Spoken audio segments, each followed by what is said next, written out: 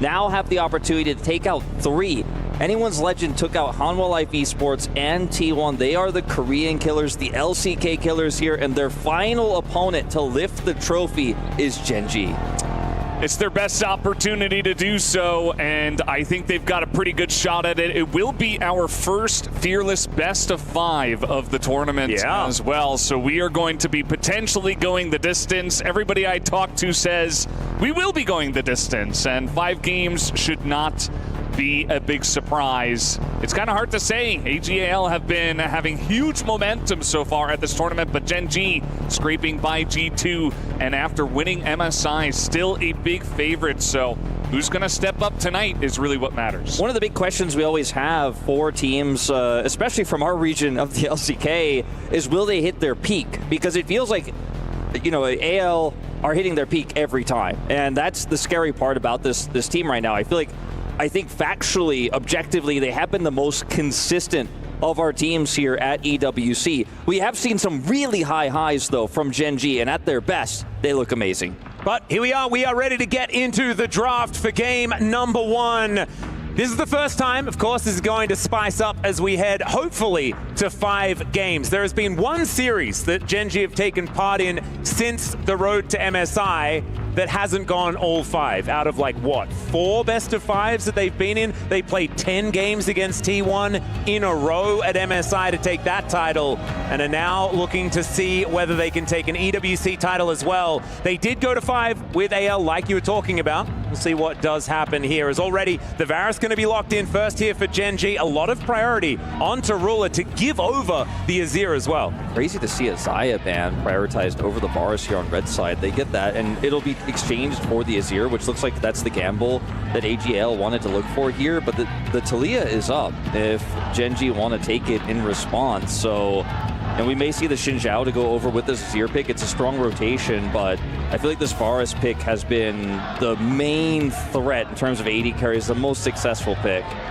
Yeah, I mean, in terms of big picks here at EWC specifically, it's been Varus. It's been a lot of Pantheon focus as well in the bans. The Azir coming through for Shanks. It's good to take away from Chovy, but as you mentioned, I feel like Chovy's best champ many times this year has been Talia, so may have just kind of walked straight into that one. We saw the EU Maokai before. We're going to see it from Canyon here, an old favorite from him, and Chovy immediately slamming down the Yone. This is a really strong setup for Gen G because remember the Rumble is also still up. I think that ban is going to definitely get a look in the second phase here for AGL as they're looking for that final pick. They could lock it in here as their third pick, but that would give up jungle. I actually like taking this Alistar instead. You know, it's a strong pick for the lane and is going to be incredibly powerful for those team fights, and it's a pick that you're never going to get your hands on if you don't grab it here. Yep, bunch of answers now available in the bans as well if they want to go there. And have Gen G been scrimming against EU teams? Is that the thing? Because we know the Maokai is still very popular over there. That's the one region. Maybe MKOI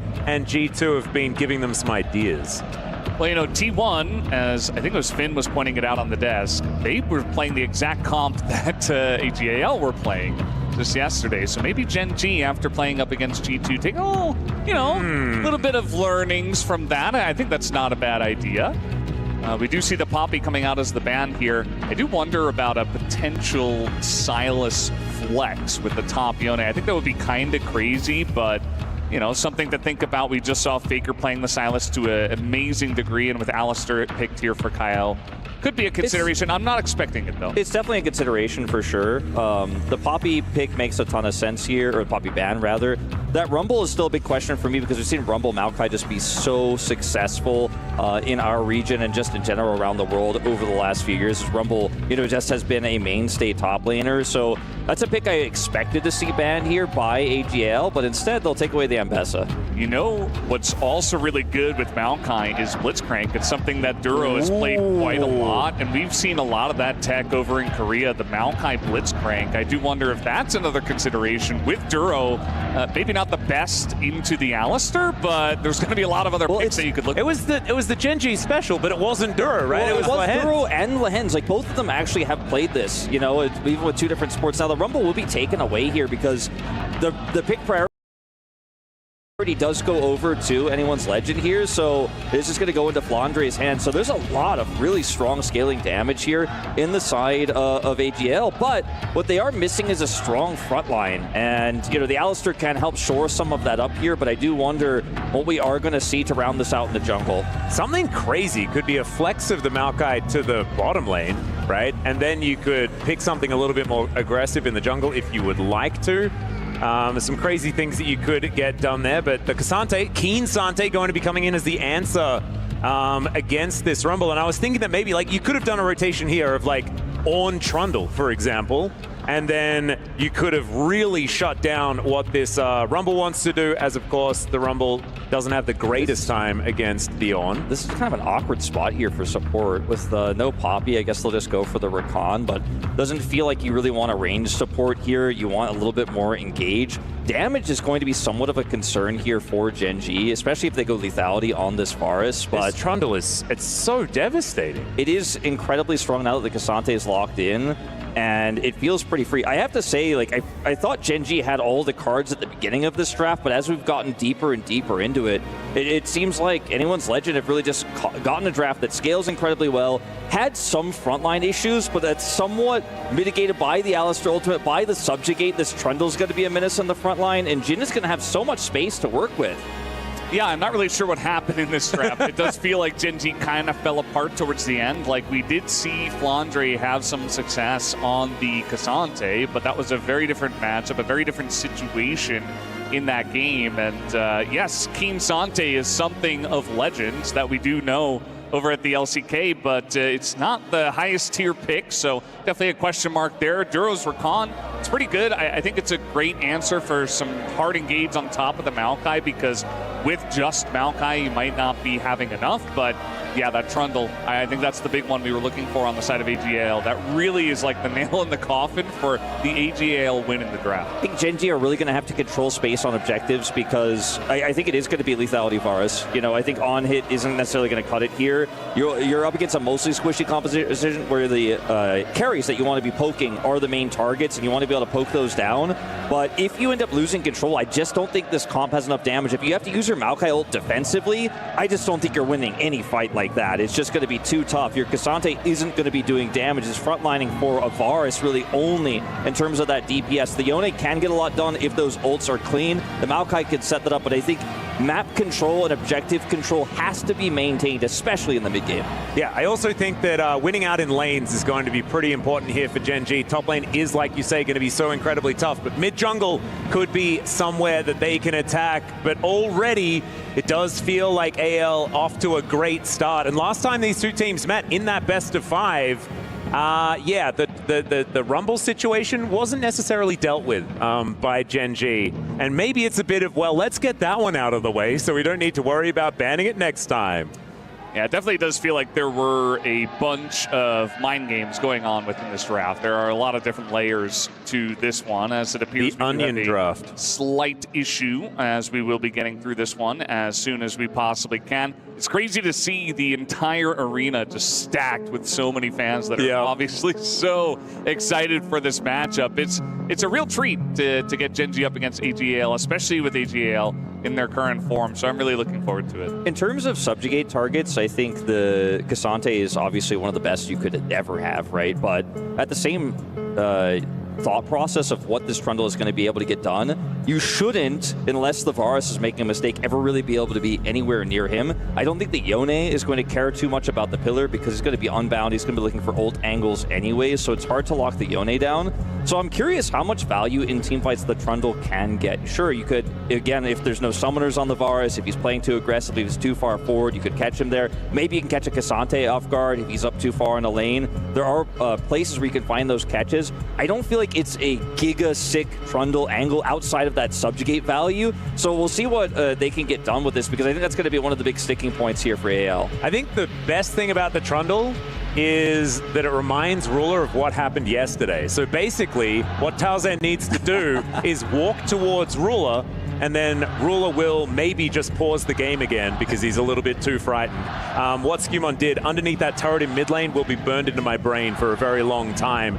The champion is just really strong, in my opinion. It's not necessarily the greatest of matchups in the jungle, though, so maybe they can get some advantages there because, of course, Maokai does like to build a lot of AP these days, and you can kite him out with saplings placed well and things like that. So we'll see whether Canyon can find some angles. Canyon wasn't really the Maokai guy, though, right? Like, that was sort of Peanuts' MO in the LCK, and Canyon played a heck of a lot of it, but it wasn't necessarily the iteration of Canyon that we really liked. I think Canyon's still very good on this pick, and I think it's a fairly easy pick to play in a draft like this.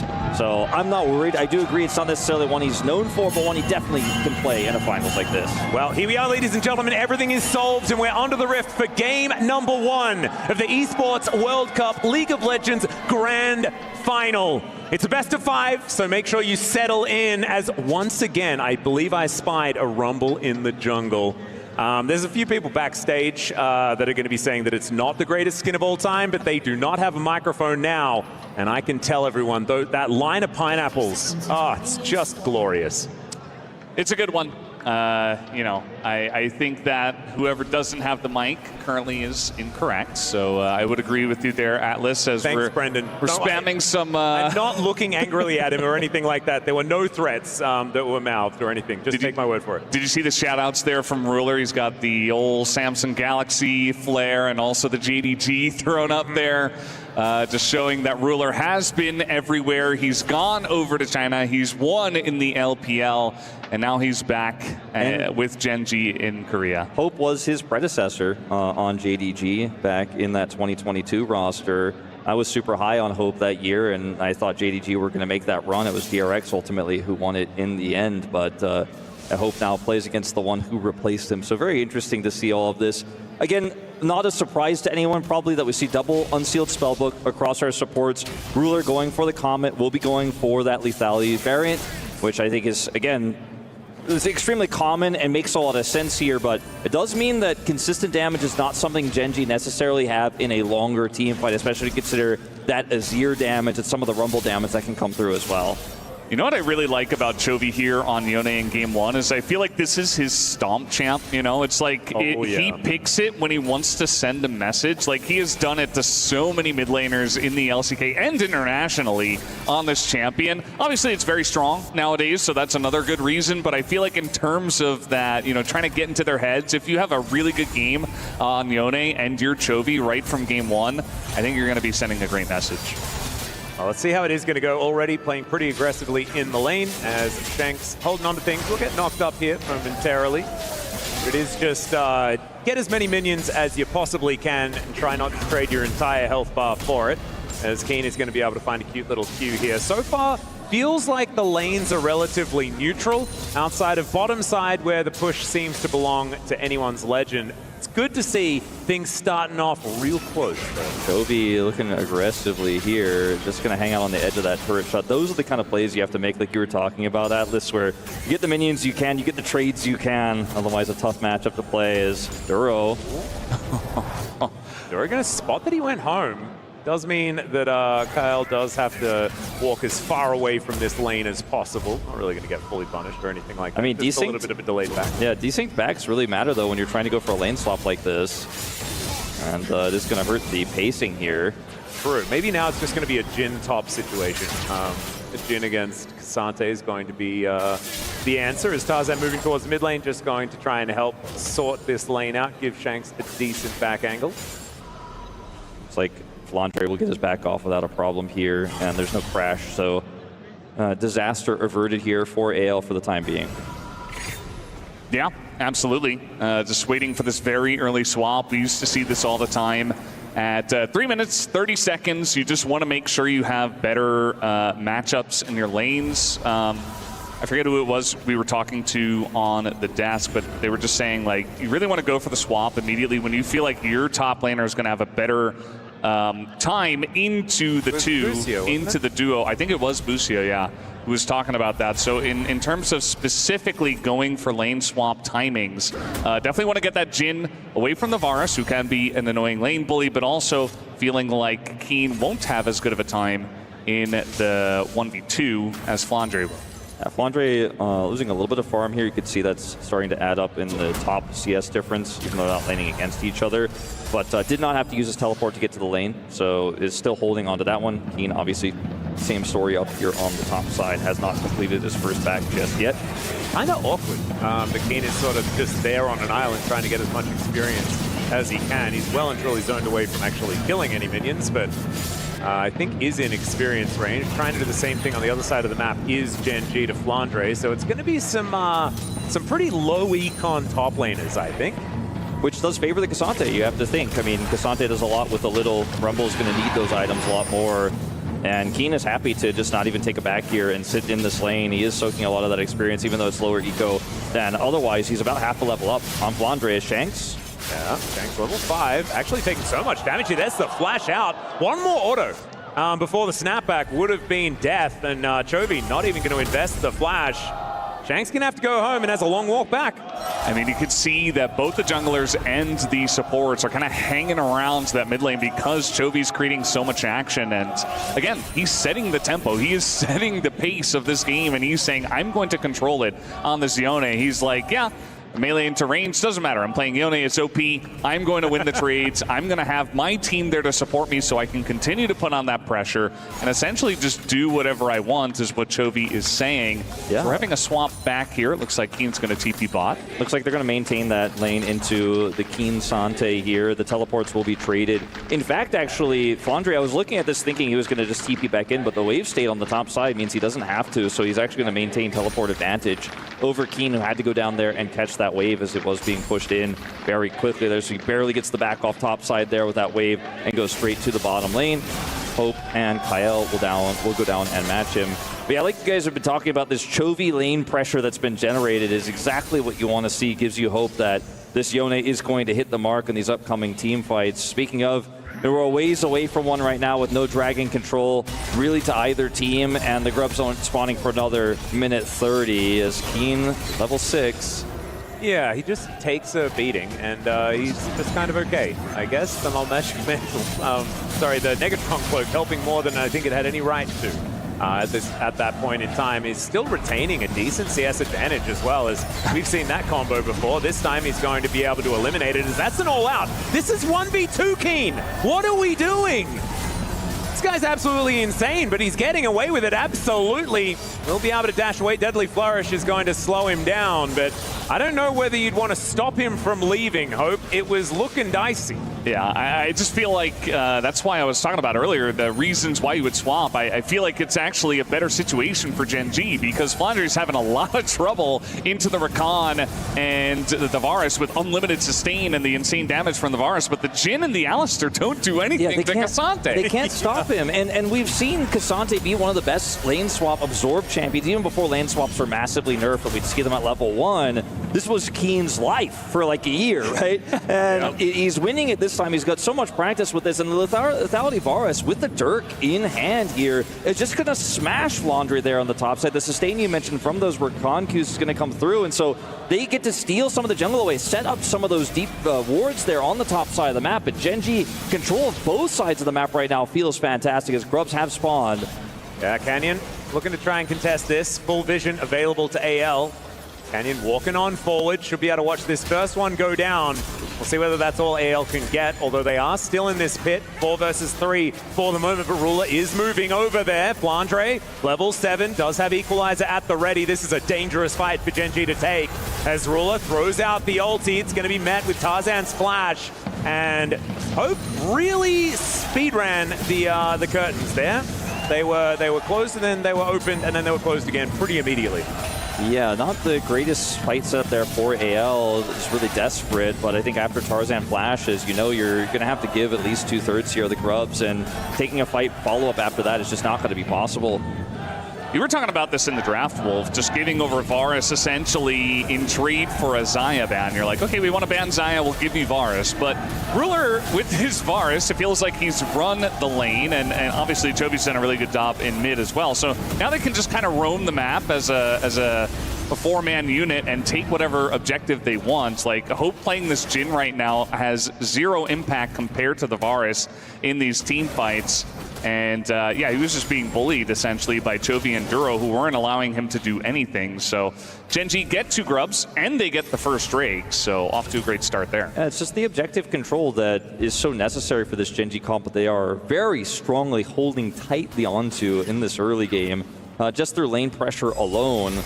As Duro is on this controller here lurking, I don't think he'll find any opportunities, but does hit level 6 here. Can just get some deep vision on Tarzan's pathing, and that's going to be the end of that. But just going to wrap his way all the way around. Yeah, this is looking a little bit weird. Yeah, I'm starting to get a little... I'm like, what's his plan? He just wants to get as much information as possible. They do kill his ward immediately, though, as the lane assignments are kind of interesting. Chovy now laning up against Flandre towards that top side, as Equalizer was actually invested just a little while ago. Not entirely sure. I think it was probably just to eliminate a minion wave, as Duro is following Tarzan here towards the top lane. Chovy says hello to his former jungler from Griffin and does do a whole lot of damage. Snaps back to that soul. Flandre was just unable to really help out, so it's just a sacrifice of 50% of Tarzan's health bar. Thankfully has the King's Tribute to get that health back. That Keen has into this Rumble works into the Azir as well, so he's actually just sitting here chilling going, well, I've got all this MR, it's hard for you to put a dent into me, so I can continue to trade with you. And Chovy is also just happy to trade into Flandre here because he can snap back when the Flame Spitter comes out, when the Silence comes through, and just avoid that damage and take these aggressive trades. We're going to see that TP here from Shanks now as they try to swap away from him. It will be able to catch the wave, but Gen.G have had so much vision on the top side of the map. Like, Duro can make those plays where he's just surfing through the jungle and dropping wards everywhere because he can see literally everything. There is no risk whatsoever to what he's doing. And Gen.G, look at the wards they have all over the map. Like, they have so many. The top lane is insane. It's just a Christmas tree. Yeah.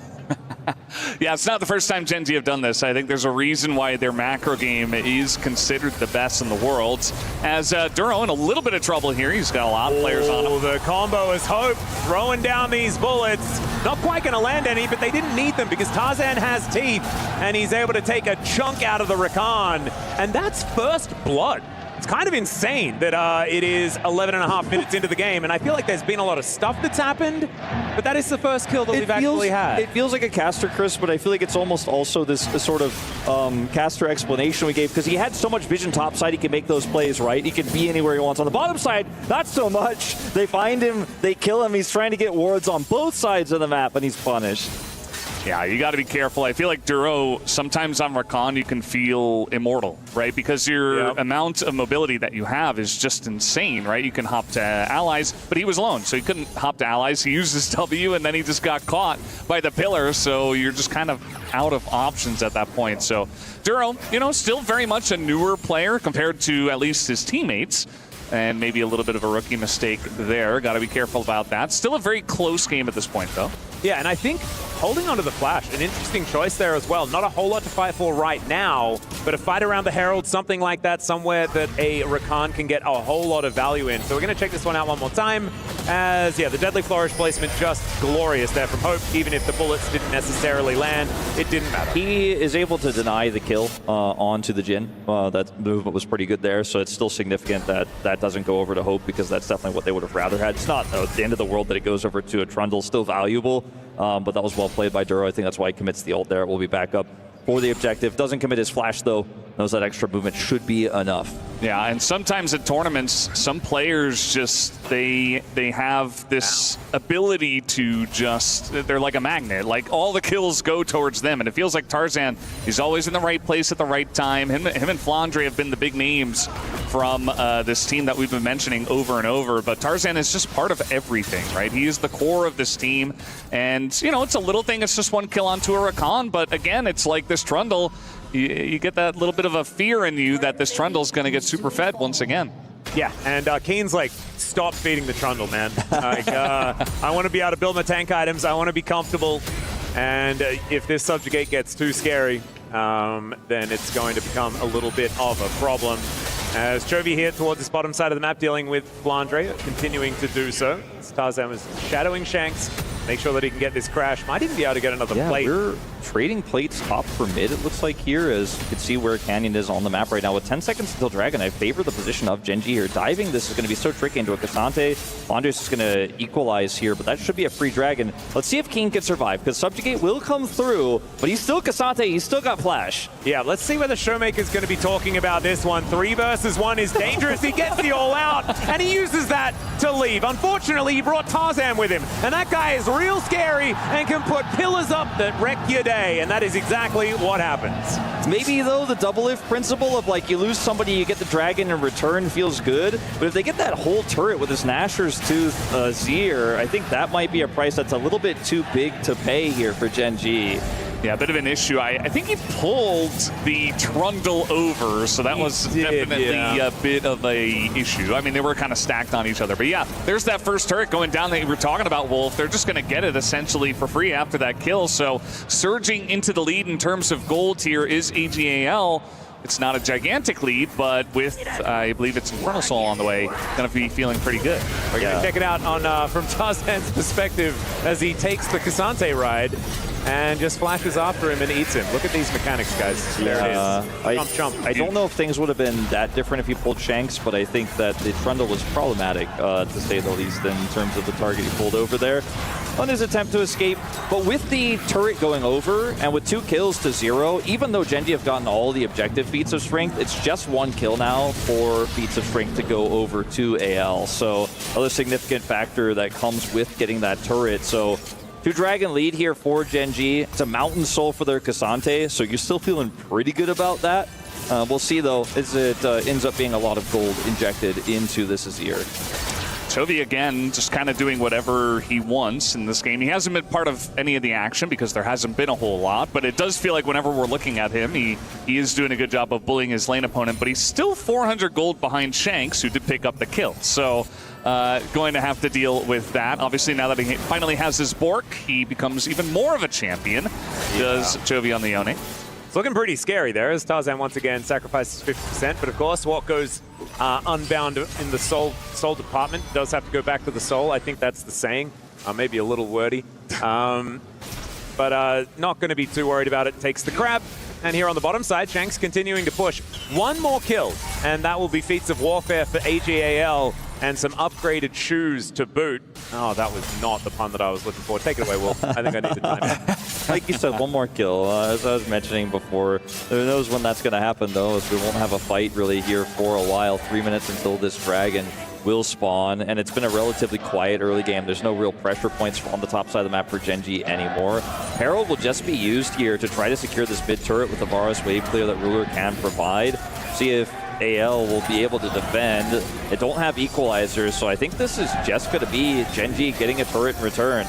Yep, there it is. Not going to be first turret or anything like that. Oh, the pillar! It's still there, and the pillar is going to annoy Shelly, and she just decides she doesn't want to crash into the turret. Great play there from Tarzan. Yeah, beautifully done. But it was all a distraction, guys. A cunning ruse? They used it in mid, and look at where Canyon is. He's the guy who dropped it. He's in top. He's like, okay, I'm getting my vision. I'm making sure that Chovy can push the top lane and get that turret by himself. So they're going to get a turret eventually, although as I say that, it does look like Chovy's trying to join in here onto this fight. Oh, that's an exhaust immediately here as the charm comes down. Chains of Corruption. They really want to kill Tarzan, and guess what? They're going to do it. That's 1 kill to answer AGAL, now only 2 away from getting the feats beforehand. Actually, kind of interesting race towards our feats of strength in this game, as Chovy will be able to finish off this turret, and that gold advantage that Gen G has is only going to surge further forward. Game is still extraordinarily close, but it feels like Gen G starting to come alive. They're starting to get back control of the map, right? Like Valdez was mentioning, you know, the charge didn't go off, but Chovy got the whole turret topside. They used Chovy's pressure there and the attempted defense of the turret to get deep vision into the red buff and then look for the fight there.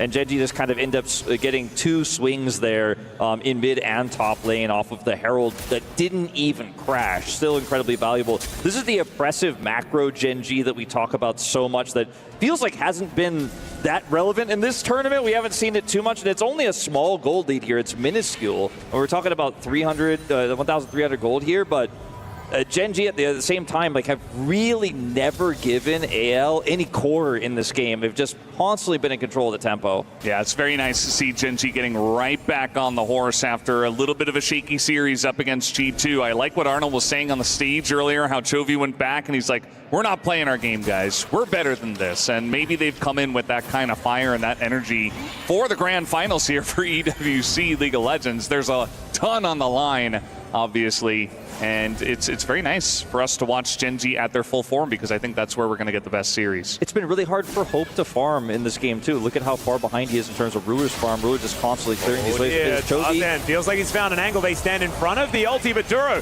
gonna make his way down. It's the double charm to save his mid laner, and Kyle couldn't find the angle. Now he might be needing to press that ultimate button to keep himself alive, and I don't even know whether that's going to be enough, as the will is indeed broken. And in goes Canyon. He thinks he's found the angle. Still has the Bramble Smash. Uses it, has to get the heck out of there, as Duro is at least able to battle dance his way around. One knock up onto Tarzan, and he has to flash to get out of the way of the chains of corruption. Keen's found his way in to see what the heck's going on, but he's a little bit late, as Gen G, they take the one kill and they look to answer it with a dragon. This is such an important timing. We got the Dragon up, we got the Otacon up right here, and they massively overextend to try to kill Chovy, who is Yone with Flash. They're not able to do so, and AGL don't have their jungler. Oh, the curtain call comes in though, and Canyon will be taken down. That's the feats of warfare to come in, as Hope misses the fourth bullet, but that may not matter, as the flash out from Keen shows the Gen G. They just need to run. The Harpoon comes in from Flandre, but there is still a turret down here towards the bottom side, and Gen G should be safe for now, but are they actually able to fight for the Otacon? Yeah, 20 seconds on Canyon. Is so critical, as you mentioned, Valdez. Chovy has TP. He's going to back here, and I mean, contesting this, I think, is just not realistic. Look at where the TPs are going. They're looking to actually get a top inner and that mid turret instead here. I think this is a wise call from Gen G, given the game state here. Fortunately, Ruler doesn't have a big wave here, but can clear this one practically instantly. But watching the fight again, like you said, it's a Yone that they're collapsing onto. Already unbinds here, and that's why Shanks says, okay, I'm going in here. It looks to interrupt the ult. The pillar placement is good. They force the flash, but it's Duro who does all of the real heavy lifting here. Kyle gets charmed there on the last possible second on the ult, and Gen G rotate over. This could have been a lot worse here for Gen G if that play from Duro isn't as crisp. Yeah, absolutely. I mean, Duro's there. I feel like AGL, though, the only way they get Chovy is if nobody's there, and it's a 3-on-1, so a bit of a low probability look, potentially. Does not work out for them. I guess towards the end of it all, it kind of does, because they do get that Otacon, but it is a third Drake here for Gen G, and that could be potential Mountain Soul on the way here in 3.5 minutes. Yeah, and they do end up getting that damage done to the turret here on the top side. Okay, it was a little bit less damage than I expected. It was hidden there by the Rumble Portrait. I thought they got like half of it. Mid turret did go down, though. Ruler was able to clear that one up, so they went for the double TP play there. They were able to get a lot of map control on the top side after this. But I think the Mountain Soul point is incredibly valuable with the lead that you already have here as Gen G. And Keen is just going to be such a monster in this game. Not to mention the fact that he built the Force of Nature. Yeah, I that's so rare. That really, really interesting, because yeah, we don't see this item ever, but it's actually kind of good into the Rumble and the Azir. Of course, a lot of little magic damage happening all the time is how you stack it up real fast. It's not necessarily like the best statted magic resist item, but if you're ever going to build it, this seems like the place to do so. And having movement speed is always underrated, so maybe Keen is onto something here, as he's a little bit above half health for the minute. Gen G here clearing out vision where they can, and setting up for a dragon that isn't spawning for another 2.5 minutes. Could just be to make sure that they can get this outer ring of turrets. I mean, look at the vision they have on the top side. Still, Atlas, like, they have vision in the control ward there, in the entry to the Krugs. They have deep vision there behind the red buff. Like, everything that Tarzan is doing is known. Like, they could see him here as he rotates through his jungle. So Ruler backs up, lets the wave push in mid. They get that bottom outer turret. Chovy can continue to pressure onto Shanks. And they just are trading, like, okay, when you guys are clear on that vision top side, we got the vision bottom. By the time you come to deal with that bottom vision, we're going to put that pressure back up top side. And this has kind of been the rinse repeat during these downtimes between objectives we've seen from Gen G. I've got a theory. Yeah? All right, so what if AGAL are actually giving up Mountain Soul, because it'll give more defensive stats over to Gen G, so it doesn't matter who Tarzan subjugates. He's going to get so many defensive stats. Wow.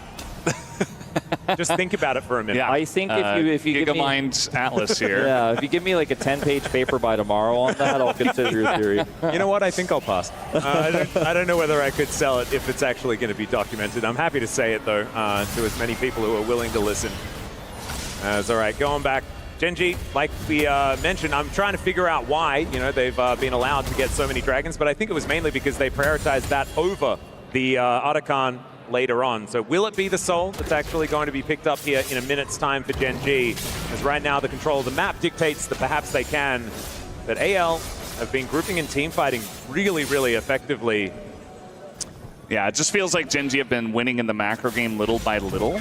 There have been a lot of you know, plays around the map where like Chovy's getting the top lane turret, or they're able to put a lot of pressure on so that they can sneak away a dragon. I mean, they even got the 2 Void Grubs as well, so certainly a lot of little things going their way bit by bit in this game. We do have the Baron about to spawn, but I think this game just a bit too close, and obviously the Mountain Drake is going to be the more important objective right now in about 20 seconds. Like I said before in the draft, like Gen.G can never let objective control go. Like they always have to be the ones who are defensively set up on it, sieged up on it, and they just always have been. Like every single time.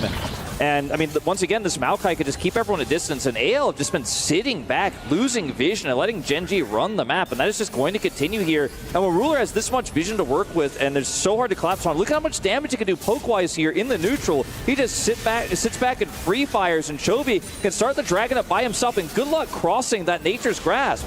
And Ruler has been getting every advantage from the leads that Gen.G have put together. He has the biggest lead in the game. Look at Duro's angle. This Mountain Soul is just gone. Even though the Chains of Corruption don't do anything, there is nothing more that they can get done. As Kyle has to ult, but he's down so incredibly low. They're trying to play it defensively, but Keen's going forward. Ruler untouched, but Keen gonna have to get himself out of there as the Mountain Soul comes in. And now Gen.G are one step closer to immortality in this game. You know, there's not a lot of things that are free in life, but that Mountain Drake, that Mountain Soul was so free for Gen.G. They had immense vision control. There was no entry for AGL at all. The Maokai they had to run into with all the treants. It was just way too much for them. They had a Cassante blocking the entrance. They had a Nature's Grasp at the ready. They had Chains of Corruption, which didn't land. They had Duro on the angle, so he can set up a charm to deny any entry. You were just never going to get close. And by the way, the whole time, Ruler is just chucking damage at you while you were considering how you're going to approach. He just hits you again. 3-item lethality. Varus, 2,000 gold ahead of his opposition. And Gen.G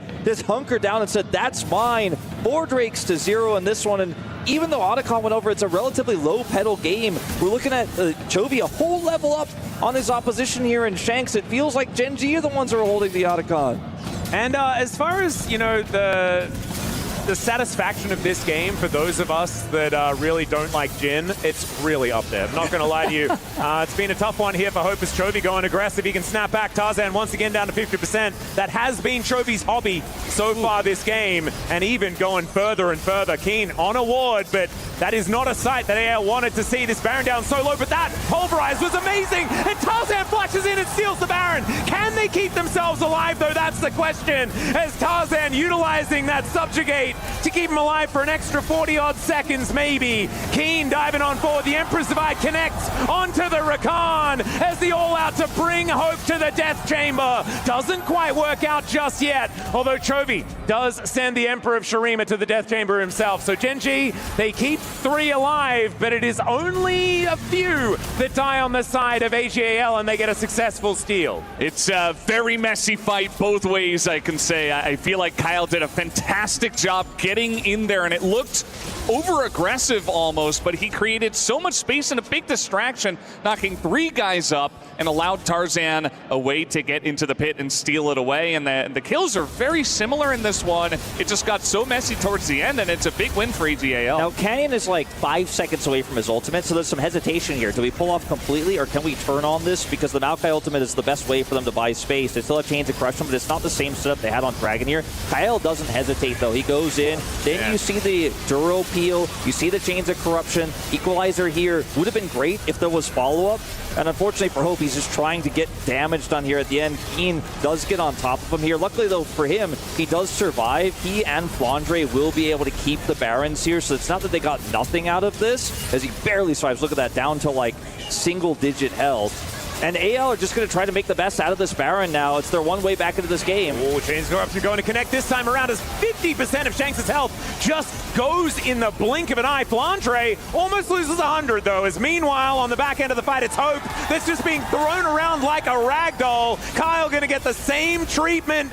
And AL, I mean, it was a decent attempt. They managed to seal away the Baron, and this is not the result. This is not what we wanted to see. I think this may be the beginning of the end of this one, Atlas. Gen.G winning the fight here, punishing the siege. AL had one chance, one Baron to work with. They wanted to make the most of it, but now they are dead. Yeah, flash forward there from Chovy is going to seal Flandre's fate. And this Rumble performance a little bit different to that of what we saw at MSI. This time Gen.G able to deal with it, and they're looking to push through and take game number one. Shanks going down low as there is the attempt to knock off from Duro. It is going to get the Zhonya's out of Shanks, but Keen is just having the time of his life, manages to take down the Azir, and Chains of Corruption flying around, and they can go to Narnia. They don't need that to do the damage. As Kyle, fresh out of the death chamber, but he's going to be going back. He left something there, I think. Needed to go pick up his keys. It's now Tarzan going to fall as well. Nexus turrets on the ground, and Gen.G will win game number one here at the EWC Grand Final for League of Legends.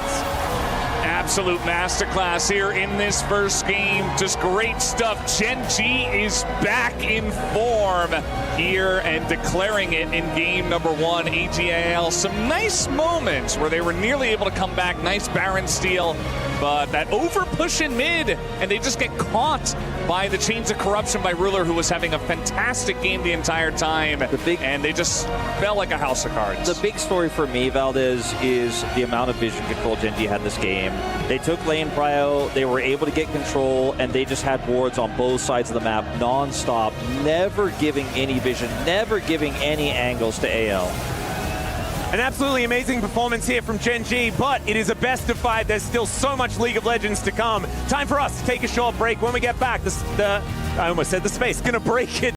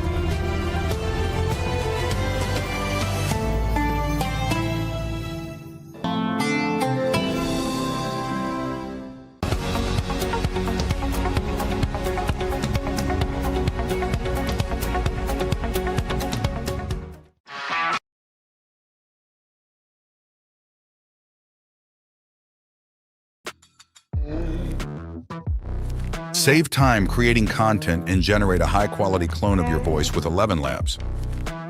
Change the way you record podcasts, voiceovers, and branded content with the #1 AI-powered voice-generating technology. Stop searching for the perfect voice and stop wasting time re-recording take after take. Try 11 Labs for free and start elevating your content today.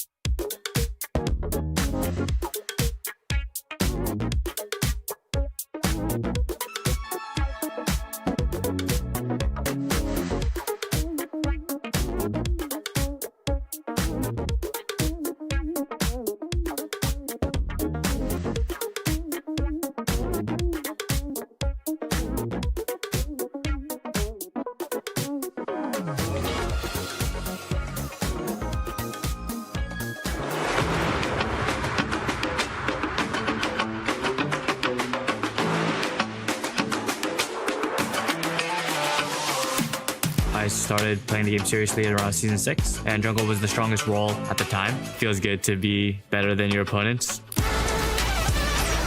그때 제가 정글러를 했었을 때 가장 티어가 높게 나왔어가지고 그 길을 좀 갔었던 것 같습니다.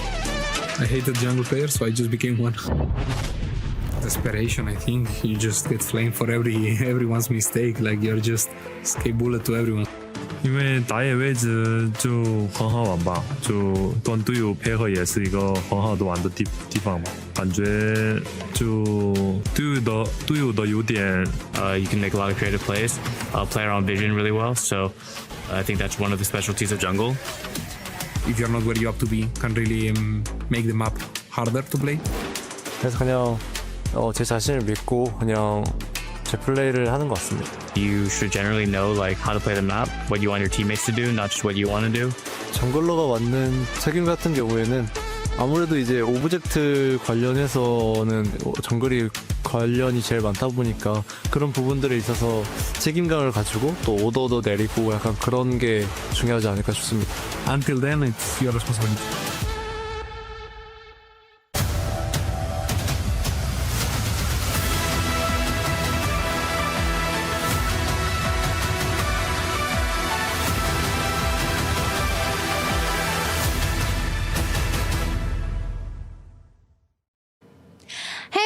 I am at the Free Fire stage, joined in by Gideon. Once again, thank you for having me. Tell me more about what's happening today, because I heard it's the grand finals. Yes, the grand finals is going to be crazy. We have 12 teams looking to battle for one championship spot to be the winners of the entire tournament. And I mean, even yesterday, right? They got a bunch of points just to try and give them a head start for today. So some people are coming in with an advantage. Oh, well, talking about advantages, yesterday we also had our semifinals, and going into the championship weekend, we have our grand finals from League of Legends between AGAL and Gen G2. So tell me more about what's going to be happening today.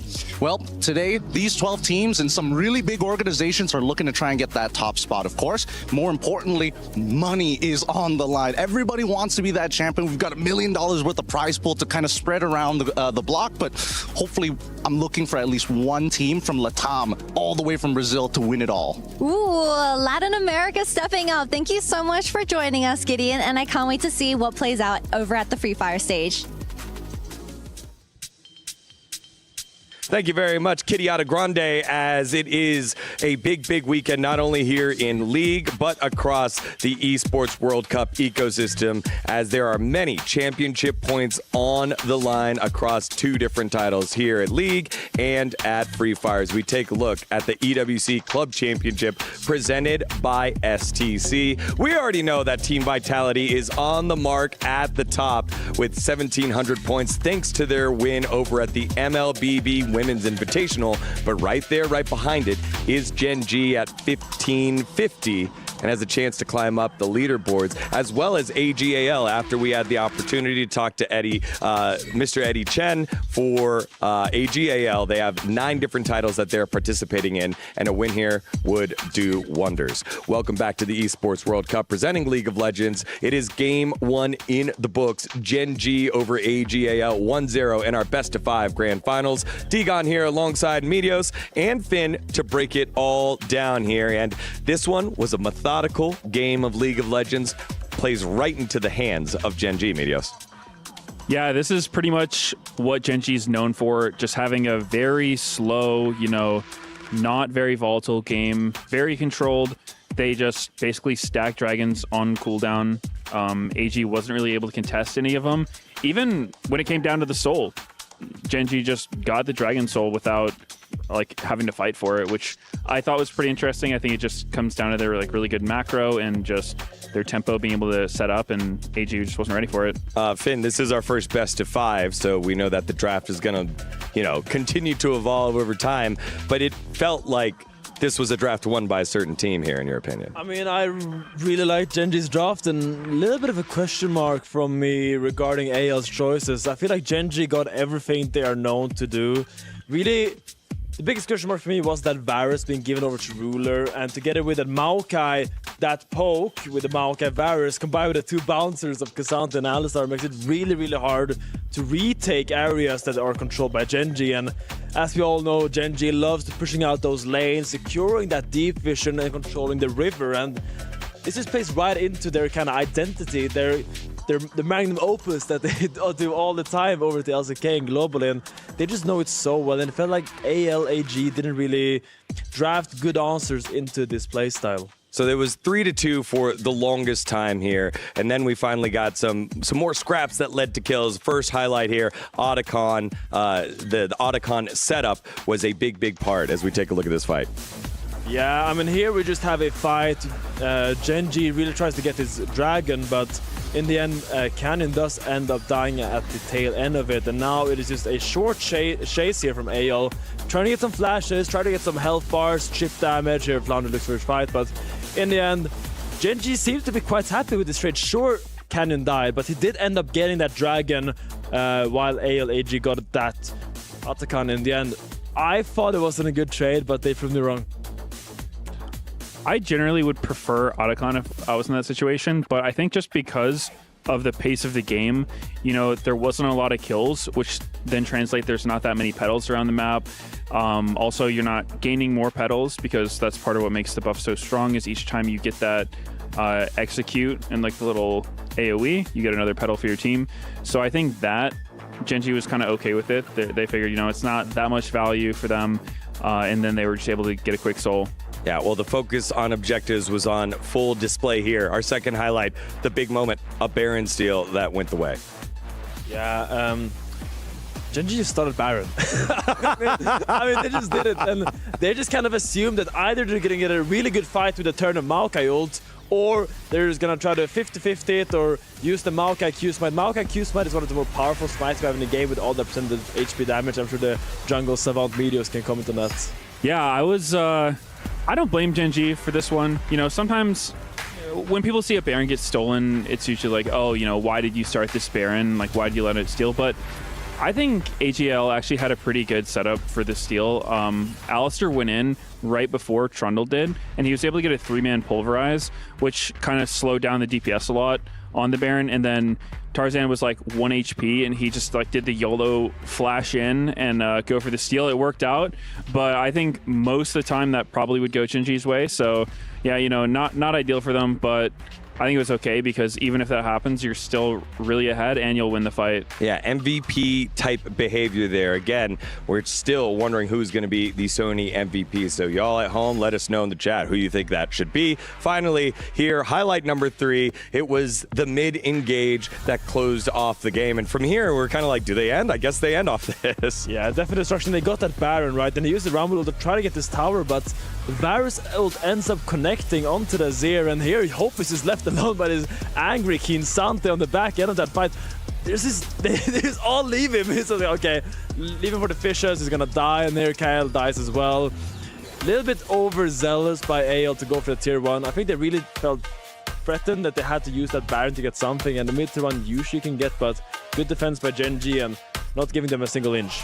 Yeah, I think that was kind of showed how comfortable Gen G was engaging from multiple angles. Like you mentioned, the Varus ult hit his ear. The same time, Maokai ult's coming in on everybody. Keen, I think it was a teleport flank, but they were able to punish Gen for not having flash because he used it in the previous Baron situation. So just a really good team fight by Gen G. They didn't really seem bothered that AGL got Baron because they knew they could punish. Yeah, and that's the thing about Gen G, right? They might have made a mistake earlier, but if you make the mistake, you step up too far, they always find a way to make it hurt even more. In this case, it ended up costing the game. You had some lives come back in line straight from the fountain, and they tried to do like a 1v5 defend, a 2v5 defense, and eventually the chain dying ended up being game number 1 in the hands of Gen G. So let's turn our focus here to game number 2, gentlemen. Draft-wise, very Gen G sided. It felt like getting Varus, getting the Maokai, something that they're all comfortable in, comfort picks for them to play their style.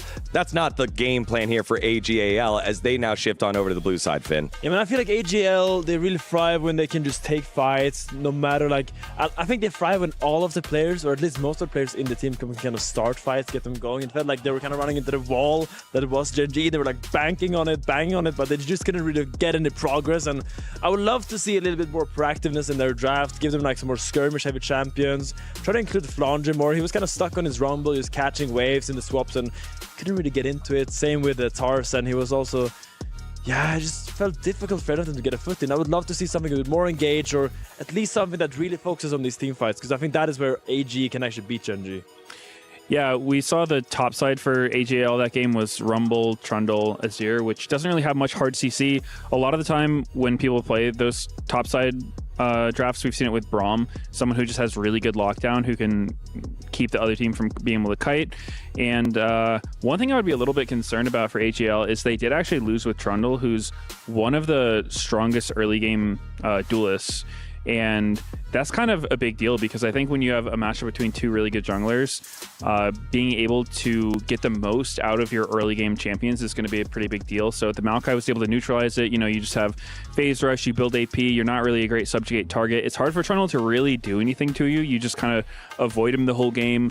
You make it so if they face check a bush, they take, you know, 15-20% of their health from a sapling, and it's just super annoying.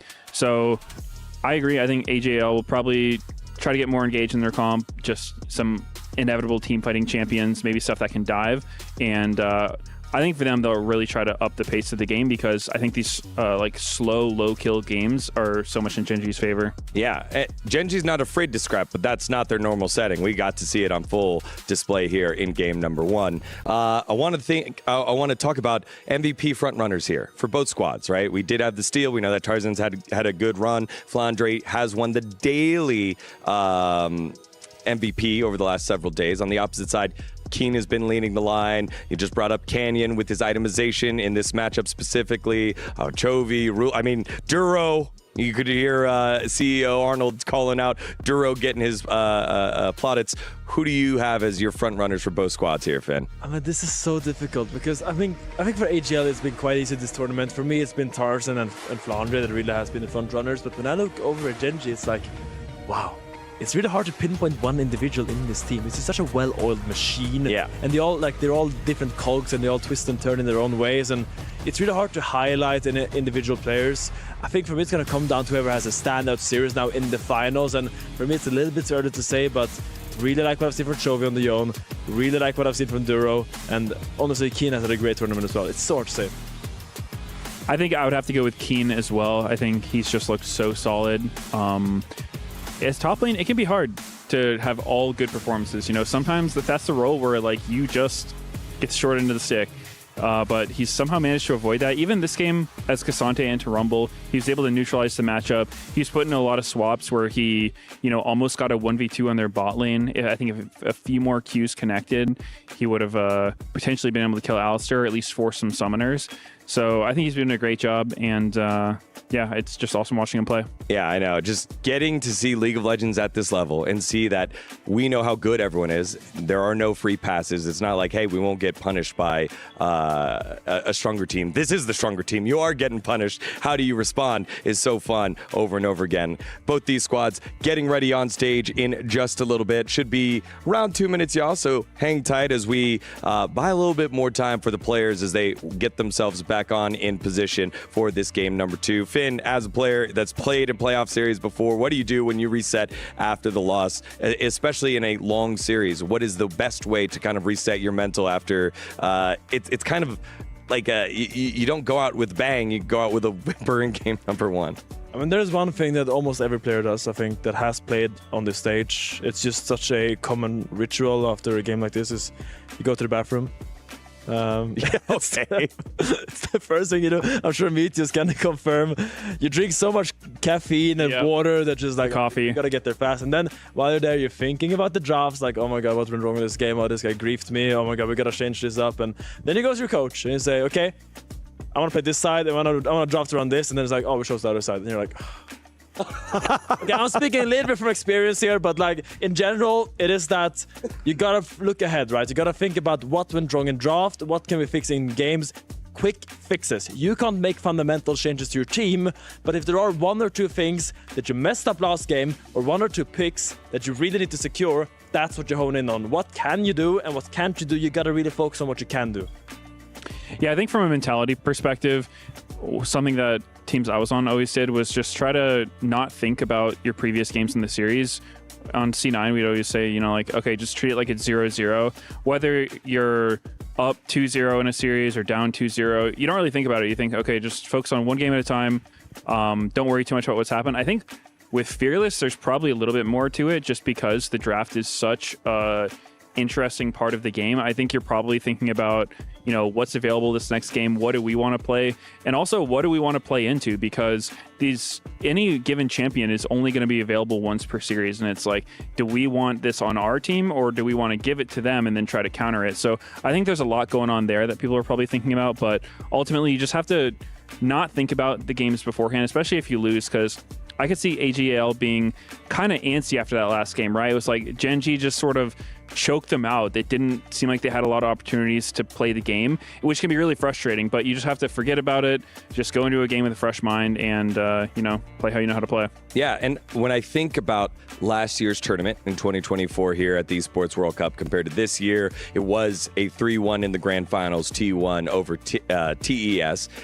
There was no Fearless at that time. So it was still just a lot of trading some of the meta mages in the mid lane and checking out those jungle mid matchups that you just got to perfect, rather than, okay, we have to kind of remember what's gone, figure out what type of composition that we're going to build around these power picks that have been, you know, banned, and now we're going to start letting some go so that they let some go here, Finn.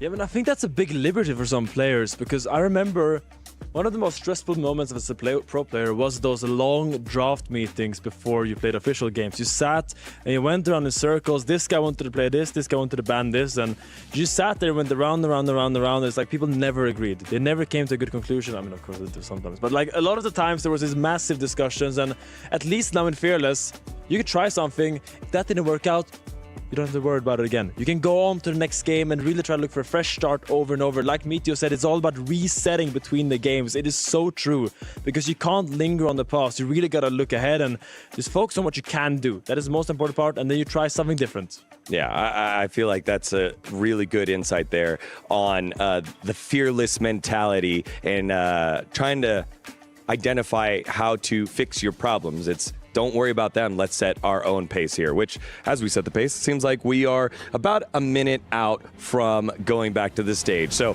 a lot of yapping here. Let's do one final reset. 1-0 Gen G over AGAL, the LPL champions, after a game where AGAL felt muted. They tried to make plays. Gen G ready every time. The only kind of little blip on the radar was the Baron steal that went their way.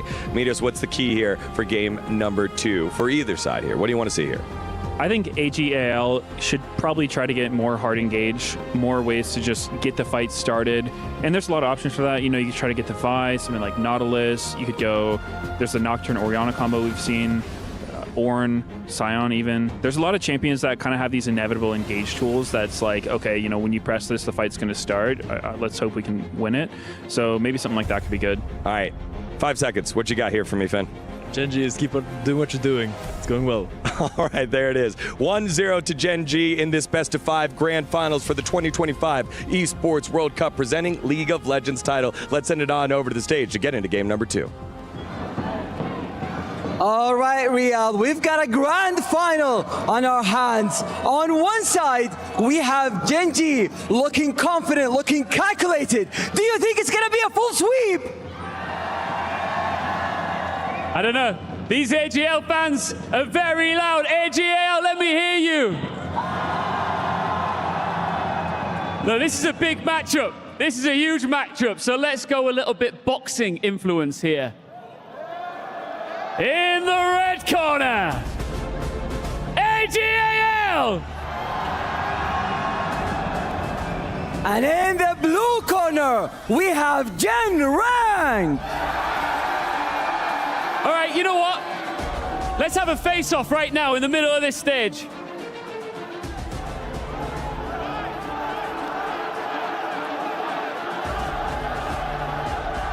Who's gonna take it? We're going into game 2. Gen G versus AGAL.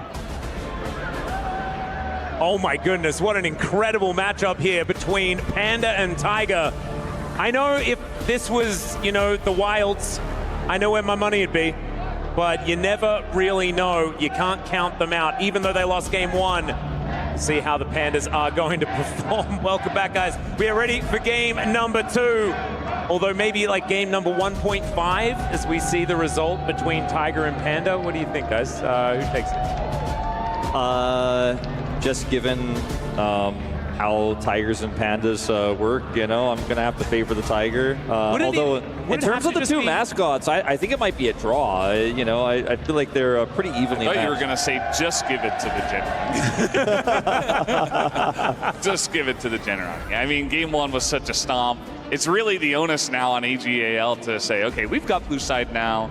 We're going to have a better draft. We're going to draft more hardened games like Meteos was talking about. We're going to lead the pace of this game because game 1, it kind of felt like they were just being dragged along, you know, but Gen.G got to decide where we were going. I think the Vi is 100% going to be banned by Gen.G. The Taliyah stocks are going up. So, you know, Pantheon will probably be the 3rd ban on red side for Gen.G. And the identity of the draft we'll see here for AGAL is what I'm most curious about because it does seem like those are the obvious bans right now with what was taken in game 1. The Varus is gone, but otherwise kind of an unusual draft for Gen.G. So there's the Pantheon. I imagine Vi will be 2nd. We'll see whether the Xayah continues to get banned as well, as that could just be taken away here on the blue side. You have a little bit more flexibility. Instead, the Nico is going to be taken away.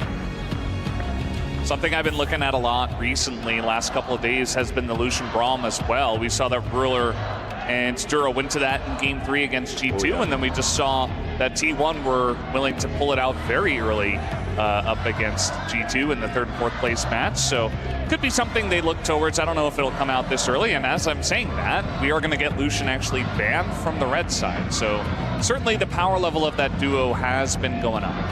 Yeah, that's really interesting. Something that we were talking about and Atlas was mentioning a lot is the fact that now that Trundle is gone, a lot of these tank picks also really rise in priority. The Sion, the Ornn are a lot more viable to play in the top lane. With the Gwen ban here, that could be something that AGL is looking for here potentially, perhaps in their 2nd rotation. The Taliyah I was talking about is banned away. Vi is still up though, and I feel like it's so incredibly powerful with so many different types of compositions here. I would be surprised if Gen.G let AGL have it. Yeah, that's certainly a big pick. It hasn't found the same level of success as we've seen for the rest of this year, right? Like Vi has been pretty much permaban status globally until, I guess, MSI, where we saw some smatterings of it. And that's kind of what Gen.G feel as well. The Wukong is what's going to be taken away from Tarzan here. And will it just be the Vi lock-in? Of course, I think on red side, you feel a little bit better because you can pick a 1-2 punch with the Vi, you know? Like, if they don't take it, then you get Vi Ahri, you know? Yeah. And it's just so scary. I feel like it's mandatory because of that, right? You know, you don't want to give Gen.G that 1-2 punch, and they will take it here straight away. One of the best options into the Vi can be the Xayah at times, but we already see that Rakan was selected earlier by Duro, so that's Fearless ban. So maybe Ezreal? Do they want to go towards that Ezreal? You don't have to pick it here, but definitely getting something that has a decent amount of safety is a good idea. Senna, another choice if you want to get a big front line and then you have huge amounts of range and just try to play the scaling option and just try to avoid early fights. But that does mean that AGAL immediately, even just after seeing these first couple of picks, could have some good early tempo in this game. Yeah, it's certainly the opposite of Ezreal in terms of safety. Very risky pick here. And a blind Galio. Galio has been so successful this tournament. We've seen it blind and still find success. Especially Chovy's Galio has been so incredibly good. His catch on Hansama defined the end of that series yesterday in the semifinals. So gonna just lock this one in, and it looks like it will be into the Annie rather than the Ahri here for Shanks. Yep, of course, similar idea of you're going to have a fair bit of damage in between those two, hold them in position, and then allow that layering CC to come down. So will still be a lot of mid-jungle power, but I do feel like Galio answers Vi really well, right? Like, she presses R on someone, and then you press R on them, and she has to stay there in that big circle of being knocked up, and that's not a whole lot of fun. Shanks, what are we going to be picking here to round out the first round of picks here for AGAL? Yeah, it just feels like we're already seeing these compositions take shape. Gen.G going to be playing that, you know, backside, just protect the carry of probably the Senna and maybe something in the top lane that Keen could bring some more damage in. I wonder if he would consider something like an Aurora into the Scion. We've seen that before. The Camille, also another very good shout with the Galio, and offers you that bit of extra damage, because if you're only running Senna Galio, I think you might want to just grab a support here or a jungle pick. They're going to go for the Ambessa instead. This is both a decent amount of frontline for the Senna, but also an aggressive pick into the Scion. I feel like Gen.G would have been very happy themselves to get the Scion, because the mid laner here isn't a ton of consistent damage. It's just engage only, and the Senna would have been really safe if they had that Scion. So I think that's a nice pick away here, but it's a good answer from Keen. Yeah, immediately gives you that extra bit of damage as well. It's a pretty aggressive composition already from the side of AGAL. Corki with huge amounts of damage follow-up as well from close and from afar, I think is a good shout, especially because the Corki stocks have been rising a lot. Tom Kench, super obvious here just with how safe it is into the Vi Annie. Maybe a Caitlyn ban would make sense here, just simply because it's a strong pushing lane into the Senna. But we're really just talking about 2v2 here, as in terms of Kai'Sa follow-up to the dive, that's also an incredibly strong pick. Isn't obviously going to be winning the 2v2 lane as hard as something like a Caitlyn, but they do opt for that ban instead. I don't think we're going to see a Thresh here. You know, there's no other real safe pick for Duro to play with this Senna. What about Blitzcrank is what we always just want to say when it comes to this guy. But the Skarner ban, actually kind of interesting, as of course we are still looking for Canyon's pick. The jungler already locked in, as Tarzan does have the Vi. But what is Canyon going to do as, oh man, Nocturne Galio.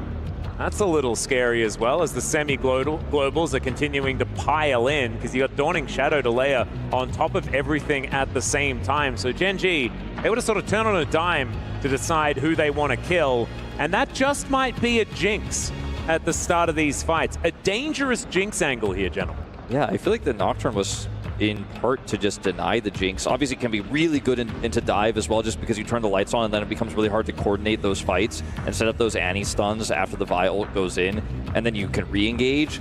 But Jinx, so powerful in the lane, and if you get any pick onto any target, it doesn't even have to be the Senna. It could be onto an ulting Nocturne, it could be onto a Galio that gets caught, or an Ambessa who's just a little bit too far forward, then the Jinx will absolutely carry those late game fights.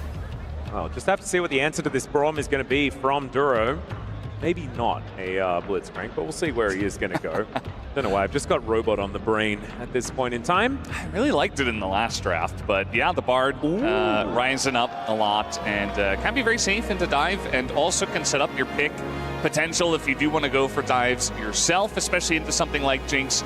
Got to be careful though, because you really have to get your setup before the Jinx gets excited, because if they get that pick, I feel like it all falls apart like a house of cards for Gen.G. Like, the Bard's not going to be able to do anything. Jinx is too fast. You don't have enough peel, I would say, with the Nocturne selection, which allows you to go both ways. But yeah, I think the Bard is a good choice, but it will rely on Gen.G having a lot of control before the team fights get started. Based on what we saw from last game, that control you're talking about, Gen.G knows how to get. They can wrestle it away, and when you have the double global Nocturne Galio playing through sides and shutting down this Annie, as we saw a little bit happen to Caps yesterday, shutting down the Annie or even just stopping that Scion from being relevant, is already going to struggle a little bit in side lanes in this game.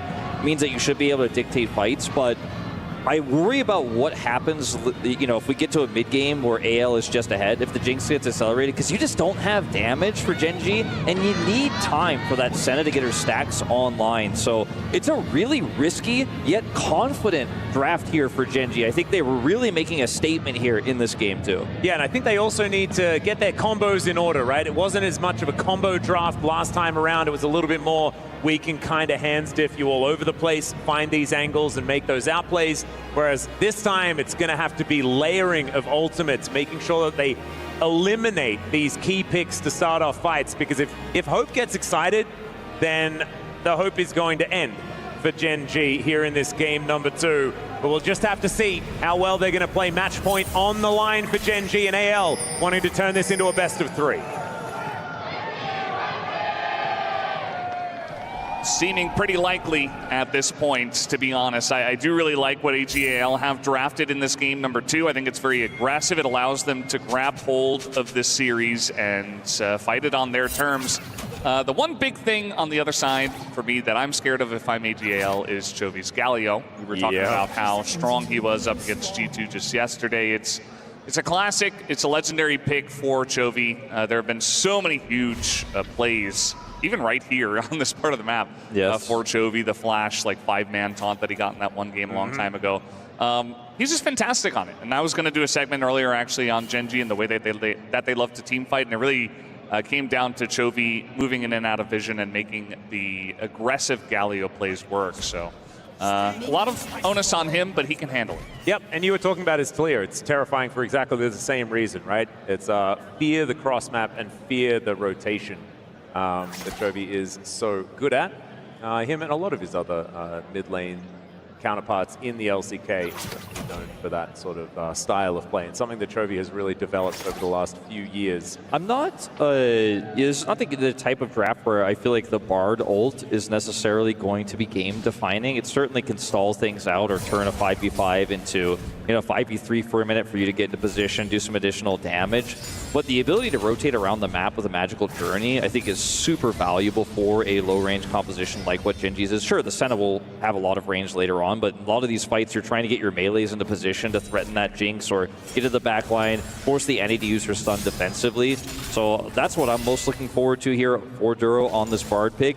There's a lot of inherent risk with this pick, though, because if you fall behind, you're a squishy support that's going to struggle to get vision into this dive top with the Vi. That will just blow you up if you ever show your face. If you ever have face check, if you ever try to go towards an objective you don't have control of, there just really isn't a recourse for the Bard that's going to get blown up because he's so squishy. Yeah, sort of does feel a bit unforgiving as we have a look at where these lanes are situated right now. Flandre on this Scion having a real good time at this point in the game. I believe we saw this matchup previously and it didn't look quite this good for the Scion here at EWC, but still very, very early into the game, so things could certainly turn around for Keen, where he's going to be having a bit of damage onus on himself. Those are 2 items he needs to get to as soon as possible to make sure that he is going to be a threat heading towards that back line.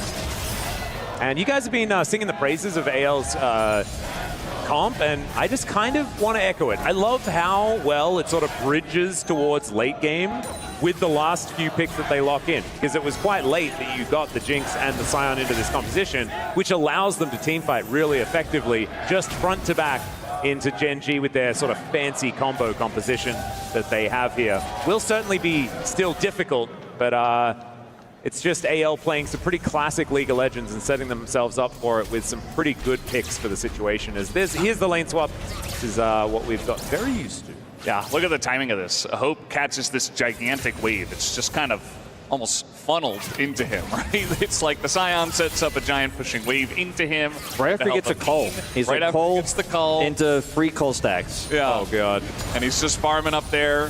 He's having a great time. There's no threat from an early game Ambessa, of course. So these another early swap comes out from AGL. This one I feel like does make a bit more sense. I think you can absolutely bully the Ambessa a lot more with something like a Jinx compared to a Jhin into Cassante like last game. Yeah. And you've got Scion, who never cares about anything. Yeah, so. And also if you're farming alongside, then you're absolutely fine, because Jinx wants to scale and scale and scale. You've got a Scion that's going to be getting infinity health as the game goes on. And so definitely a much better scenario. I'm glad you bring that up, because that is very, very important. Not going to feel as much of that pressure in these side lanes, as Gen G will answer the swap now. Yeah, I mean, you could have left the Senna into the Scion and just sit there and chill and stack, but you're not going to get any sort of advantages, and the Jinx is just going to get such a big advantage if you leave her alone like that, that it's super frustrating. And with the tempo they got with that fast swap and the call buy, they can go, oh, your Senna's back topside? Well, we've already reswapped bottom lane, and that's just going to continue. This is part of why we're seeing Unsealed Spellbook taken for supports these days, because sometimes you're going to need that teleport to get back and catch the tempo. Won't necessarily be the case in this game, but this time AL are the ones running the show, at least in this early game, whereas we saw that for Gen G the previous game around, as Shang's going to get taunted. Yeah, Chovy doing a bit of damage here. Otherwise, not too much else happening. And Shanks able to find a few extra Pyroblasts. Is Chovy moving forward? I'm not sure about this because these autos are raining down on top of him. He really wanted to push that wave in. He's not really going to be able to. Meanwhile, AGAL is just taking a free Dragon. This is, of course, after the reswap of the lanes. They have their bottom laners in the bottom lane, and so they're able to have that pressure on the Dragon and take the objective this time. So AGAL this time in control of the pacing of this game. Yeah, I'd be just really going to get a ton of value out of this. They're going to get a plate here as well for Hope off of this wave, and Keen just really has no recourse here. He hits level 6, but he's playing into a Braum, so the all-in just isn't a thing. He's not going to be able to do anything with that. You can see he's stunned by the concussive blows here already. And even with Kyle sitting on level 4, I just don't think Keen is going to be able to find an angle. And sure, on the top side, there's a little bit of push for Ruler and Duro, but it's just not the same amount of value into this Scion. He's stacking for free, but Jinx is stacking money and stacking a Drake. Yep, Flandre also stacking himself. So there you go. There are sort of stacks all over the place here. Is Canyon looking to steal away some jungle? Will do so. Tarzan just going to move out of the way. Bit of an El Clasico as far as the LCK history is concerned. Wait a minute. Canyon and Tarzan, as Shanks could be in trouble. The exhaust comes down, and you know what he does? The walk quickly strategy, utilizing that phase rush to get him to safety. It's beautiful. Yeah, I think that was a bit overzealous on the play. It's Annie who's got stuns, has flash and phase rush here. Duro just really wanted to cycle through the summoners. It was fine. Yeah, I guess so. At the end of the day, they don't spend a whole lot to do that. But yeah, unless you've got heaps of CC, you're not going to be locking down this Annie anytime soon. And it was just Galio at that point in time. I mean, it is level 6 at least, so maybe he can look for a play soon. Shanks was also so well positioned there. Like, he wasn't really vulnerable. You know, Canyon ults, he just walks around the turret, doesn't care. There's a really opportunistic attempt there by Gen G. And if this is like a Leona or a hard engaged support, maybe you could have made something happen with Chovy looking for the taunt, but instead Shanks is just like, all right, nice try, I suppose.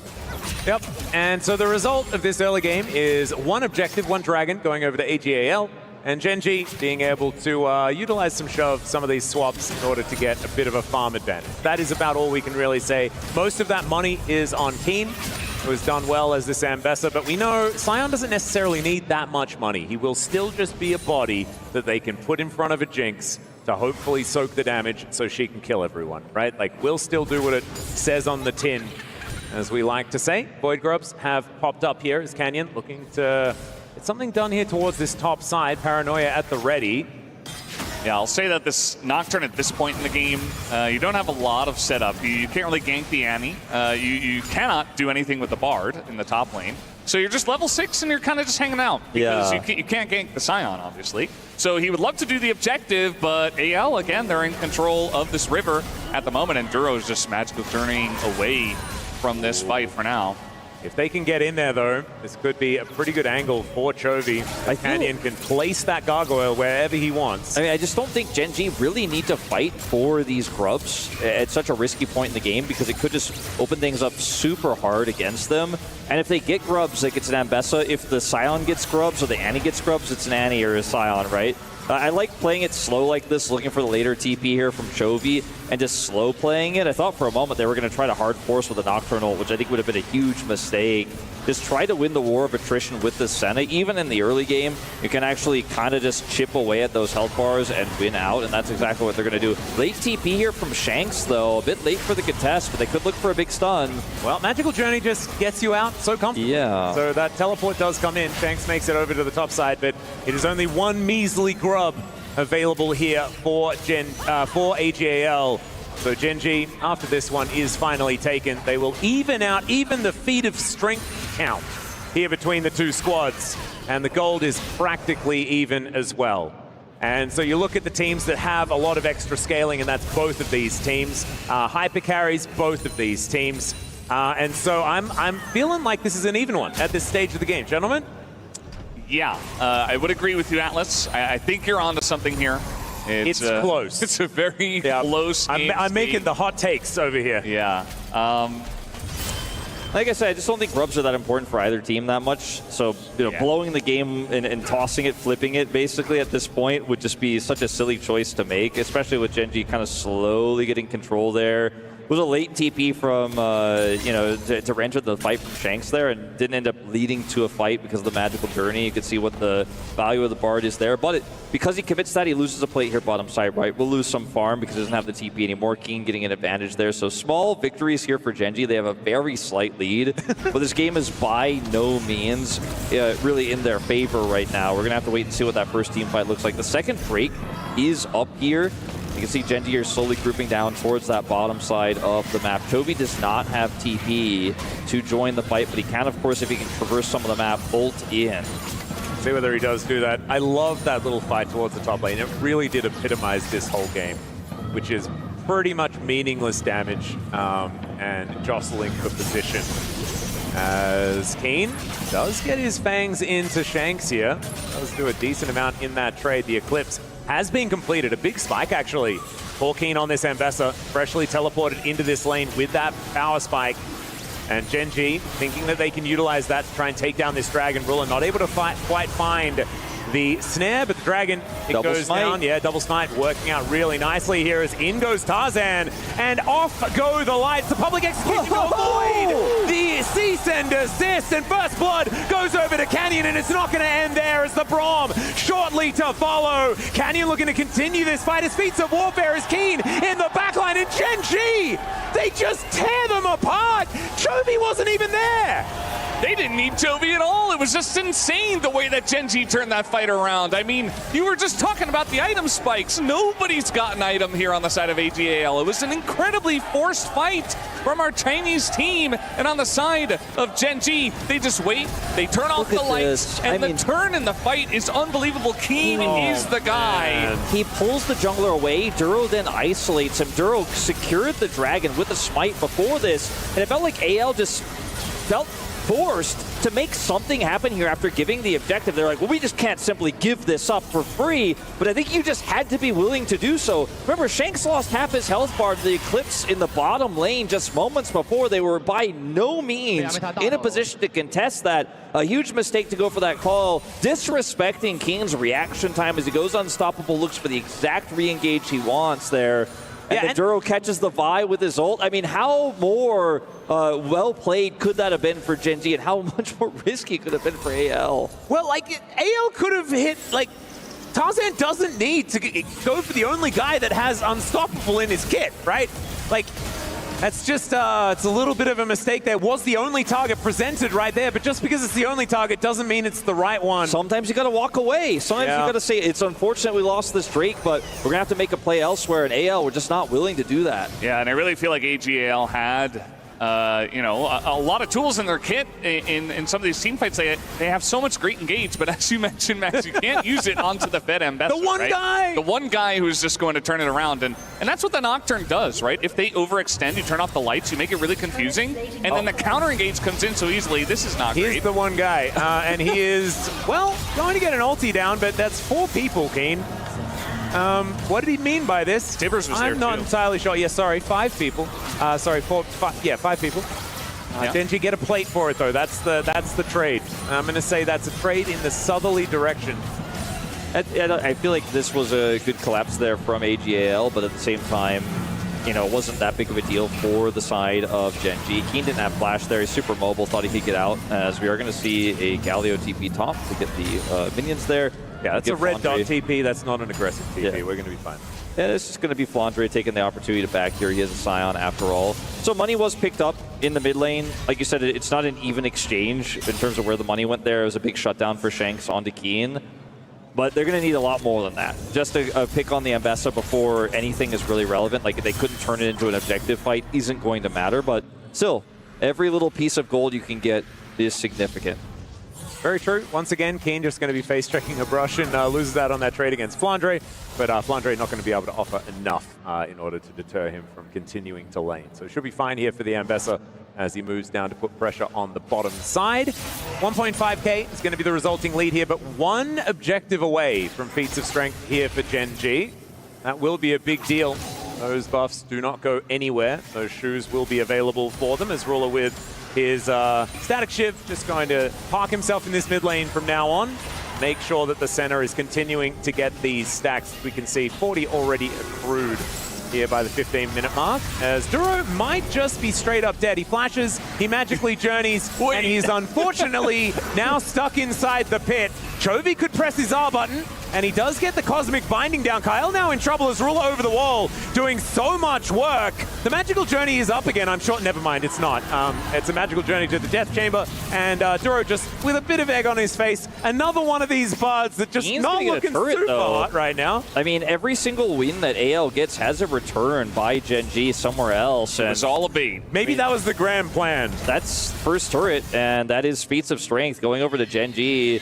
So kind of worth. A little. Yeah. I think if he gets out, it feels very worth. I feel silly. I shouldn't have been talking down to Duro. He knew exactly what he was doing. But at the end of the day, I mean, it's still going to be probably a turret to go down here on the top side for AL that will be able to get some of this money.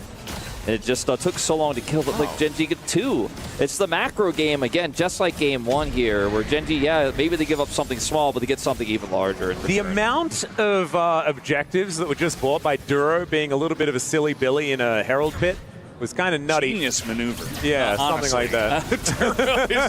He's just on another level. We just do not get it. Look at this. We're not going to quite get the charge, but turret also not going to help out towards Kyle here. I'm pretty surprised, to be honest, that they commit the Herald top because they got the top turret for free, right? Like they were going to just get it naturally. And then they wanted to double down because Dragon's up, which, by the way, also goes to Gen G with the bottom side control also, they had. Shielding and healing with this composition, actually kind of legit. They could have just tried to transition that top side play into a mid Herald drop to pull Gen G off of the Dragon or look for some chip damage to the turret. Instead, they just fully sent it topside, and then Duro's like, well, I mean, I do have this really cool ult, and I'm just not even going to let you get the charge, so very low value play, unfortunately, for AL, again, in comparison to what Gen G got on the map. Yeah, I mean, if you guys were watching the first series of the day, which I'm sure you two guys were. We were here, yeah. But yeah, it was incredible how TENKKYU was able to just neutralize so many of the plays of G2 with his Bard, and I feel like Duro, obviously, you know, the bait play into the Rift Herald pit, maybe not on purpose, but it worked out for Gen G, and also he's doing the same thing, right? He's going to have his ultimate for these hard engages from AGAL. He has the Redemption. The Chemtech Soul is coming in. They're going to be stacking those. The heal from the Redemption is going to be huge, and from the Senna as well. It feels like Duro's game is kind of panned out. He knows exactly what he has to do in this game. As long as he doesn't get caught out in those weird spots, again, he should be just fine and in a great spot to help out his team. Yep, Ruler also in a really good position right now. Rapid Fire Cannon now completed, does have the Swifties done as well, so actually a lot safer than he was previously with all the extra movement speed, what from his 2 first items and the shoes. As Flash actually has to be invested here by Hope, because he would have been set up for the Cosmic Binding after that ulti wears off. So Gen G really scaring AGAL right now. That's your main target. You know, you were hitting the nail on the head. You're thinking exactly the same thing I was. Like, Ruler's on 2 items now. He's stacking really well. He's at 56 here at 18.5 minutes.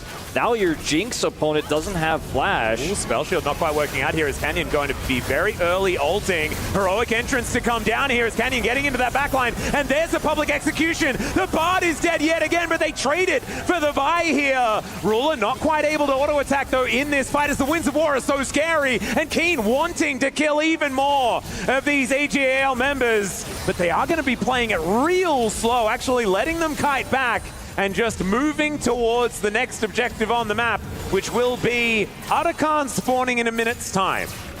Yeah, it's kind of funny, you know, there wasn't any objective on the map. Both these teams are sending all 5 of their members to join this fight. It feels like finally AGAL are stepping up to Gen G, who very aggressively try to take control of the map with their vision, as we saw in game 1. And now we got Shanks in trouble. He really is. Justice Punch going to connect as Ruler doesn't quite find the snare, but it doesn't matter because he finds the auto attacks, and that is going to be Chovy locking that kill down. They have overloaded the top side. Chovy takes a lot of damage, but they'll get another turret, and then they can move over to this Arakan. It's going to be up in 23 seconds. The truth of the matter is, and we talked about this a lot in the draft, is it's a Scion on the other side, so he doesn't have agency to try to make a cross map. I love that sign. It said revenge for T1, pick Bard, 3-0. There you go. But like, if you have Kyle and Flandre going, okay, they're stacking top, let's make a play there. With other champions, maybe you can actually stop Keen there. Maybe you can get something done. Maybe if he's not 1,500 gold ahead as well, but they just don't get anything in return. And this is these exchanges we keep seeing with Gen G where they heavily commit to a play and there's a trade, but their trade is a massive trade up. Even this play here where it's a support for jungle trade and they end up winning out on the health bars so significantly that it's hard for AL to make any play afterwards. And the Gen G fans are loving the dominance we have seen so far. This game was relatively close, but now 4,000 gold the advantage is Gen G set up for Otacon. Yep, that MVP discussion, I think it's feeling a little bit more Keen favored as we're heading through this series. This guy has been playing so well all tournament, but also, I mean, I had Duro there as like a dark horse as far as MVP was concerned, but I think there's no taking away from Keen after this game unless something crazy happens in the next one, or the one after that, or the potential one after that. If AGAL are able to grab a cheeky victory here or there. This game, not over yet, but feeling very much in Gen G's hands for now. Otacon has taken many teams, though. And so it might claim Gen G here unless they're very, very careful. Keen getting his ducks in a row here towards his bottom side as far as the wave is concerned. And AGAL, will they be able to get an entry? And will Tarzan be able to achieve the steal? This is indeed started. Shanks is basically the main character for setting up that first pick here for Hope to get the reset. But Gen G have all of their ultimates and they have a Nocturne composition. It's really tough for AGL to play this up, but they can't just walk away and go, well, we'll side lane. Not with this composition. So Gen G really have them here between a rock and a hard place. I don't use that phrase too much anymore, but like, what do? Kyle? Well, you get taunted just a little bit here. He throws out the ulti. The door has worn off, but it did its job. And so Kyle is going to be alive, but maybe the Otacon is not. As Chovy just being a bodyguard here alongside Duro. Feels like Tarzan finding the brush. And yeah, I don't, like Chovy's so incredibly tanky. They're just not letting Tarzan get over here. It is still relatively healthy, and into the backline goes Flandre, but they hold him at bay. It's Canyon that's dealing with it. He gets scared. It's now the Dawning Shadow to lock down the Braum, and Keen just goes golden with the help of the Tempered Fate, and now they're in the blender. Now they're taking down an AL and just getting decimated. Fight after fight here in game 2.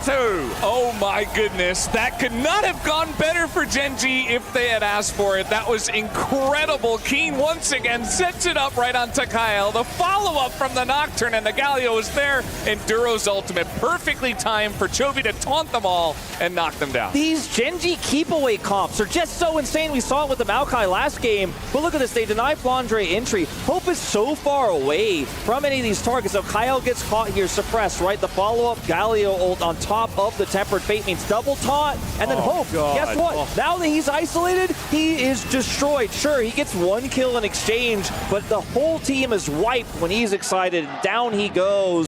Look at Gen G crushing them, dominating them. The combos that you were asking for, Atlas, are we going to have to see them? It's going to be a little bit trickier to pull this comp off than game 1. And the answer is Gen G 100% can pull it off. And I have to say, as far as compositions that utilize Tempered Fate well, this is a really good one, right? Like the Galio lands, you see doesn't get the knockups, but then you are freely able to position the easiest taunt of your life for after they get out of that stasis. The setup here, if you can hold them in position, is just insane. And they don't even start the fight off with the Nocturnal. Most Nocturne comps start that way. They end it that way. You have no peel anymore, Hope. I'm just going to go right on top of you and kill you. The fight is already over. And Gen G now looking for Soul Point here. And taking Otacon, that felt impossible, but this, they won't even try. No. Yeah, I feel like the Braum in this composition was meant to try to help the Jinx not get absolutely bullied like that, but I feel like when you have so many abilities and champions that just go over the top of the Braum and do not care at all about the Braum, like think about the Galio, the Nocturne, you're not even interacting with the champion really outside of being in melee range. It just feels like that Braum is falling very short. Maybe they should have gone for something a bit more aggressive just to really all in on that engaged composition. But yeah, you guys were talking about it. I mean, a lot of these champions go both ways. The Bard sets up either the defensive ultimate or it sets up the Galio perfectly. Same with both the Galio and the Nocturne themselves. Yeah, and the start of that fight as well, just to go back to it again, like Canyon's spell shield to make sure that Sion is completely worthless. It's like they just have every answer for what AGAL are trying to do in this game, and it's making things really, really difficult for the LPL squad. 5,000 gold plus is going to be the advantage here. As, teleport to come in. Tempered Fate doing nothing this time as there is the heroic entrance to also not find the angle, but in goes Keen, and Hope is dead. Flandre now just getting destroyed. Finds a nice double knockup, but Keen is just running amok. They are way too distracted in that backline. And even though a whole bunch of buttons go missing, it does not matter. Gen G is still just going to wander over to a Baron. I mean, AGL is just trying to fight for Prio, and they're losing control of top side. Toby's pushing their Shanks. It's like, I got a TP top to defend my turret. The second he goes, Keen teleports on the flank, and he's like, you guys want to contest for Prio? I am right into your backline, and Hope dies a third time in this game, blown up, unable to get excited, unable to be that scaling Jinx that their comp so desperately needs, and Gen G will take a Baron.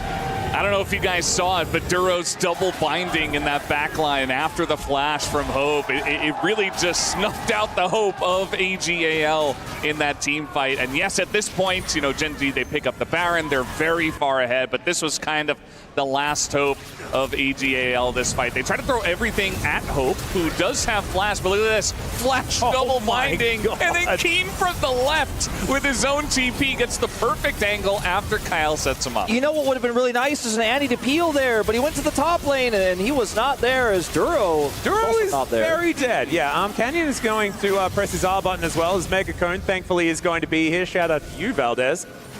Utilizing that one for the disengage, but Duro wasn't able to do so. It feels like a bit of Duro giveth and taketh away in this game, and I think the positives do outweigh the negatives. As we have a look at the gold, it is cresting 8,000 at 27 minutes, as there is the engage onto Canyon. He's taking a fair bit of damage for Ruler as well. Oh my god, the stacks are really getting higher as Hope is looking for the reset, but he doesn't quite get there. The zap isn't going to land, and now Ruler is dealing with a teddy bear whilst also just murdering them. Redemption comes down, there's a flash in, and Keen says, thanks very much, buddy, I'll take the MVP now, as he picks up the triple kill after all of Ruler's hard work. And I think Gen G are going to probably add a Nexus to that one.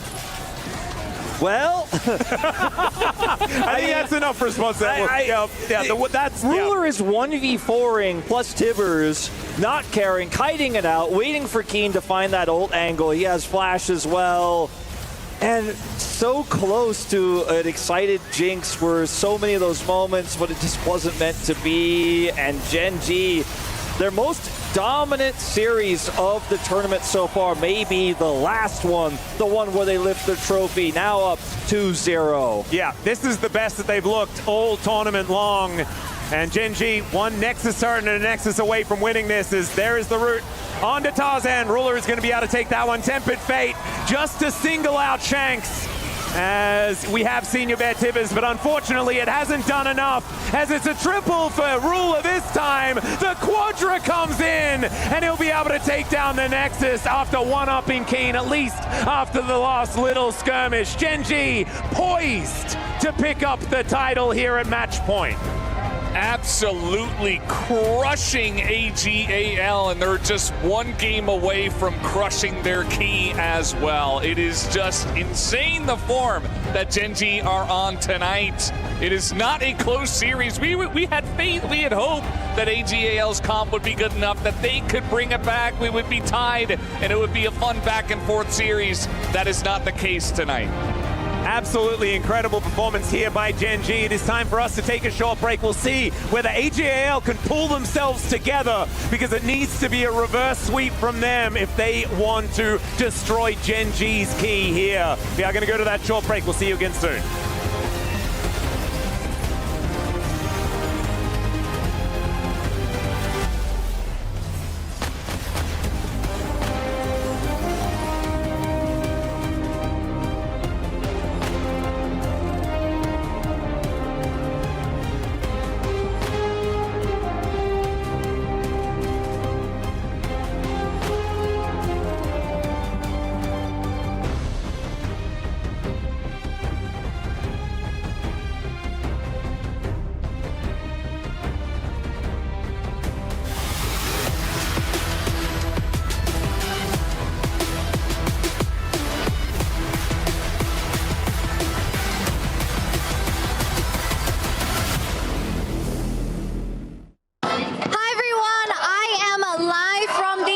AGAL crowd by my side. AL fan, welcome.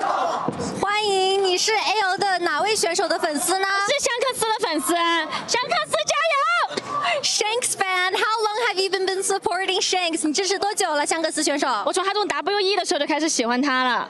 哇 ，WE 的小卡。真的是老粉了。那请问你是从哪里飞过来 ？Where did you come from？ 我从重庆飞了10几个小时。She came all the way from China 重庆 and flew for 10 hours。谢谢，加油 AGAL 321，加油！谢雄起。Hi guys, Ginny here. Hi guys, Ginny here. And I'm Finn. And I'm Ox. And we're here at the Riot Games Arena to try some games, have some fun, and see what's up. Ginny here, and myself and Ox just went up against former retired pro player Finn from the LEC in a 2v1 to see whether or not we could beat him, and we actually could because it was pretty easy. Who's banning? Banning? Oh, you can ban my champ. Can I ban Lego? Yeah. Why are you tryharding? It's not an LEC match. I'm just gonna see what you're doing. Yeah. For you? Okay, you're in there. Ooh. Wait, there's no healing? Oh, easy. Double D-blade, you can do that? No, that is not okay, by the way. Oh my god, stop. Ooh, that's a scary illusion. You just need to care if he does that again. Don't care, Ginny. I have flash now. Don't care. No! There's no way we have barrier. A little bit of a skill issue, I think. Well, I mean, I guess you didn't really play. There's a lot of yappa right now. Thank you so much. Thank you so much. That's in mine. Oh, this is so I can make light when the games are playing? Play! This is epic. I always wanted an orange wristband. Me too. Does it light up? Oh, wow. This is great when I can't find the bathroom in the night. Is there different points where you hit it? Okay. If you ever have aggression, this is what you do.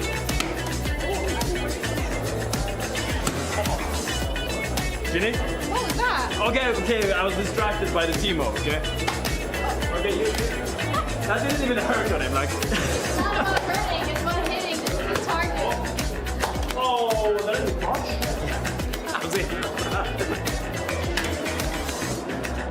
I think that's a bingo. Were you supposed to break it?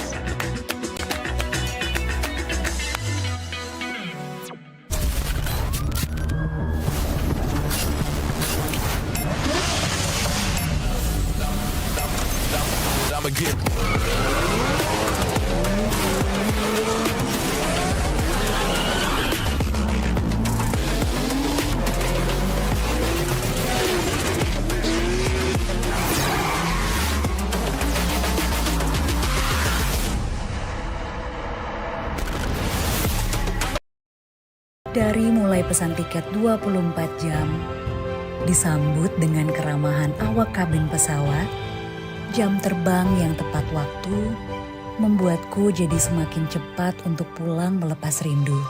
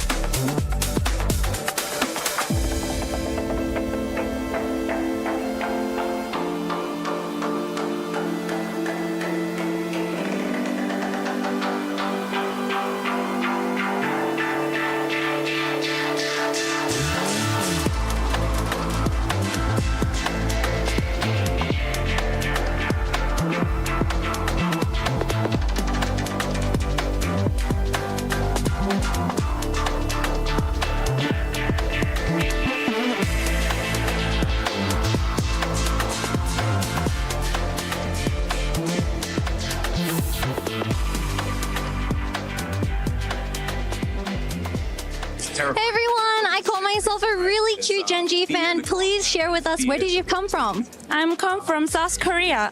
Who's your favorite player from Genji? My favorite player is Keen. Do you want to show us your sign? Sign? Yeah. This. Oh, frog. It's a cute frog. This is Jenna. Oh, Keen. Oh, this is Keen. Yes. Super cute. Who do you think is going to be the best player for this series today, Genji versus AGAL? I think it's Chovy. Yes. Thank you so much. Best of luck, Genji. Genji fighting. Fighting.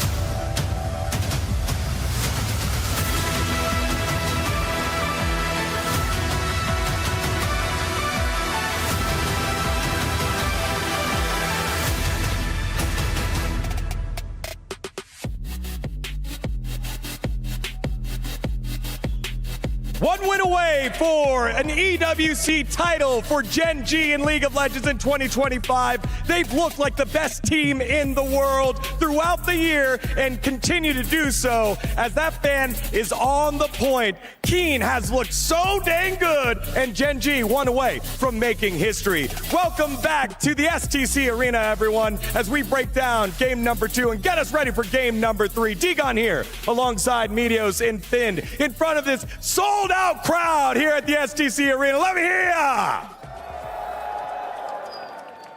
All right, let's get on into it. Game 2, different game plan in terms of the draft, Finn, but still same outcome as AGAL are trying to find any type of fight, but Gen G are just constantly finding a way around it. I mean, you heard us on the desk. Game 1, we were a little bit disappointed because AGAL couldn't find avenues to actually attack Gen G, couldn't find avenues to engage onto them. So we said, okay, let's draft more engaged, and so they did.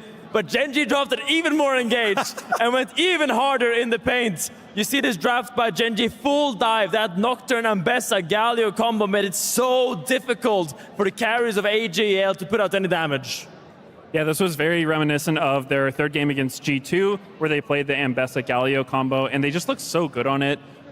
Shows that they can play more than just, you know, like a slow dragon stacking comp. They can find really good engages when it's presented to them, and it was just awesome. Yeah, again, the control around objectives was huge. One thing that you wanted to point out there, Finn, the Jinx pick early on, it was something that, yes, there's engage around, but the Jinx pick, very, very vulnerable to even more engage, as you said. Yeah, so your 1, 2, 3 is already the Sion, Annie, and Vi, so it's not really a great peel. And then you see this Senna, Galio, Nocturne, and Bessa coming your way, and you pick Jinx. And I think if you do this, you kind of do need some kind of help to help her, like a Tam Kench, maybe they can eat you if they all go on you, but I feel like Hope really put himself in a hopeless position this game because there was really no way for him to put out damage to these fights because all these threats were coming from every single time. And if your Jinx dies in the beginning of the fight before getting any sort of resets, I don't think the rest of AGAL's comp has the damage to kind of compensate for that. Yeah, Meteos. I mean, if you look at Canyon and you're the Nocturne, you look on the opposite side, here's the Jinx, and they have a lot of dive for our carry, but I don't have to worry about that. It must just be a play day there for Canyon. Yeah, I thought that it was really clever by Gen G. They took Senna in response to Vi, which I think helps your dive comp, but also it makes it kind of a hard target for Vi to ult because, you know, you can just press E if Vi's trying to ult on you and she'd have to like throw down a control word to get vision of you. So it's a little deterrence against that.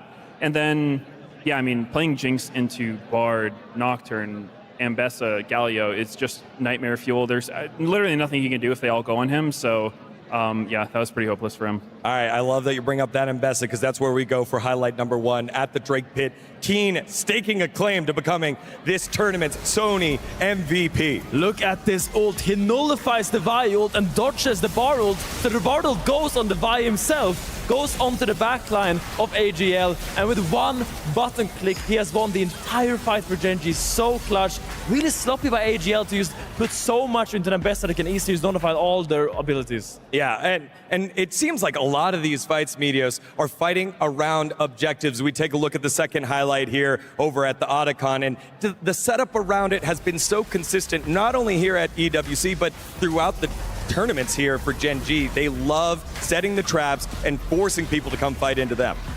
Yeah, Gen G just did a really good job grouping for the objective, and then I like how Canyon used his W to block the Scion ult, and then as AL did try to come from different angles, it wasn't exactly what you want to do against a dive comp because they can just commit to one side. Sion wasn't there to peel, and then it was just unwinnable for them. Yeah, I think you could hear there on the microphones.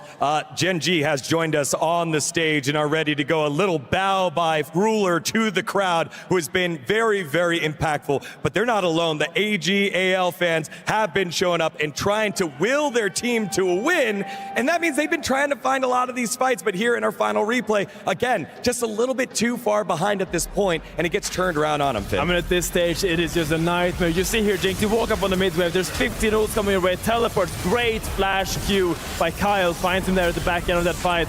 And here you see them try to go. They try to fight back. But when you lose your Jinx at the beginning of the fight, all your hope kind of falters. And there's no way to get that reset. There's no way to chain those kills. And there's no way to kill the onslaught of Gen G players clicking at your base. I love that. You can see it behind us now. The AGAL players coming on to the stage. The Gyos ringing from the left side of the stadium, trying to will their team to victory. AGAL, again, winning the LPL earlier in spring, trying to find and win an international title for an organization that isn't from the LCK, because all of them are currently owned by the LCK. But down 0-2, Finn, I feel like there's so much work they need to do.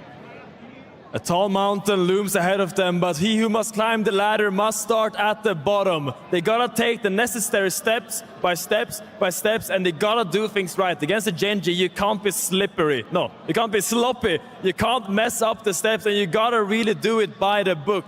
They gotta finish up their objectives, they gotta set them up right, and don't mess up your side lanes, because that is where Gen G will fight you and punish you. Yeah, these first two games have been pretty one-sided. Gen G seems to have full control, but I think AGAL might have some tricks up their sleeve. I know Tabby's just a very good coach. He probably has some draft contingencies ready. So I'm looking forward to it. I hope they can punch back and give us some more games. Love that you bring up Tabe, who's had a lot of success with different organizations in the past. We look at the RNG, we look at BLG. Any team that he's gone to, he's been able to elevate their level of play. He was able to do so with AGAL earlier in the year during the LPL run, which is why they found the success in their domestic league, able to bring it all the way to MSI, get them a third place and one game away from toppling T1 to make it to the grand final. Now they're here. They've been able to do it, but they are 0-2 and trying to battle back for the pride of LPL, for the pride of Chinese League of Legends. However, on the opposite side is the most dominant team over the last 2 years in League of Legends, adding to their hardware. Will it be the Esports World Cup for Gen G, or will we have a game number 3 for AGAL?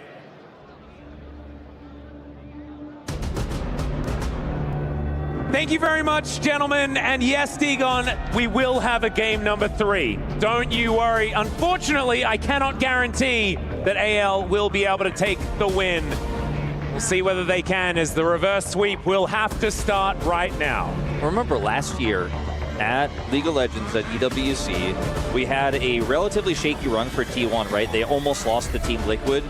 It was super close. They came into a finals against Top Esports, where a lot of people were saying, I don't know, Top Esports has looked a little bit more consistent. And then we had that 3-0 stop. T1 crushed them. Faker lifted the trophy, got the MVP. And it feels like history might repeat itself, albeit with a different team here, in that Gen G almost lost to G2. You could argue the series were close leading up to this. Sure, they were in control of Game 3, but had things gone a little bit differently, it was definitely a series that G2 could have won.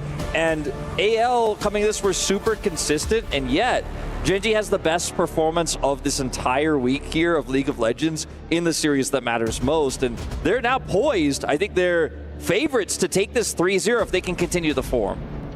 Yeah, I mean, it's just incredible how different they look today. And I think that AGAL, they need to go back into, you know, the players' lounge and think about what they're going to do to change things up here, because they have not looked like they are on the same level as Gen G tonight. So you got to do what Chovy did yesterday and say, hey, guys, we're not playing up to our form.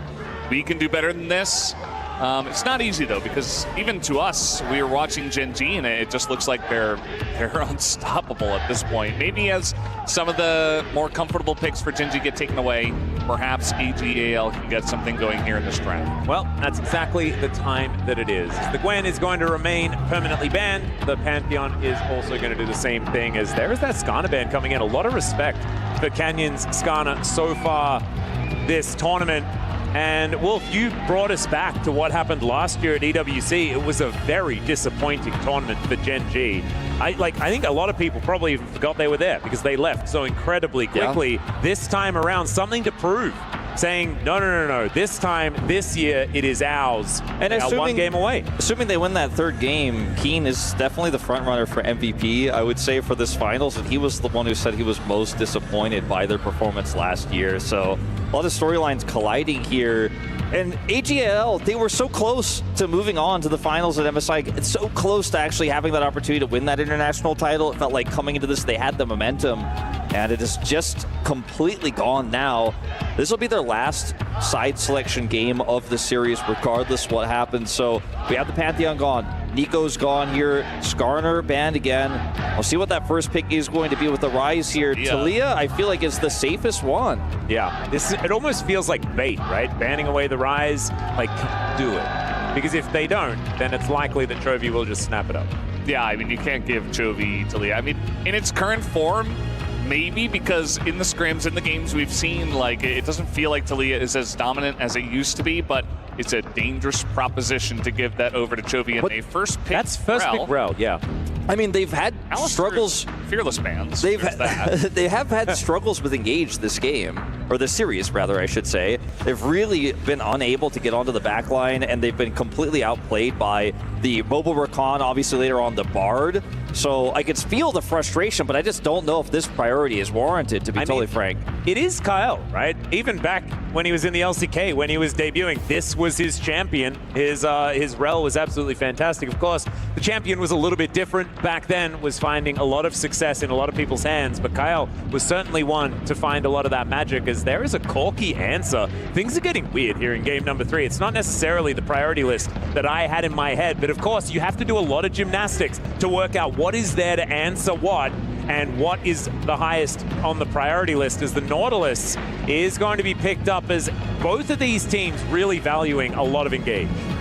Yeah, I mean, it's one of the final pieces of hard Engage from the support role that you can pick up, so they want to get it early on to match the Rel and make sure that they have something. Also makes it a little bit less likely that we see more of those immobile AD carries that can just be locked down from the Nautilus, but there's so much prio still available here in terms of tier list picks, and they give 2 over to AGAL and Talia and Xinjiao. I'm really disappointed with this Nautilus lock-in, because you could have gotten either the Xinjiao or the Talia instead, and they already locked their support, so it just doesn't really make sense to me. Yes, now you get counter pick for both potentially the jungle or the mid pick here in this third rotation, but it feels like you gave over way too much here as Gen G in this position. They will take the Wukong that was banned previously in game 2 here, and keep it a little bit flexible. Chovy loves his R5 unusual, like, you know, pick that comes through. We've seen him play like R5 Cassante mid in the past. So we've obviously seen him play things like the Aurelian Soul for supreme scaling, and he's going to keep it a bit of a mystery here.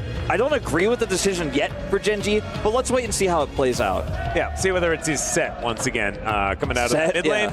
Don't know whether that is going to be his pick into a Talia, but already we see the Kai'Sa banned away.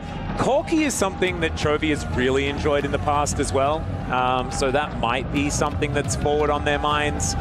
But now, the last couple of bans to come through here for AGAL, we'll see what they're fearing the most, as top lane still hasn't been locked in here, and Keen has been on an absolute tear, and I could imagine taking away some of his options could be a good idea, but never mind, will be that Orianna to make sure that Chovy isn't pulling a fast one.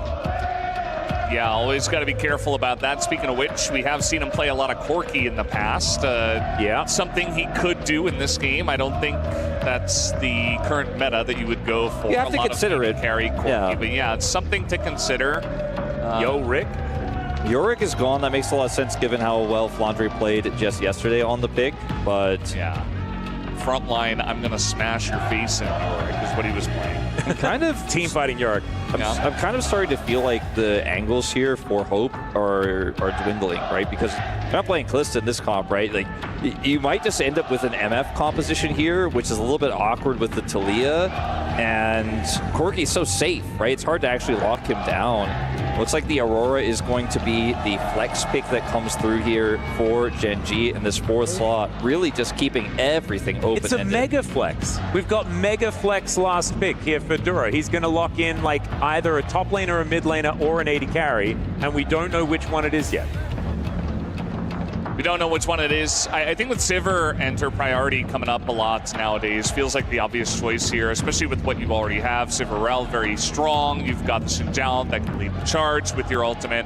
And obviously, Spell Shield for the Nautilus. And they're going to look for a frontliner here for the top lane. Renekton can handle if anything gets flexed on him. He's always going to be a very strong laner and obviously a very strong pick in general. So what's the final choice here for Gen G? We could just see something as simple as an Ornn pick here for Gen G. You know, just absorb the Renekton pressure, scale up for later on. You've got some really strong engage for team fights with the Wukong already. You add the Ornn Horn on top of it, you've got a really strong frontline for this Corki.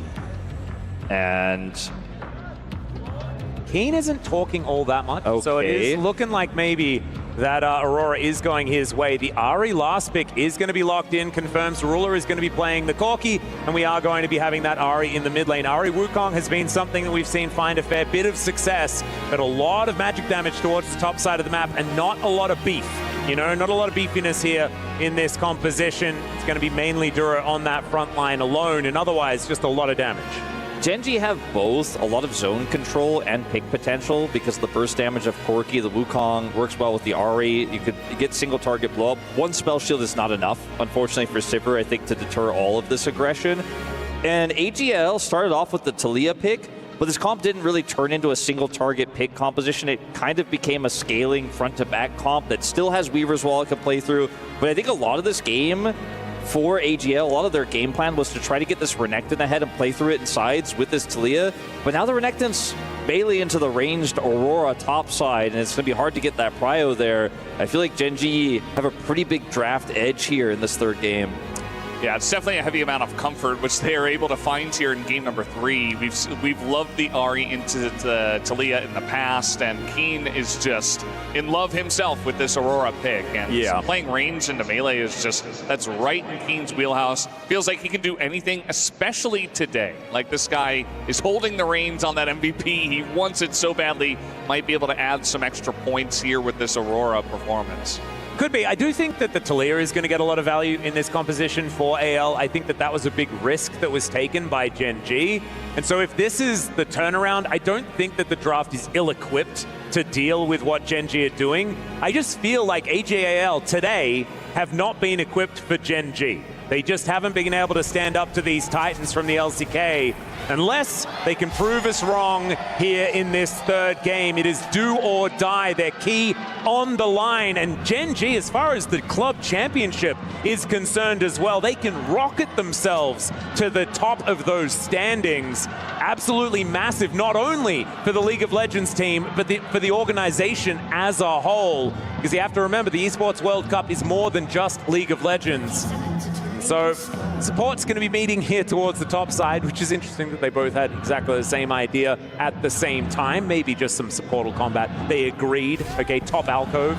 Let's go 1v1. That recall animation threw me for a loop. I thought perhaps he was going to look for the dredge. I mean, Keen is closer. Well, he's just gone and gets the ward down. Oh, the last... Yeah, it does get it. Okay, there we go. Something interesting to point out, we have seen almost all of our supports go for the Unsealed Spellbook, but Duro on the Nautilus, understanding that this champ, if you don't have Aftershock, you just kind of go in and die, has elected not to go for the Unsealed Spellbook. I think that's definitely a good choice, especially into what you're looking at on the opposite side. Remember the Glacial Augment when it came in the first time? We had so many Nautiluses just explode over and over again. It both makes you powerful into the types of ways you could get caught, and it's a safe defensive tool into AGL, but it also empowers your engages and your setup for the Ahri composition that Gen G are running. So makes a ton of sense. I feel like even though everyone is running Unsealed Spellbook, there are situations where you just have to buck that trend and go, what's good for my champ, what's good for my comp. I'm going to move away from what's overall the meta and focus really in on what this game looks like, what this draft looks like for me. And it's press the attack Renekton. This is, like, we did see a little bit of shenanigans with the Electrocute up against Aurora just because you want to go in for bursty trades. I believe that was Ambessa that did it. This is press the attack Renekton, which with some help from Tarzan, Flandre will be doing a lot of damage. Because Kyle going aggressive, but the Shattering Strike is going to miss here as they hit level 2. Still, Duro gets a lot of use out of his Aftershock as he makes his way out. And Gen.G a little bit late on that level 2 themselves. Yeah, kind of interesting. I feel like Duro not totally respecting that, but as you mentioned, he wanted to go in for the Aftershock. Took a bunch of damage, still has some potions. Definitely taking a look at that top lane and watching Keen just bully as we did expect. Looks like Tovi's doing a good job in mid at the same time in terms of the health trades so far. Looks like Shanks, though, will be able to get a push and go for a back here. Definitely looking towards Canyon to try to hit level 6 as fast as possible and link up with Tovi. We have seen Gen.G winning a lot of these early games and getting a bunch of tempo and kind of controlling the pace. We've said that a lot today. Well, see if they can do it again. Bit of aggression absolutely everywhere, but it's Kyle taking the worst end of it. Down to about 250 here as Gen.G stand their ground. And Duro still has heal. They actually need to be careful about a re-engage. Like Ruler and Duro double flash plus the heal. If another Gatling gun gets fully channeled like that, you are just out of luck in this lane. As they hit level 3, will be matched. And that's the end of that as Tarzan comes over Ruler and Duro, not knowing where he is, going to play respectfully and back away. And this top lane is a huge issue, though, as Keen just keeps grasp stacking and keeps chunking Flandre out. And this is a prio lane they expected to get, right? That's why you draft Renekton in a comp like this. And it is unfortunately just absolutely not going to work out as Canyon's coming over. Flandre is low, no Fury. 2v1 underneath this turret. We'll see whether Flandre can get enough of his health back. Oh yeah, without the Fury, it's really, really difficult. But he does slice and dice, and that'll get him to safety. Keen didn't want to be the one that tanked up that turret to start things off. But he does get a Demolish proc. That is going to be plate gold. And I don't think it's too bad. Canyon was looking for a back anyway. The full clear was completed. And yeah, Keen is like, no, Flandre, you're not allowed to approach this minion wave. Yeah, you can see how he stacked the wave so that it would push into him. So it kind of forces Flandre to move up, and he has help from his jungler. Keen going to spot this and just flash away. So that's actually pretty good here for Flandre and Tarzan. They're able to immediately clap back with a bit of a flash takeaway from Keen, as here's Duro hanging around mid. But yeah, they're going to swap top here, and it's going to be Keen heading down to the bottom lane. He has enough time to get there without TPing, which is huge for him. As, you know, supports join. Mid lane, yep. Yeah, supports join here as the lane swaps commence. They don't really need each other. As Kyle going to get charmed. Yeah, not going to be able to crash down out of this one, actually. And he doesn't have a lot of options remaining. Still not enough damage here between Duro and Chovy at this stage of the game. So he will be able to make his way out and even holds onto the flash. Like, I don't know. Canyon off to the side is looking to take down these Raptors. I don't know if this aggression is over yet. I think Gen.G can continue to put the pressure on here. Canyon's going to get these Raptors at least, and Kyle's low health bar here is such a problem. And also, we did see Flandre TP top, so TP advantage to Keen right now. Gen.G has so much agency. Information advantage here, as Kyle wasn't actually seen, but another Shattering Strike goes wide. Kyle actually struggling a little bit here in this early game. You can see there are some wobbles that he has to get out. These Shattering Strikes that we're so used to seeing land from this guy just haven't been hitting the mark, as Ruler just really happily going through his history book as far as the teams that he's won titles on. Samsung Galaxy certainly being one of them. Yeah, the 2017 above that. Shanks now getting chunked out. It feels like, especially if the Ahri is just getting guaranteed charms. That one wasn't a guaranteed charm, but he was just able to land it. But if you got the Nautilus nearby, you have to respect the damage, even with no items here in the early game. And Kyle, unfortunately, was not able to do that. So a lot of tempo did go over to Gen.G in those early trades.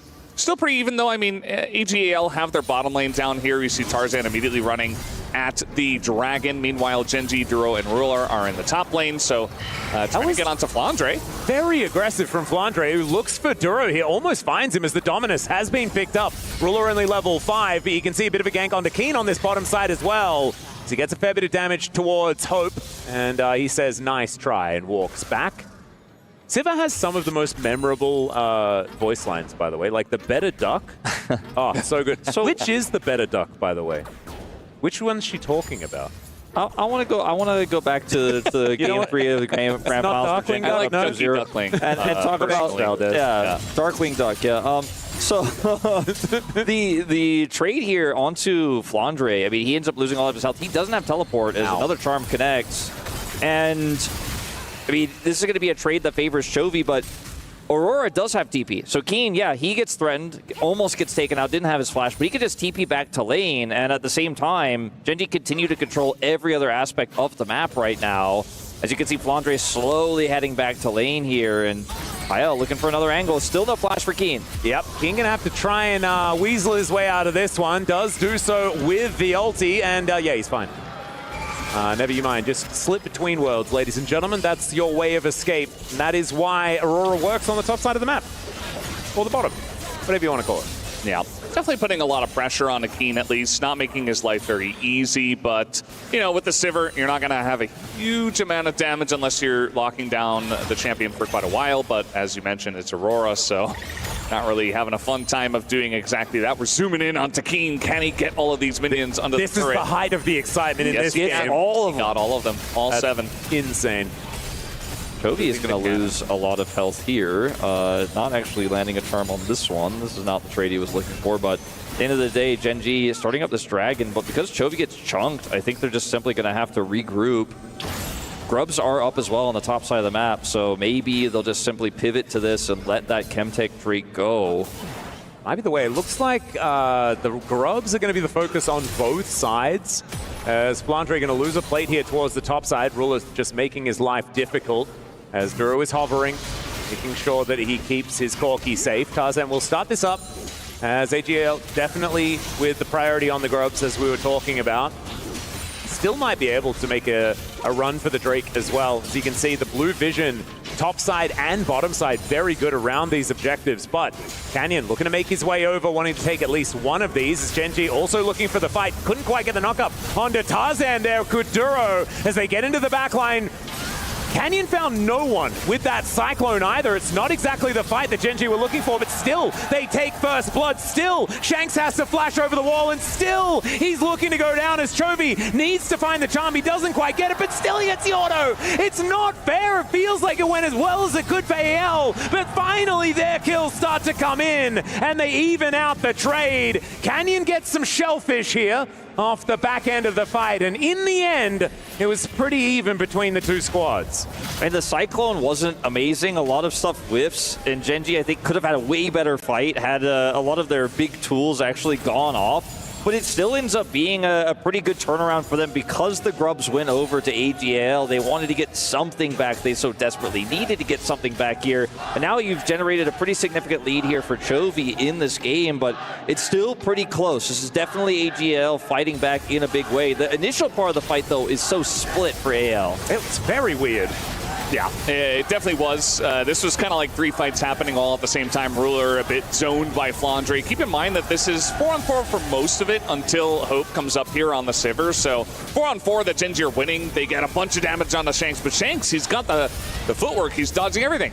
Yep, and he's now able to single out Ruler here as well, who just wants to get himself out of here, although he's pretty dangerous. Magnetstorm comes in, Seismic Shove, and Ruler is just dead. Didn't have the flash from the previous fight, and so AL gonna finally be able to take down the Corki here, and now looking for a dragon. It feels like the winds are potentially starting to change. Yeah. Like maybe there is a bit more in this series. And for the first time in a while in this series, Tarzan actually finds an opening where Canyon is just not there. He's just not able to actually match the gank there, and there's no cross map, so it's just AL looking for a pick there. Ruler doesn't have flash, is unable to get away from that shove, finally gets taken out. The Sivir rotation comes down as well. I mean, that was just completely under AL's control, and Canyon's just doing his jungle. You know, he can't impact the play. Keen is trying to continue the pressure here on the top side, but Gen G get nothing in return. But with the resets, we'll finally, very late into this game, take the first break.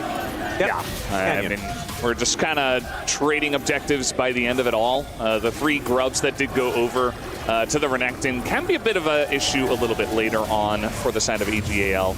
But still a relatively even game. It's kind of going to be the Sivir who's getting out of control, who has a cull, is very ahead on gold, already has a kill and 2 assists. So kind of the ball is in Hope's court in terms of trying to carry for his team. Also, Flandre's actually doing a pretty good job, even though early on in the game, he was definitely struggling against Keen. He was able to come back in a big way.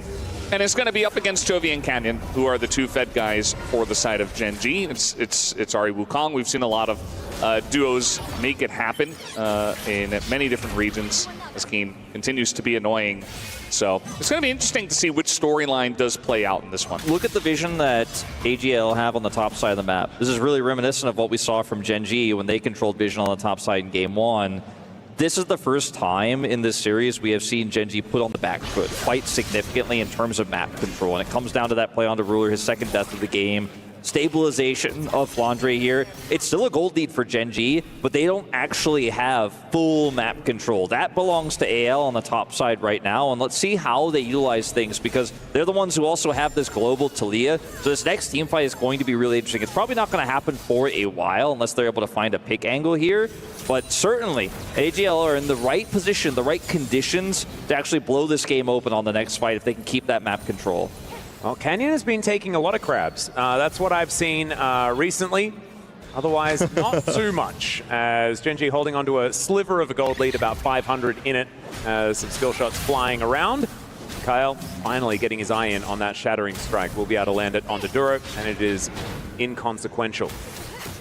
So mid lanes and supports hanging out in the top lane. You've got an 80 carry off in mid. Junglers are jungling.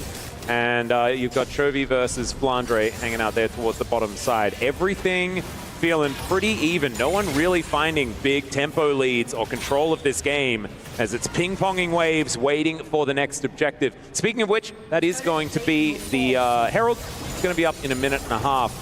See who's going to be able to get some control. It's a gentleman's agreement as far as the wards are concerned. Some deeper vision here on the side of AGAL, but I don't think Gen G are really hurting for control at this stage of the game. You mentioned the Cull, it's just cashed in. He had the Yuntals way accelerated in this game. You could see he ends up picking up the Zeal as well here. So has his boots now. He's very powerful. Talking about Hope, of course, in this game has a significant That got lead. them a gold lead. Yeah. Look at that. And, I mean, AGL looking for this next fight here over Herald. They're already grouped up. They already have the better vision on top side. This is where Gen G are going to have to make a really tricky decision. You know, do they TP Keen in, heavily commit, look for the Canyon engage angle? Ruler does have his Triforce here, so it's definitely playable. But this is a really tough fight. This is not going to be Gen G having those wombo combos or just completely dictating the pace of the map, because there's also a Talia on the other side. Shanks can come through here. Unfortunately for AGL, though, they did concede control. Like, they had vision, but they did not actually seize control of the river early, and now Gen G have a contest angle. Yeah, they definitely have an angle in this one, but it does feel like, you know, with the control that AGL have with their composition, especially the Xin Zhao, it just feels like he can just run into brushes and be totally fine in even game states. It's part of what makes him so strong. I mean, a lot of pressure down on the bottom side as Tarzan is all the way down there. Yeah. The Herald is spawning. Tarzan's just given this up. Like, he's not even anywhere near this. I think for Gen G, they're probably a little bit surprised by that as well. And AL just playing extremely safe, but it's going to potentially cost them big as Canyon has an angle here. Yeah, AL looking to come in. I think now they're realizing that the Herald has spawned, but it is going to be given up on here by Gen G. They're respecting a whole lot as Tarzan finally does move his way in. Duro going to be their target. As On the Hunt has been popped. Duro trying to get himself out of there, and he will be able to do so. Just using the heal, actually. Still has the flash available. Can go for some cheeky plays with that depth charge if he would like to. Is now Flandre off on his own. Keen moves up as well. 5v5 now a possibility. As a Magnus Storm doesn't quite work, and Keen takes that as an invitation. The hook to connect onto the jungler, and it's looking like a disaster here for AL to start this one off. And they do manage to find, finally, Flandre getting in there. But is it too little, too late? That's the question, as Hope will be able to get himself a kill. And now Ruler trying to get himself out. Man, that was kind of crazy, but it's not going to work there for the 80 carrier Gen G. And Hope is looking for Chovy, who's walking around with about 0 HP. Not entirely sure what just happened there, as the back is going to come in here for Flandre. The clone from Canyon looking to try and save him, but I think the Crocodile is just going to eat the monkey here, as finally the flash is employed, and Canyon looking to get himself out. That was a very wild fight. I mean, AGL, that was weird. Who even won? they threw everything in the kitchen sink at this Nautilus, and Juro's like, yeah, okay, cool story. And we were looking at this like Gen.G were going to turn it around in a big way and just sweep the fight. But that was not the case because Flandre just spun on all of them at the end. Watch Kyle in this moment decide he wants to go in here, gets the Shattering Strike, but then cancels his engage, flashes away, doesn't get on top of Keen. And Chovy and Ruler are able to do a ton of damage, but Flandre being this big and this untouched, getting this massive Q, wins the fight for AL. If he doesn't get there, if he's not able to make that happen, I think Gen.G cleaned this one up. Flandre had such a big part to play in this. And with the late Weaver's Wall here, the chase is good on Ruler. The flash was incredible. It was almost enough to turn it around for him, but it's not quite there. That was a great salvage, though, by Flandre, because otherwise, this game might have just ended, this finals might have ended, but the Renekton comes up big. Massive team fight damage, almost 4,000 in the fight. That's that buffed Dominus, baby. It is absolutely insane. This is just a tale of two top laners here in this series. Yeah, it really is. In the series entirely. Like Flandre getting the Sony MVPs the last couple of days and Keen trying to get it today. But what's going to happen? We got another brawl brewing. Yeah, second Drake on the line here for Gen.G, but it is going to be a full 5v5 as the Magnastorm is decent, but the Cyclone is looking better. That is Tarzan getting the Dragon, but oh god, the ricochets from Hope. Keen getting cut down, Ruler suffering the same fate, and Chovy is the last man standing. Shanks looking to put him down as it's a double here for the Croc. Oh my god, Gen.G just fall apart at the seams. Okay, Charm not going to quite connect there, but Flandre moves in, wants to give the kill over to Shanks. Good guy, Flandre. It's been the same way, I swear, since 2015 when he was on Snake. He's just a good guy. Bit of a whiff on this one for Gen.G, though. That's going to be the mid turret going down on top of the Dragon, and it looks like we might be heading towards a series here in our grand finals with a near 3,000 gold lead now for Hope, but it's so much ricochet damage in that fight. Could take that turret, could take the Herald here very late, but they will secure it. And AGL are fully in the driver's seat now. Yeah, it does feel like this time around, Gen.G trying to scramble to fight for this Drake, but this time, Kyle gets that great engage, and you see that the follow-up is right there. Flandre is unkillable. The Ruler doesn't do any damage at this point, and yeah, he gets kind of bullied as well by Flandre, and just breaks up the entire fight. They crash down straight into that banana brush and take control of the fight. The angle, too, at which AL had that Dragon, where they just held it. They're like, yeah, no, you're not in smite range. Canyon all-ins towards it, goes for his Warrior's Trickster, gets on top of the Dragon, but it's not in smite range, so they just wait and take him out. And then Flandre gets in, and it's just super easy. Gen.G used all their tools to try to secure the objective, and were unsuccessful, and then didn't have anything left for the fight. And now it is looking like a very uncomfortable position for the team that did have match point 4-0 for that gold div. Like, that is absolute insanity. And yep, that last fight, that's what did it. A massive influx of gold. Flandre now able to knock down this outer turret. That is only going to continue that aggression here for AGAL, as two turrets off the back end of that team fight as well here for AL just means that they have skyrocketed into the lead. Now it's moving towards 5,000 after that top lane turret went down. Now Otacon is going to spawn. A possible way back in for Gen.G if they can find something heroic, but also a way to really put the nails in the coffin here for AL. They can get control of that Otacon and get that big buff.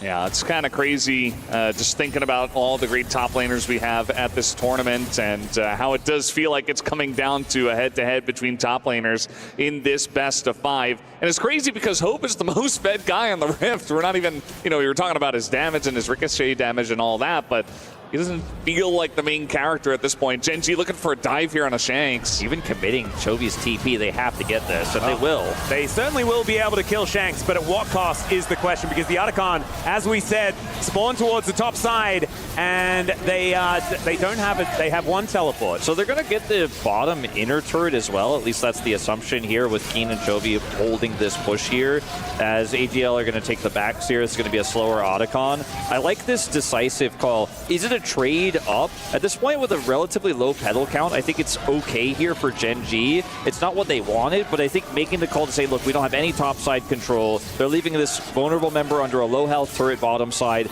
Let's all in on the bottom side, look for that turret instead. Double turrets go over. Gen.G shore up some of that gold deficit. They've now cut it nearly in half. This is the best choice they could have made given the circumstances.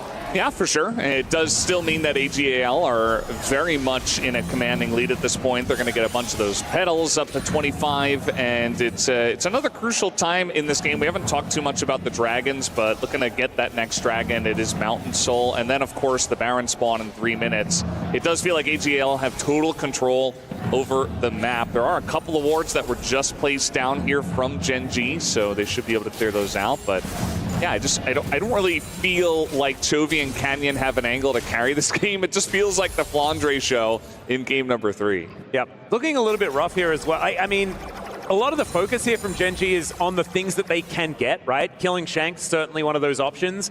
But right now, Shanks is like a 0 damage Talia. He is not part of the equation when it comes to what's dangerous. Yeah, exactly. He's the setup. He's the setup to potentially get picks, but then Flandre is the one who really gets into the backline and keeps Ruler from dueling with the Talia, keeps him from touching Hope, right? And the ways in which Gen G have to come back in this game, the margins are so thin. But again, they cut down that gold lead massively.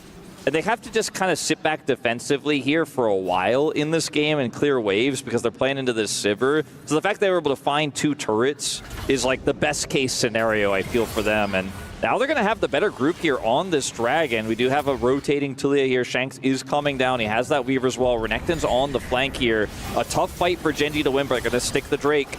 Yeah, Flandre looking for that flank angle. They do have control vision. He does walk on in as Duro is waiting for him. Hook is going to connect max range here as they're looking to blow him up before anything's even started, and they do manage to find it. Kyle gets a Magnustorm, but there is no one there to follow up. And now Keen is going to get thrown back, but it doesn't even matter. The Dragon goes over to Gen G, and AL, they're just stun-locked here by a Gen G that have discovered how to teamfight with this composition. Shanks and Hope are still there. They can offer some damage back. Duro's going down exceptionally low, and Hope still has those ricochets. Maybe I spoke too soon as Chovy at full health is looking for the targets as Ruler will finally find one back. But these rocks are on the floor, and Shanks is controlling the fight. The flash in from Keen is not going to work. Chovy's sidesteps need to be immaculate, and there's the flash forward to Boomerang for the double tap onto Ruler, and Hope is holding on to this game for AL. Holding on indeed. Such an incredible end to that fight for the side of AGAL. I mean, that was looking all Gen G. They shut down the one guy we were talking about all game in Flandre. They take him out immediately. They use their burst damage, their pick potential excellently, and then AGAL just barely able to eke it out towards the end of this fight. This is such an incredible call to drop Dragon and go on to Flandre, even though he's going to get a massive Q. There's just too much CC. The CC chain is there. Like you mentioned, Atlas, Kyle can't really set up for any follow-up here. They get the Dragon as well. And from here, you could be happy to just walk away, but they want to get the wipe and get more. And this is when the outplays start to come through. Shanks' flash here, beautiful against Chovy. Tarzan is able to absorb so much pressure. Duro falls low, right? Canyon is 100% dead. Tarzan flashes for the kill. And then from here, you could still just kind of kite your way out. But look for the outplays. Keen flashes and whiffs here. And then, you know, at this point, you're just trying to force. Ruler has to flash his way well, but that whip from Keen is so important, and they just will not concede the point. The greed here from Gen G is insane. They skill check AL, and they lose. Yeah, Ruler not too happy about that one either, and I can understand some of the stunned faces from the crowd because, I mean, as a play-by-play, you often get into your mind what the vibe of a team fight, right, and who's winning and stuff like that. I got it wrong, you know? Gen G were dominating, but then it was actually a win for AL in the very end. As you can see, Hope is still so incredibly far ahead. 6-0-5, 3 items on the Sivir, and now Gen G kind of reeling. It is still only a 2.3k gold lead at 25.5 minutes. That's borderline meaningless, but there's Arakan on top of it, which is only getting more and more valuable as it is only AGAL that's going to be getting petals from this point on. And there's a lot of these intangibles that they have been able to take control of. But Gen G do at least have some dragons that are starting to stack up. Yeah, they get that second dragon. That's a big part of that last fight, actually, that they were able to pick up the one. Take a look at the XP and the levels. It's actually Hope on top. It's all those kills, all those assists. He's got the max bounty on him right now. And yeah, I mean, Gen G, it was a good read to say, okay, AG, they love to go for these flanks. They love to come from so many different angles. Finn was talking about it all tournament long. on the desk, and they do. They're fantastic at setting up the team fights, but Gen G were able to get ahead of it, and it just, you know, they were able to do that, but they don't have a real answer for Hope. Like we saw in that last fight, Duro was able to hook on him, but it just got spell shielded. They don't have that hard engage onto the Sivir, who is basically untouchable at this point. They used everything on the Renekton, and then Hope just didn't whiff, man. He didn't mess it up. He played so carefully. He was the last to flash to secure the kill, right? He was not playing defensively. He was playing defensively. He was not playing aggressively until he knew he had the guarantee, as there's a pick potential on the Canyon. Yeah, shot does come on through there as Canyon looking to try and make his way out. The Magnet Storm doesn't quite do it, but still, the wall is going to come down, and AL are looking for their targets. The Crescent Guard going to go in, but AL not quite able to get their teeth all the way in, but still, they push them out, and now they're going to look for a Baron angle. They have double control vision here on the approach to the Baron. Gen G are going to instantly TP back in, but I just don't know if a contest is possible. Canyon has no flash. It's coming soon, but I think they're just simply going to have to give this up, which feels horrible because the Dragon is 45 seconds away. They're not going to be able to trade objectives here. They just kind of have to sit back and let AL have it. Yeah, in terms of trades, I mean, the health trade was huge. They got a lot of summoners down as well, just trying to push them out of the jungle and essentially make it so there would be no contest. And that's exactly what AL did fantastically in that last fight. And the timing of this is great because they can just regroup, buy their items, and go straight to the Mountain Drake and really try to solidify that lead. It's still in touching distance for Gen G, but you're really beginning to see it float away in the hands of AGAL here. Yep, 2 inner turrets left on the map here. So AGAL, after this Drake is secured, can head up there, grab that extra bit of money. That could really break the camel's back, as we like to say. AL just going to start this one, and Gen G have no interest in contesting this whatsoever. Minion waves are going to be the priority to make sure that this Baron gets as little value as possible. Some of the things I think we have to really be tracking and watching now here for Gen G's potential miracle comeback in this game are Canyon's flash, Chovy's flash. Like, how do they get past the front line? How do they get past Flandre, get a spell shield out of Hope and kill him, you know? And there's no teleport wards, really. Like, there's one that's very far away from the AL push here that you could try to go for as Chovy, but it's so risky, it's so greedy. This feels like it's all but over here in this game 3. Oh, the flash forward on top of Keen. They saw that stealth was on cooldown. He tries to get himself out, but Hope, he had the Beyblades in the air, and he's able to take down the Aurora. Chovy flashing away, doesn't get the charm, and Hope is just a freight train. And these Nexus turrets are under fire. AL, they are not interested in the rest of the base. They just want to take down this Nexus and look for a second to try and bring us to some silver scrapes. Gen G will put up a bit of a fight, but it's a flash away from Ruler, and that will expose the last Nexus turret here as AGAL, they are not out of this without a fight. This game 3 was all theirs, and this series just got interesting. We finally have a series on our hands. AGAL finally woke up here at the SDC Arena. Wonderful stuff to see. It was a close game, but you, again, just like when Gen G were leading, this time it was AGAL were leading, and you could feel it the whole way through. And Hope getting such a lead, playing with such confidence in that skill check from Gen G. That was the defining moment in the game when he and Shanks were able to outplay. After what was a great collapse here onto Flandre, Gen G get the Dragon, but then get incredibly greedy, and AL hang on through what was a rocky mid-game. They had a huge lead. Gen G fought back, but this moment here is what sends them to that 4th game. Incredible resilience. Absolutely incredible stuff here from AL, and for the last couple of games, felt like maybe they hadn't shown up today, but instead they were fashionably late to make sure that they give us as much drama as possible. Now we're going to go to a short break. When we get back, we'll prepare for that game number 4.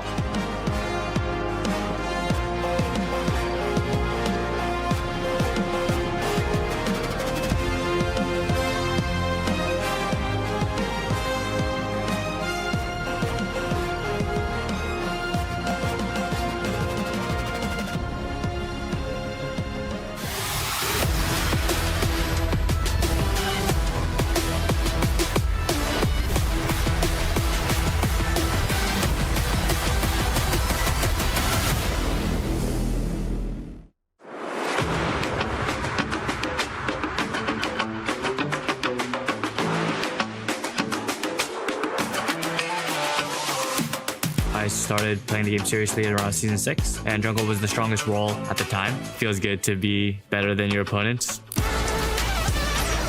그때 제가 정글러를 했었을 때 가장 티어가 높게 나왔어가지고 그 길을 좀 갔었던 것 같습니다. I hated jungle players, so I just became one. Desperation, I think. You just get flamed for everyone's mistake. Like you're just escape bullet to everyone. 因为打野位置就很好玩吧，就跟队友配合也是一个很好的玩的地方吧。感觉就队友的优点，you can make a lot of creative plays, play around vision really well. So I think that's one of the specialties of jungle. If you're not where you have to be, can really make the map harder to play. 그래서 그냥 제 자신을 믿고 그냥 제 플레이를 하는 것 같습니다. You should generally know like how to play the map, what you want your teammates to do, not just what you want to do. 정글러가 맡는 책임 같은 경우에는 아무래도 이제 오브젝트 관련해서는 정글이 관련이 제일 많다 보니까 그런 부분들에 있어서 책임감을 가지고 또 오더도 내리고 약간 그런 게 중요하지 않을까 싶습니다. Until then, it's your responsibility.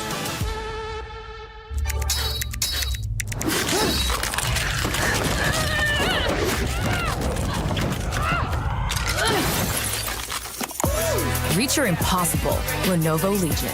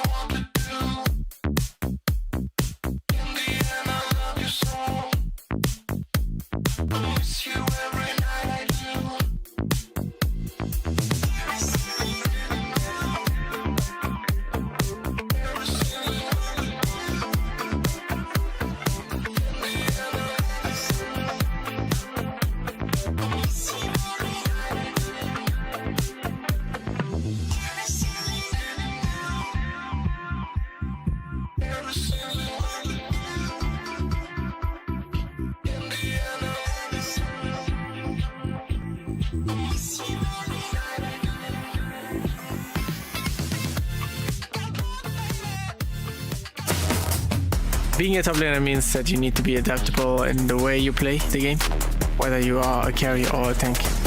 You have a really big part on the game. 我觉得上单选手就需要一种不服输的特质吧，不管遇到再强的对手，都要想去战胜他。My favorite highlight moment in my career is the one and only Pentakill I've had, which was actually against G2 as well, with Darius.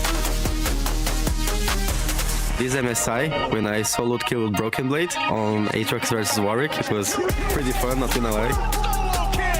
职业生涯中印象最深刻的瞬间，我觉得应该是去年世界赛决赛，就是那5局吧。我觉得那个 build 就是让我印象比较深刻。我喜欢上单位置的一个原因，就是因为这个位置是1打1的位置，我就比较喜欢单挑，所以我会很喜欢玩上单。I used to be a river one track. I really like the design of the chambers of top lane, like really tough guys. The champions I've excelled on in my role are Ornn, Cassante, that are both playmakers and also are like you need mechanics to play them. Ambassador, Renekton, Gwen, it's the type of champions that I like the most. 我认为我的招牌英雄就是青瓜鹰武器剑姬，因为这些都是我刚开始出道的时候就很喜欢玩的英雄，到现在一直都是保持着比较高的熟练度。To play as a top laner, you need to have a lot of game knowledge about the wave state and trading patterns. Knows how to put yourself in the game, and that's a little bit hard. 我觉得最重要的就是要赢得单挑的胜利，就是要把1打1给做好。So let's go a little. I grabbed another AGAL fan. Welcome， 欢迎。请问你是 AGAL 的哪位选手的粉丝呢？我是香克斯选手的粉丝。我非常支持香克斯选手，很欣赏他能在国际大赛的舞台上有这样精彩的发挥。I've been a Shanks fan for a very long time, and I'm very glad that I'm able to see him to shine on the big stages. 那请问你是从哪里飞过来的，或者你是从哪里过来看比赛的呢？ Where did you come from to watch today's Best of 5? 我就是在利雅得当地工作，直接就过来观看 AL 那个的比赛的。I work from Riyadh, so luckily I was able to catch an AGAL fan. 那请问你有没有什么想跟香克斯想说的话呢？ Do you have anything that you want to say to Shanks? 我想对香克斯选手说，香克斯选手加油，一定要把今天的比赛拿下。加油 ！Thank you so much.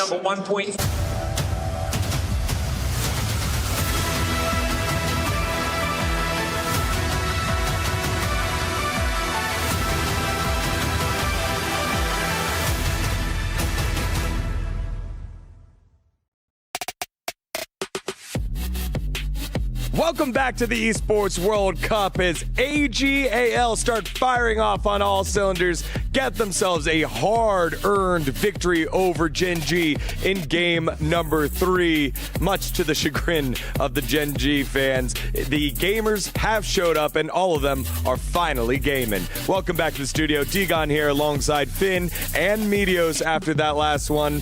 And again, you're thinking, okay, AGL have this, but then some of these fights start to get close. Gen G may be making a miracle comeback here, but not to be. They were denied.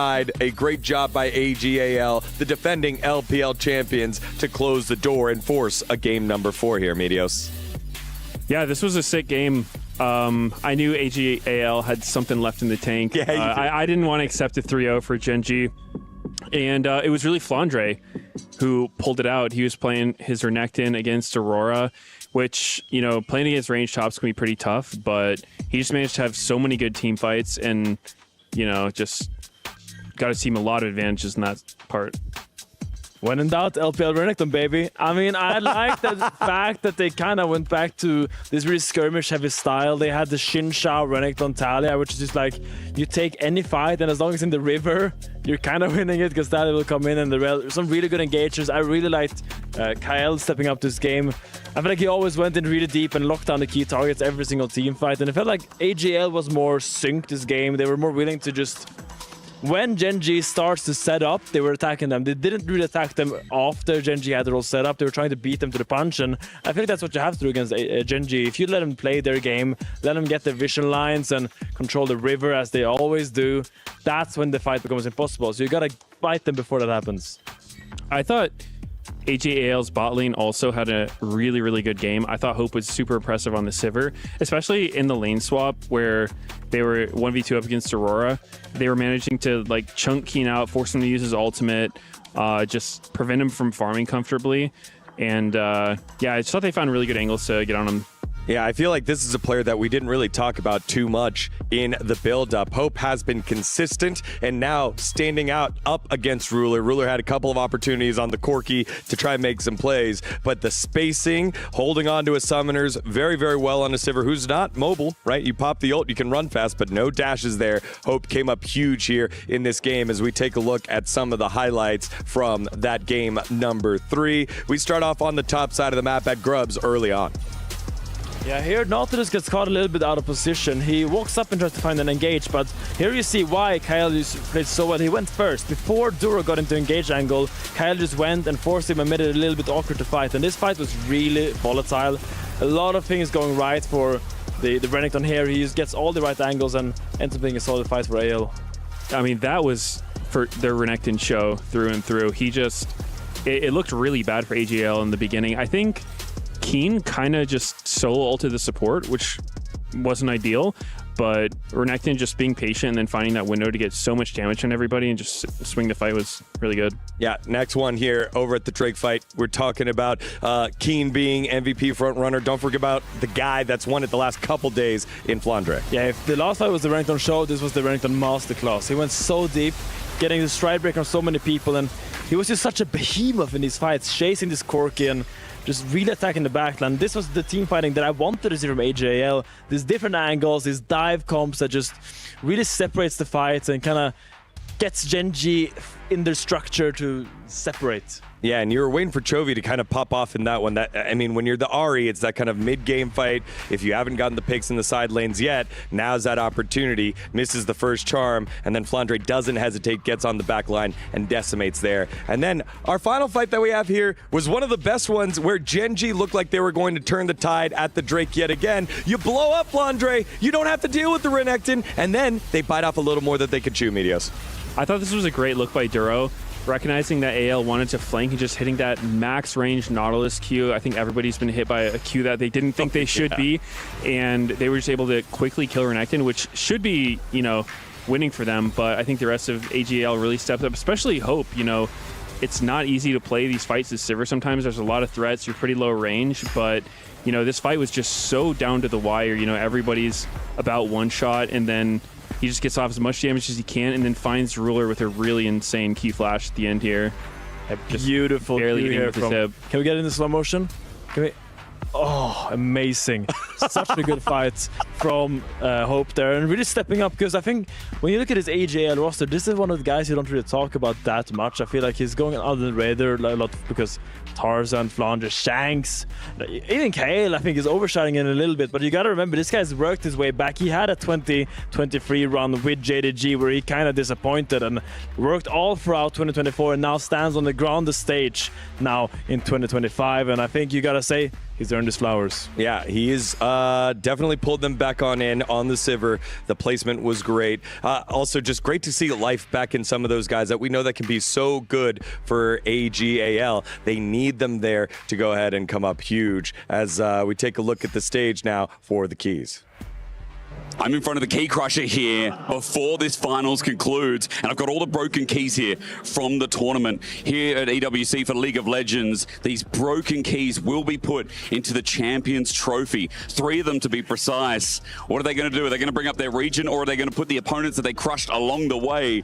The question is there, but I can't wait to see which ones are chosen to implement forever. Thank you very much, Asterix. Again, remember, you get to pick 3. The rest go into the resin underneath the totem for the whole year. So a very, very unique portion of the EWC format. However, you got to get the win. Gen.G still 1 win away, but AL able to claw back here. What do you think is going to happen, Finn? I'm a sucker for Silver Scrapes. I really hope we get 5 games today. I really hope AGAL climbs back, and I hope they can show why the LPL can still compete with the LCK at the highest level. Medios. I agree. I would like to see Silver Scrapes. I think AGAL proves that it's not going to be as one-sided as it seemed like it was going to be, and I think they got one more in them. It's not an easy feat to win the LPL. AGAL has done that. Now they're looking to get themselves into a Game 5 to force the opportunity against Gen.G, who are looking to close on out. The #1 seed from the LCK, the reigning back-to-back MSI champions, trying to become EWC title winners. Thank you very much, gentlemen. Let's see whether the dream remains alive here in Game 4 as Blue Side has been chosen from Gen G. That will continue. A bit of an uphill battle here for AGAL, but still momentum is so important. Reverse sweeps happen because of that winning mentality that can seep in, and AGAL looked so much better in the last game. Yeah, absolutely. I mean, this is exactly what we wanted, right? A series on our hands, AGAL making their way back in, and I'm very excited. A lot of our deskers here, they're feeling the hype, you know, the comeback potential, as Chovy looking to meditate a little bit before we do get into game number 4. It's game 4 of a fearless best of 5. Always going to be fun as we get down to the wire. I'm always most interested to see if these teams and these coaches can really create a comprehensive 5 versus 5 composition. It's not always easy when so much is banned away. We mentioned earlier in the Game 3 draft that it would be the last time that AGAL has side selection. Gen G will have it now here for Blue Side into Game 4. So they get that first pick priority. The Rise is the mid laner now with the Taliyah gone, the Azir gone, Galio, Ahri, right? Annie gone.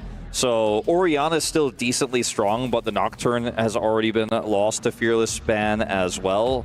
And things are going to get pretty interesting here. I think Chovy's going to showcase how wide his champion pool is for the remainder of this series.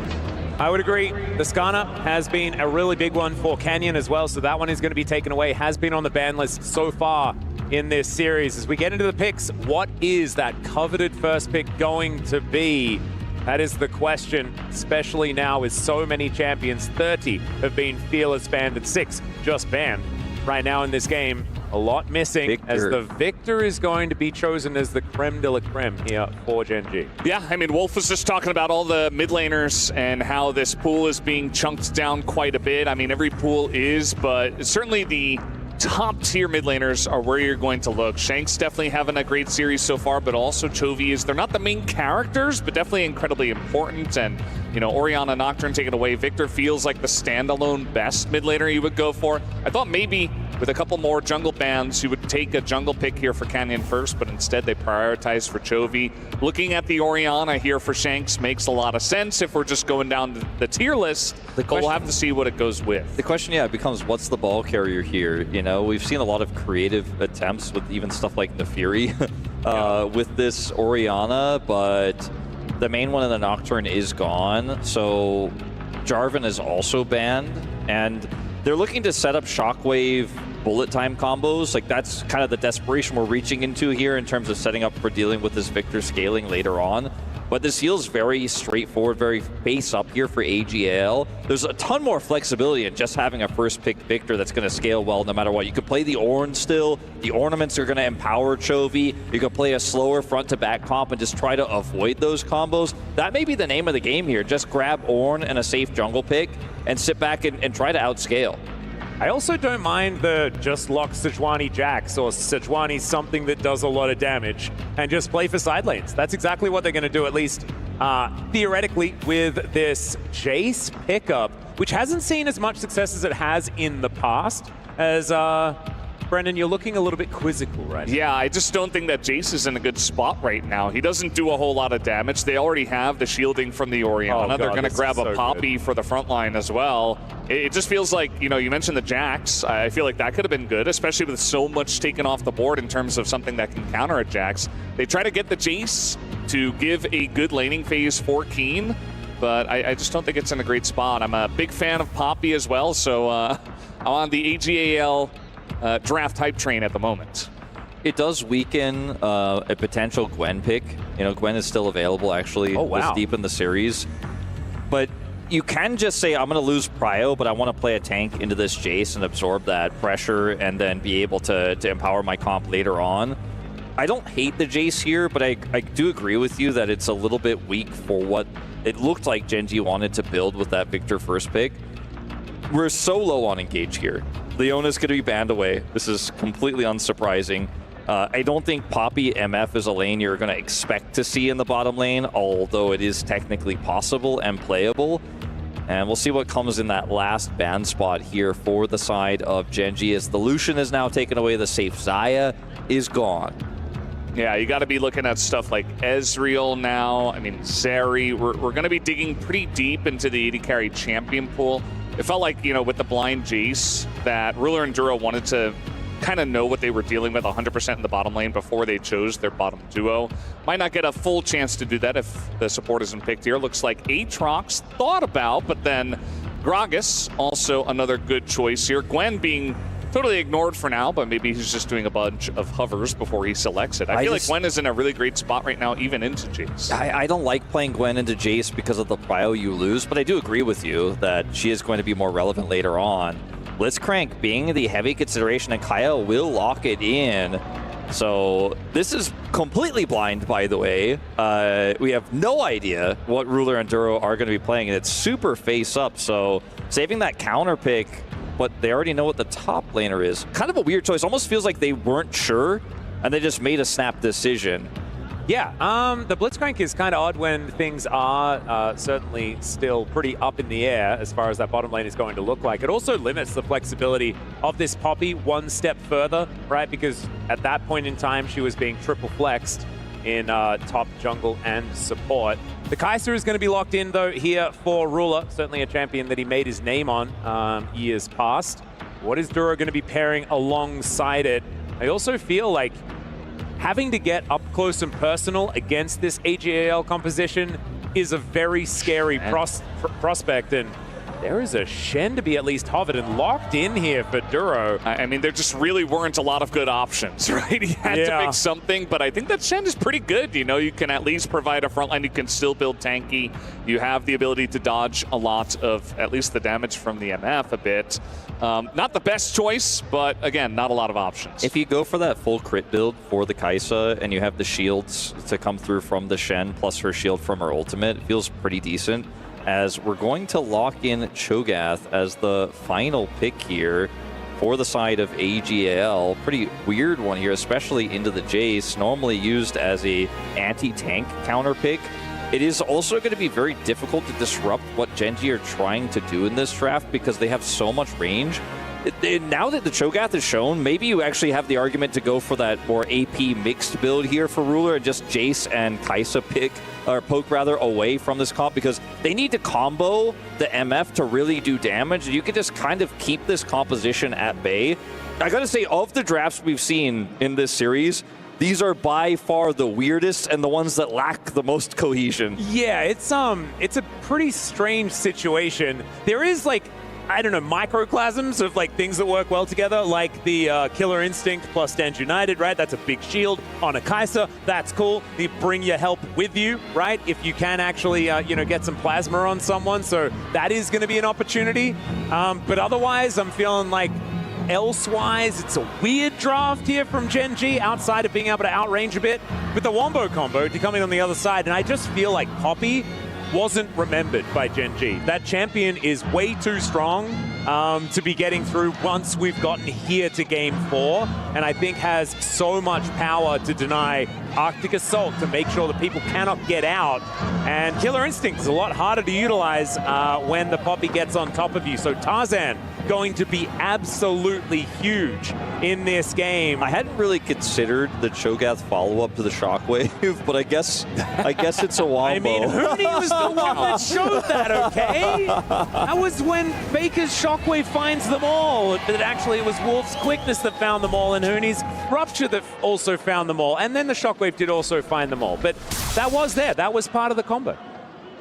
Still counts. And the Cho'Gath is going to count for something. I think if Flandre can get a big Cho'Gath game in for Game 4 and tie this up at 2, then it's absolutely a tiebreaker. All right, hold up. Our two top laners. Are you okay? We got Unsealed Spellbook for Kael, Unsealed Spellbook for Flandre. Flandre's ult is also a smite. Oh God, they are not losing the smite fight. That's the plan. Poppy. They could just ult the enemy jungler away. I think they want to get the objectives. I think they may want to get the objectives. Yes. You're exactly right. You got to play for the Elder. You got to be on position on the objectives to actually do that. You definitely need to hit Canyon with it. So maybe Canyon needs to build a Banshee's Veil. Maybe that's the answer, because then, like, Ruler can Killer Instinct back, you can Stand United back if you're Duro, and the other two can teleport back, right? And so Canyon just cannot get ulted away. Look at the edited sign, by the way, the cover up of the 0. Yeah, she meant that from the beginning. I think she was prepared. 3-1. We'll see. We'll see if that happens. Yeah, you were talking about ball carriers as well, by the way, Wolf. You know, it kind of just feels like Orianna by herself in this game. It doesn't really feel like, yes, the Poppy can get in there. Yeah, Poppy slams someone into a wall, and that's boom, really carry the ball in. You know, yeah. They didn't have a lot of options. I mean, they could, if they really wanted to opt into it, maybe they pick something like a Zac or like even a Viego could have been better. So yeah, just Orianna choice as just a straight up control mage for the mid lane. Nothing crazy there, no big combo, but yeah. The Orianna does have a lot of wombo combo potential with the rest of the team, in the team fights at least. So much of this is going to be about when Gen.G decide to go in, like when they decide to commit that Kai'Sa ultimate, when Chovy decides to commit in and actually start doing damage. Because if they just sit back and poke with the Jace and the Kai'Sa, then, you know, Shanks doesn't necessarily have that angle because there is no carrier. He is not necessarily going to be able to get into Shockwave range. So that's what I'm most concerned about here for AL, because both of these comps are wonky, right? They're a little bit weird. They don't have strong themes necessarily, but it's going to be about control over the objectives. And sometimes you could just say, I don't care, and I'm going to press Smite 3 times and take the objective away. And feast. But what if you die trying? Then it might not actually necessarily matter that you got the objective. But yeah, that's what I mean. The feast being essentially the 3rd Smite in this case. All right. Well, I mean, I guess he has unsealed, so like 4 Smites. Yeah. Sorry for miscounting, even though I was the first one to bring this up. Still too many smites. Just still absolutely too many smites. As we have a return to lane here from Shanks here in mid. Towards the top side, we do have Keen putting on the pressure here towards the top side of the map, but Flandre doing decently well, still farming things up. You know which pick I feel like feels the best in this whole draft is the Sejuani. It doesn't have like a huge amount of synergy in terms of like melee lanes and stuff like that, but it just offers really reliable engage, which there's just not a lot of left. It's fearless. We drafted, what was it, 6 engage champions for the support role over and over and over again. And of course, a lot of our junglers are also gone, and Strundle's also gone. So you just feel like Canyon, you know, he can get fights started extremely reliably. He's going to be a frontline. He can just kind of throw out his ults, and there's really not so much that EGAL can do about it. Feels like a great pick here for Game 4. Yeah, he is insanely good, or she, but, you know, in this case, Canyon is insanely effective into MF, as Tarzan is going to be flashed. That was a great timing there by Chovy. Couldn't go south. Kyle was coming up the river.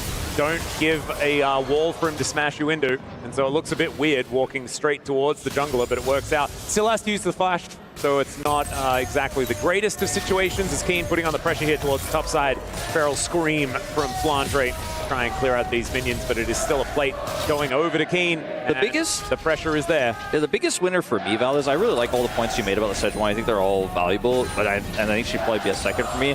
But I think the Jace, which we were a little bit skeptical about initially, is the biggest winner for me, because getting on top of this pick, trying to threaten him or win lane against him in this early game is just so difficult. Canyon is fortunately going to take an extra turret shot here. They're still looking to commit to the dive. Yeah, doesn't actually have the frost armor after that. It's still going to go for it. Here is Flandre. Bit of an early flash and isn't going to be able to make it, as if Canyon dies, it's purely because he took that turret shot early.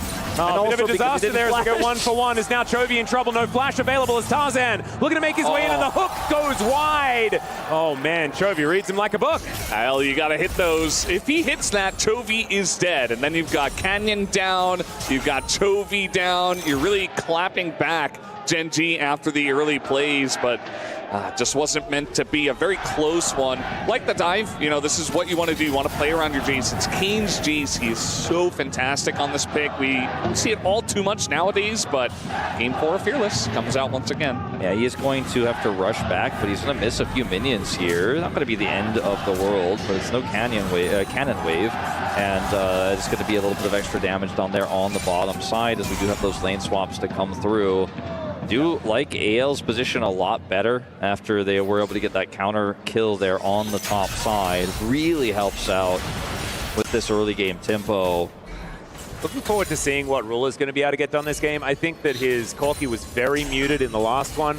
had some flubs as far as the team fights as well. So I think going to really need to lock in on this Kai'Sa here as that sidestep. That shows that maybe things are working out a little bit better. Voidseeker connecting, but just a little bit of poke damage onto AL. And Hope really has been phenomenal. The last game especially looked exceptionally good.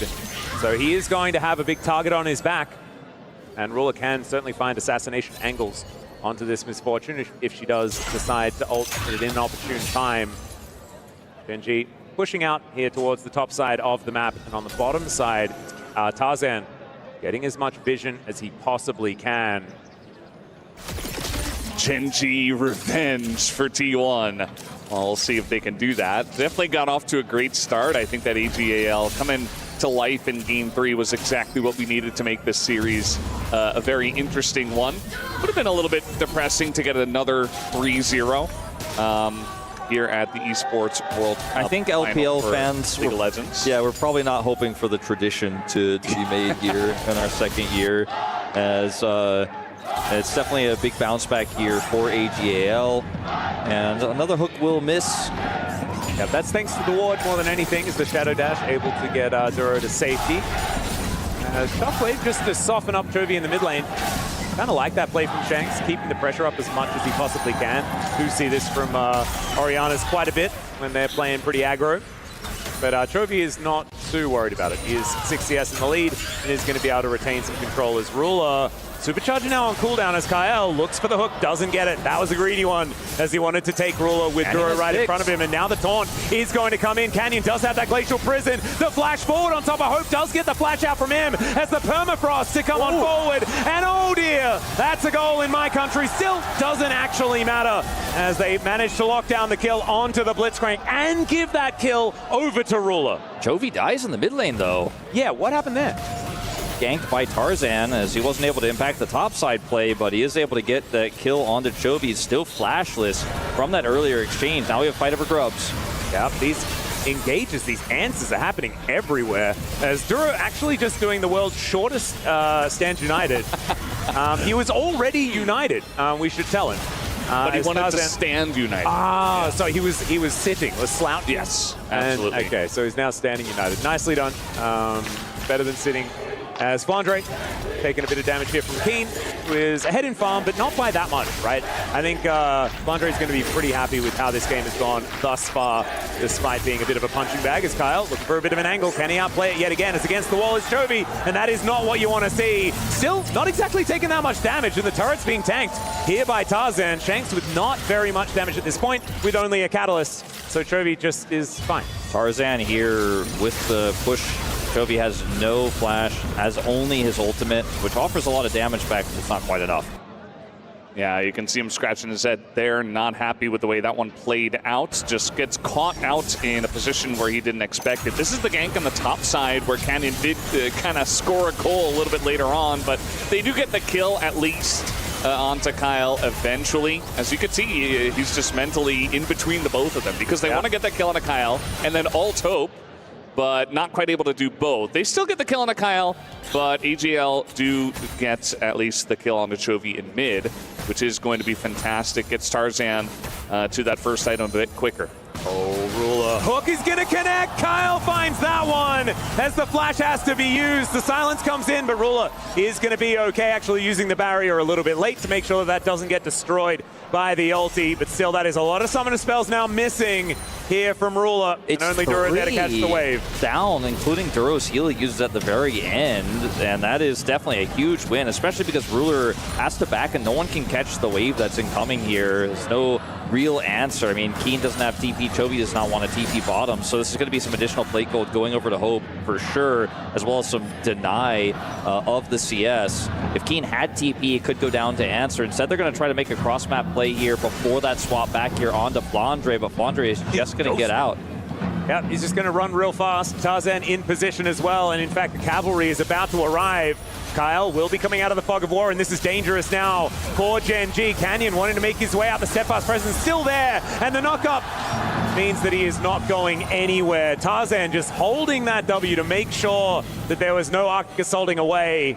AL, they managed to get the feats of warfare yet again. I mean, they saw him coming a mile away. Now Shanks is not going to expect this. I mean, they have snuck into this brush. Can they catch him off guard? No, Shanks smartly going to back away. I mean, he has flash, and the only way they could really engage on that is if Keen like flash hammered him back in, and he's just going to be able to react to that. So unfortunately, I think optimistic to try to make that happen. Maybe could have gotten his flash, but ultimately will just be a free escape there for Shanks, who picks up his Rod of Ages.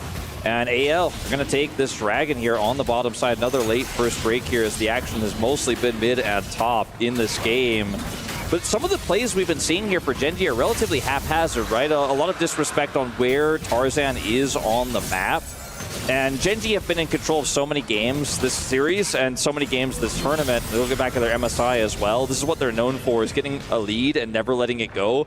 But in even game states like this, if you make those aggressive plays and the enemy is ready for you, you end up tossing some of those leads away. I mean, Keen had a pretty significant one, but now he's actually technically behind. Yeah, and there's actually we just saw there, the vision toggle, actually really good to illustrate the fact that AL have a lot of information. A lot of these wards were swept out. Those couple that we saw just there, they weren't, as somehow he's out of vision. That was kind of cute. So just going to be backing. Canyon goes back, gets the Heartsteel completed. Flandre in a similar boat on that front. And Tarzan, he's also getting stronger and stronger on this Poppy. Hell is on a ward. So dangerous.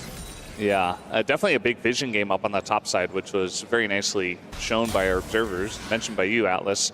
Does feel like Kyle is trying to fight back in terms of the vision game, especially for Blitzcrank, right? Like, it's so important that you know exactly what angle they're coming from. You want to deny as much vision as possible. He's got cleanse too. It's so low risk for him to be out here like this. Yeah, he can cleanse the Jace. I mean, if the Sejuani ulted him, he'd be totally fine. Now they're looking for Keen. Yeah, looking to try and overload here as Keen clears out the wave instantly. And Stand United means that there is no aggression at all to be coming on through. So this is what Gen.G's composition can do, right? You can turn on a dime. If you try and overload, then there are a lot of options for answering. Still, that's a long cooldown. See what AL can do with that button now on cooldown. They get it pretty comfortably here without investing too much. Yeah, you know, funnily enough, I feel like if they waited for AGAL to commit to the dive, like to actually use a bunch of stuff and get turret aggro, maybe they could have turned that one around. The Kaisa was running up as well, and Ruler could have joined the fight with his ultimate, and it's Grasp Jace. You know, he's not the tankiest, but if you wait just a couple of seconds, wait for the engage to actually come through, and then use the Stand United to get some of that shielding through and maybe keep them alive, maybe you can actually get a counter dive going. Yeah. They react almost too quickly, and so EGAL just ran away, and they didn't have to spend anything really for that play. I feel like, you know, when we look at the game state here and the nice plays we've seen from AGAL, the lead they generate is somewhat small, but it's been a pretty good start for them in this game. A lot of it's been through trickery, right? It's been through some mistakes from Gen.G. We haven't seen it really through a true 5v5 fight, which is the big issues and concerns and worries I had for their draft. So, you know, don't count your chickens before they're hatched here in this one, because I do feel like we haven't yet really seen what this composition is necessarily going to look like when we do hit those 5v5s, where Gen.G are playing a little bit of keep away, playing through this Jace. We are seeing the Kraken Slayer build to come out here from Ruler, who almost has his completed Cull. Can still later on build an Asher's Tooth. We've seen some of those teched in late as third item, but not going to be there for a while. But AL, with the control they have, I think they should really hold on to this, because that empowers the Blitzcrank, that empowers these Shockwave engages.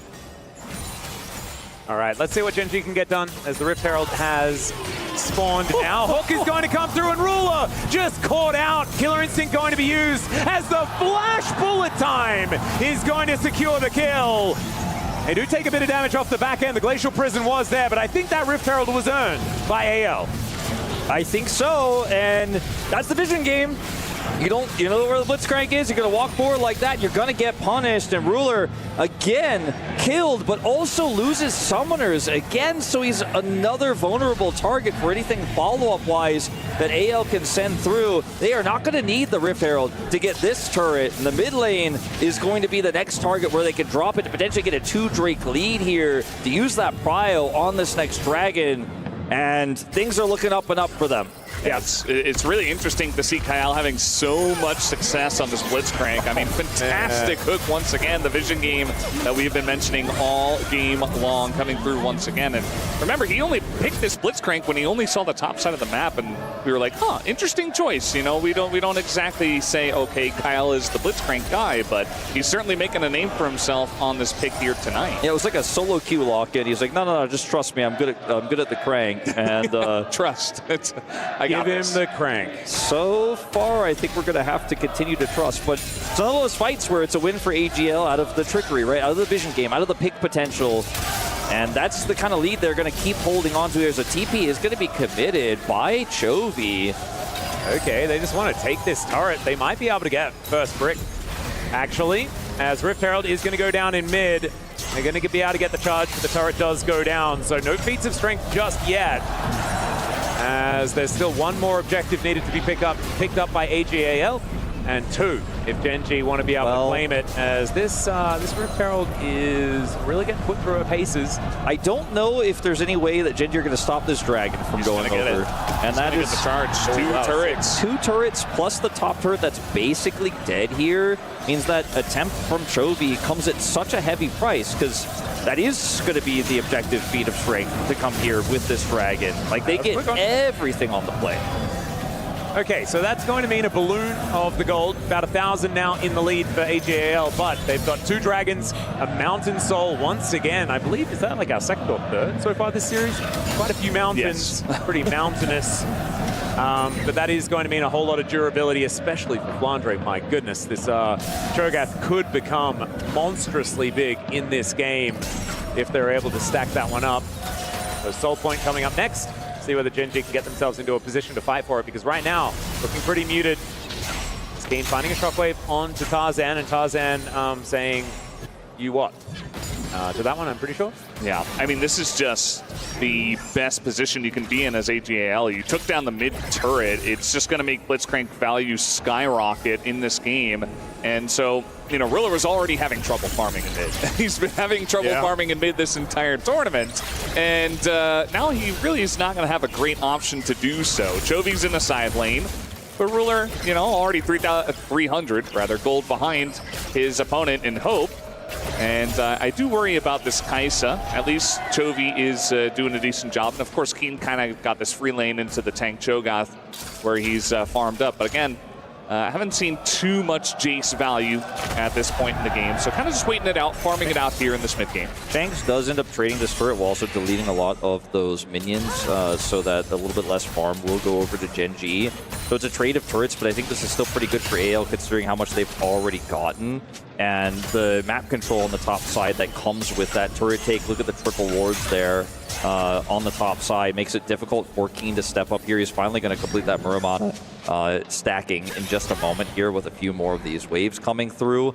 But the leads you can really feel here for AGAL. The question is it enough of a lead? 1,000 gold, 2 dragon stacking lead here to be able to win 5v5s consistently into this composition here for Gen.G that punishes them so hard if they're out of position. If they lose map control just once, like if Gen.G wins one team fight, they get the vision control, this game turns on its head instantly. So while it's an amazing position for AL, don't get me wrong, they definitely can't rest on their laurels in this one. They need to make sure they can continue to hold on to this.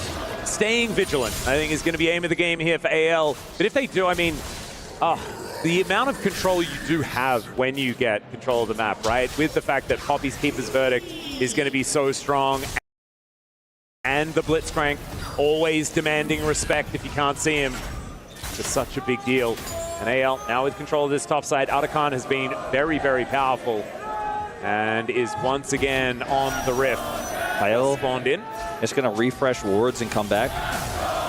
Okay, Tarzan getting softened up a little bit by some of the poke from Gen.G. Yeah, should be a decent amount of poke coming out from, you've got Victor, you've got Jace, if you can, Kaisa. Yeah, if you can see where to poke. Exactly. You can see Gen.G is really struggling to clear, but they are going to get this vision away. Yeah, so Ruler didn't want to risk it that time around, and you can't really blame him. As Death Ray to come on through, Hope moving around, thinking that maybe they've got a bit of a window onto Chovy here, slowed down by the Make It Rain as Flandre lumbers his way forward, and Shanks, looking for that back timing, does manage to pick up his Crypt Bloom. His now looking to join this fight. 2 items now intact. Actually gets them before Chovy. Look at Canyon. He's just in the enemy jungle right now. Is he going to find Shanks rather, and take a 1v1 or something? He has snuck in here. This is very risky, but it may pay off. He's seen, though. That's going to force a TP. Comes in from Chovy, who makes his way back with his Leandries in tow. It took a long time, though. It was a slow play, but Gen G actually get control over the objective. It took a really long time. It was very methodical, but this is the type of fight where Gen G can use their poke. They finally have vision control, and they're going to force AL for the first time to come to them. And come to them they must. Yeah, Tarzan going to get stunned up there by the gravity field. Can they manage to get this as they knock them all away? That Otacon is just stolen. And Gen G, what was the plan? We knew that the Poppy was going to be there. He just flashes in and takes their lunch money. We knew also that they had about 50 smites.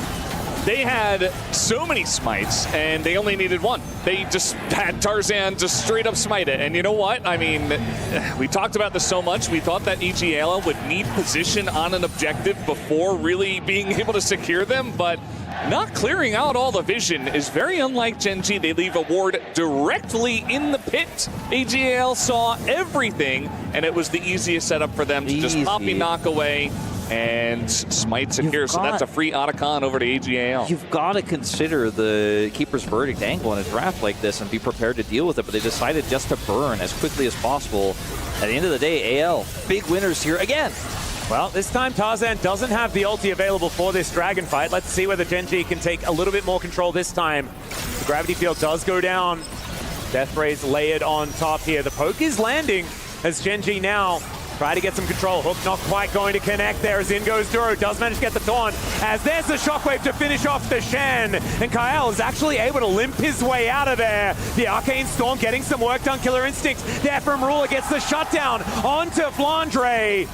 Kyle still alive, though, in this fight. Chovy looking a little worse for wear as Tarzan now going to turn away from his former teammate and look for his as Gen G look to back off. There is the point-blank ulti comes on through as Canyon. I don't think he's going to be able to do this alone, but he does manage to get at least one of them. Flashes away now as Tarzan. Absolutely massive. Steadfast Presence comes in, and oh my goodness, the buckler is what finishes off this jungler.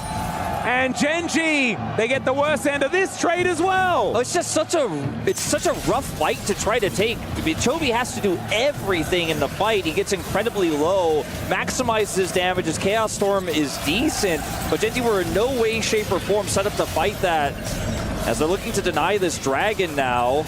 But I just don't think they have enough between this Victor and Shen. Tarzan is a jungler. He has smite. He does in fact have smite, and Duro did not have smite set up here. But look at this fight again, because so much of this is about the fact that Gen G are trying to do multiple things at once. They're trying to poke, but also hold this dragon, and Chovy has to position really well. And then they engage. Instead of waiting for Chovy to be able to do more damage in this choke, Duro basically sacrifices himself for that. And to watch how much heavy lifting Chovy has to do in this fight as Tarzan is on top of him, wailing on him. Ruler goes in for the ult, but puts himself in a vulnerable spot, and Chovy can't help. Everybody's solo. Chovy has to then flash away, wants to get out of here, has the blast cone, but he just leaves his teammates to die on the top side of the map, and Shanks, no fear here. Yeah, it's just a very messy fight. I feel like it was a bit desperate of an engage, and EGAL were just so ready. Like, so much went into the Cho'Gath, and Flandre's like, all right, if you want to ult onto me, sure thing, buddy. I mean, now you're totally out of position. You're super low, and it was just in this extended fight. By the way, Tarzan not checked at all. Just a really tanky Poppy, doing a ton of damage. I think he did the most damage in the fight, and he's a Poppy. And he just sat on top of Chovy like the half of the fight. Yeah. Put him down to like 0 health, and Chovy's trying to push everybody else back. 4,400 damage for the Poppy. He's an absolute monster. The fact that he finishes off Canyon with a buckler to the back of the head as well must have been very cathartic, as the Baron has spawned about 20 seconds ago. Hasn't been started just yet, but you saw some jostling as we did have the picture-in-picture there. So AL going to defend this outer turret. And everyone's favorite first item Poppy build here. It just means he's doing so much. He's super sustainable. 4 kills on this Poppy as we group up for the Baron. That residual vision here from the Scuttle Crab is going to feel pretty nice here for the side of AGL. They know there's no way that even with this Leandries Victor with Rod, like that this could be burnt down by Gen G. They have all the information now. They're just going to clear this vision away.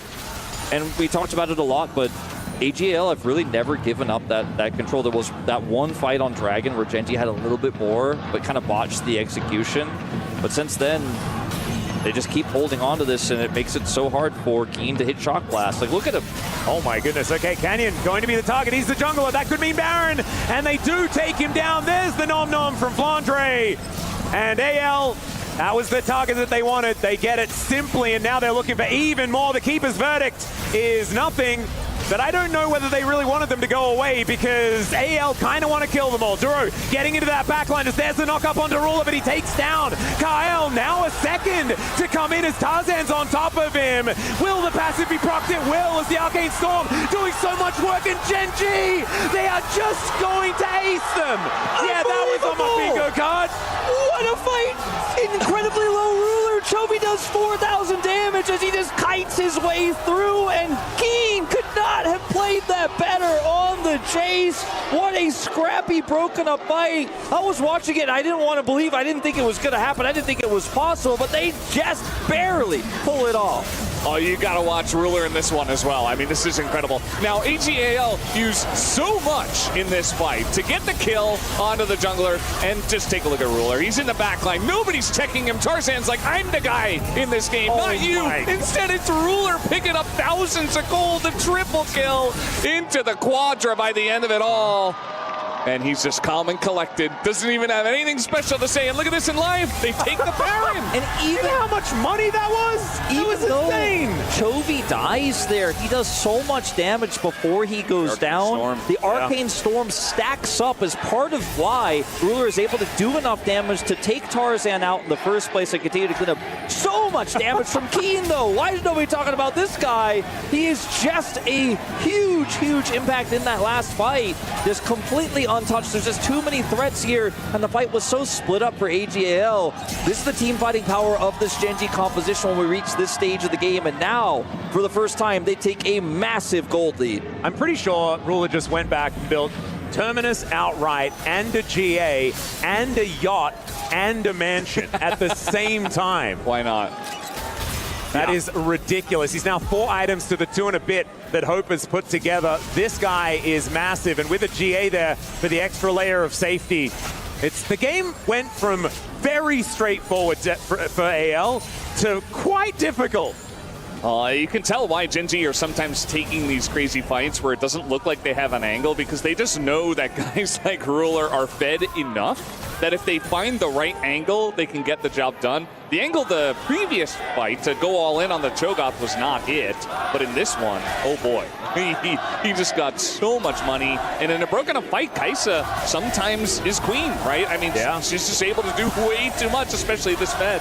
Now, and also, if a hook lands onto Canyon, maybe that isn't really what you want. Gen G have control over this angle here. They're going to get the Banana Brush control, and now, like, for what feels like the first time this game, you just can't walk towards this team. The Keeper's verdict is desperation at best, and Gen G will get their first dragon here. If AL tried to force into that choke point, it would have been the end of the game. But look at the difference between fighting against Vision and trying to face check with Canyon and trying to look for those wards versus having full control, having Keen with the angle he wants, having Ruler able to follow up on anyone who steps over the line. The zone control that the gravity field gives Chovy, this is just a completely different scenario. Baron. Yeah, this is exactly what you were warning everyone about, and the fact that we needed that constant vigilance as Ruler does have to utilize the flash to get out of the way of the hook. Good respect there from Ruler, but won't have that tool for later on in this game. The Rupture just trying to hold these minions at bay as another hook is going to come on through. This one used on that siege minion to be able to take that one away. And so now Flandre looking a little smaller as the choke.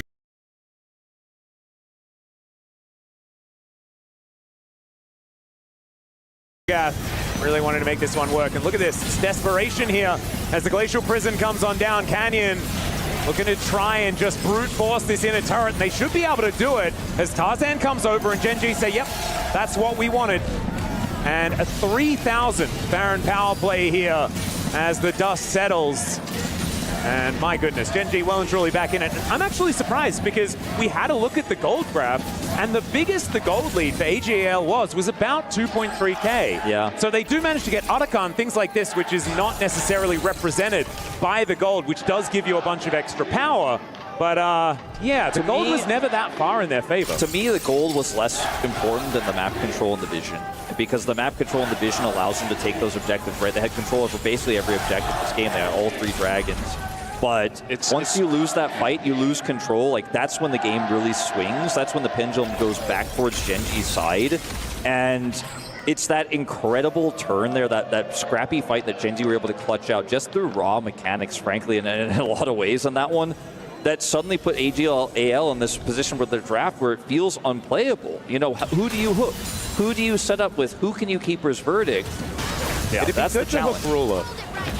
That'd be a good one, I think. That would be good. I don't even know if that would matter at this point. Maybe Keen, based on this damage graph? What is going on with Keen? Like 30K in this game. Wolf was shouting his name as we were all looking at Ruler. I mean, the two of them just able to do so much. And I said it before, like, Keen's just been given a free game, essentially. Like, he laned against Tank Cho'Gath, who was sitting there feasting and kind of doing nothing. And we know what Cho'Gath does, but it does mean that his opponent kind of just gets to sit back and relax. And when it's Jace, it actually, you know, begins to really pop off in this game. Some of that damage was on hitting a Cho'Gath, but most of it was just on team fights, but not from poke because he couldn't see. Now he can see. Now he can poke. That number is just going to get bigger in this game as we fight for neutral objectives. A minute 20 before Baron, 2 minutes before the next Mountain Drake here for Gen G. You can see AL are already concerned about trying to wipe some of this vision away because the double threats of these objectives are so frustrating to deal with for them as they lose control everywhere on the map. Ooh. Oh, yeah. Did a double poke landing there onto Hope, but he's got a Bloodthirster, which is a pretty good answer to it. Death Ray coming on in as AL is trying to hold on. They do spot out a lot of this vision. These control wards that they're getting down are consequential. Kyle fishing for that hook angle. Can see a few of them, and doesn't quite get Dura. Almost gets Keen, actually, as Shock Blast going to connect onto Hope. They're a little bit split up now, but Gen G not overly committing. It's actually Canyon looking for Tarzan towards that top side. Tarzan not pressing an ult button, not even pressing W just yet as the buckler comes on in. The fight for the red buff now is going to be secured as the Shockwave comes on in, but the flash out from Canyon will keep him safe. The heroic charge, and then the knock up onto Chovy, but Tarzan just doesn't really do anything, and the follow-up is not there onto the Victor. And he says, cool story. I mean, they're just baiting out so much. Like, these fights over the red buff, they don't feel like they're that important, but they are actually huge. You get the red buff, it allows you to stay healthy, it allows you to potentially get a lot of vision control, although when I look in the jungle, it's all to the side of AGL. Gen G don't care. They're just going to start at the Baron in their face. Canyon's still low health here, but Tarzan doesn't have flash, and Chovy's got the choke point control. There's that gravity field. The gravity field's so incredibly good here. Is now Duro looking for that angle. As the Arcane Storm comes down, he's just going to walk in. Blandre's there, he just eats it.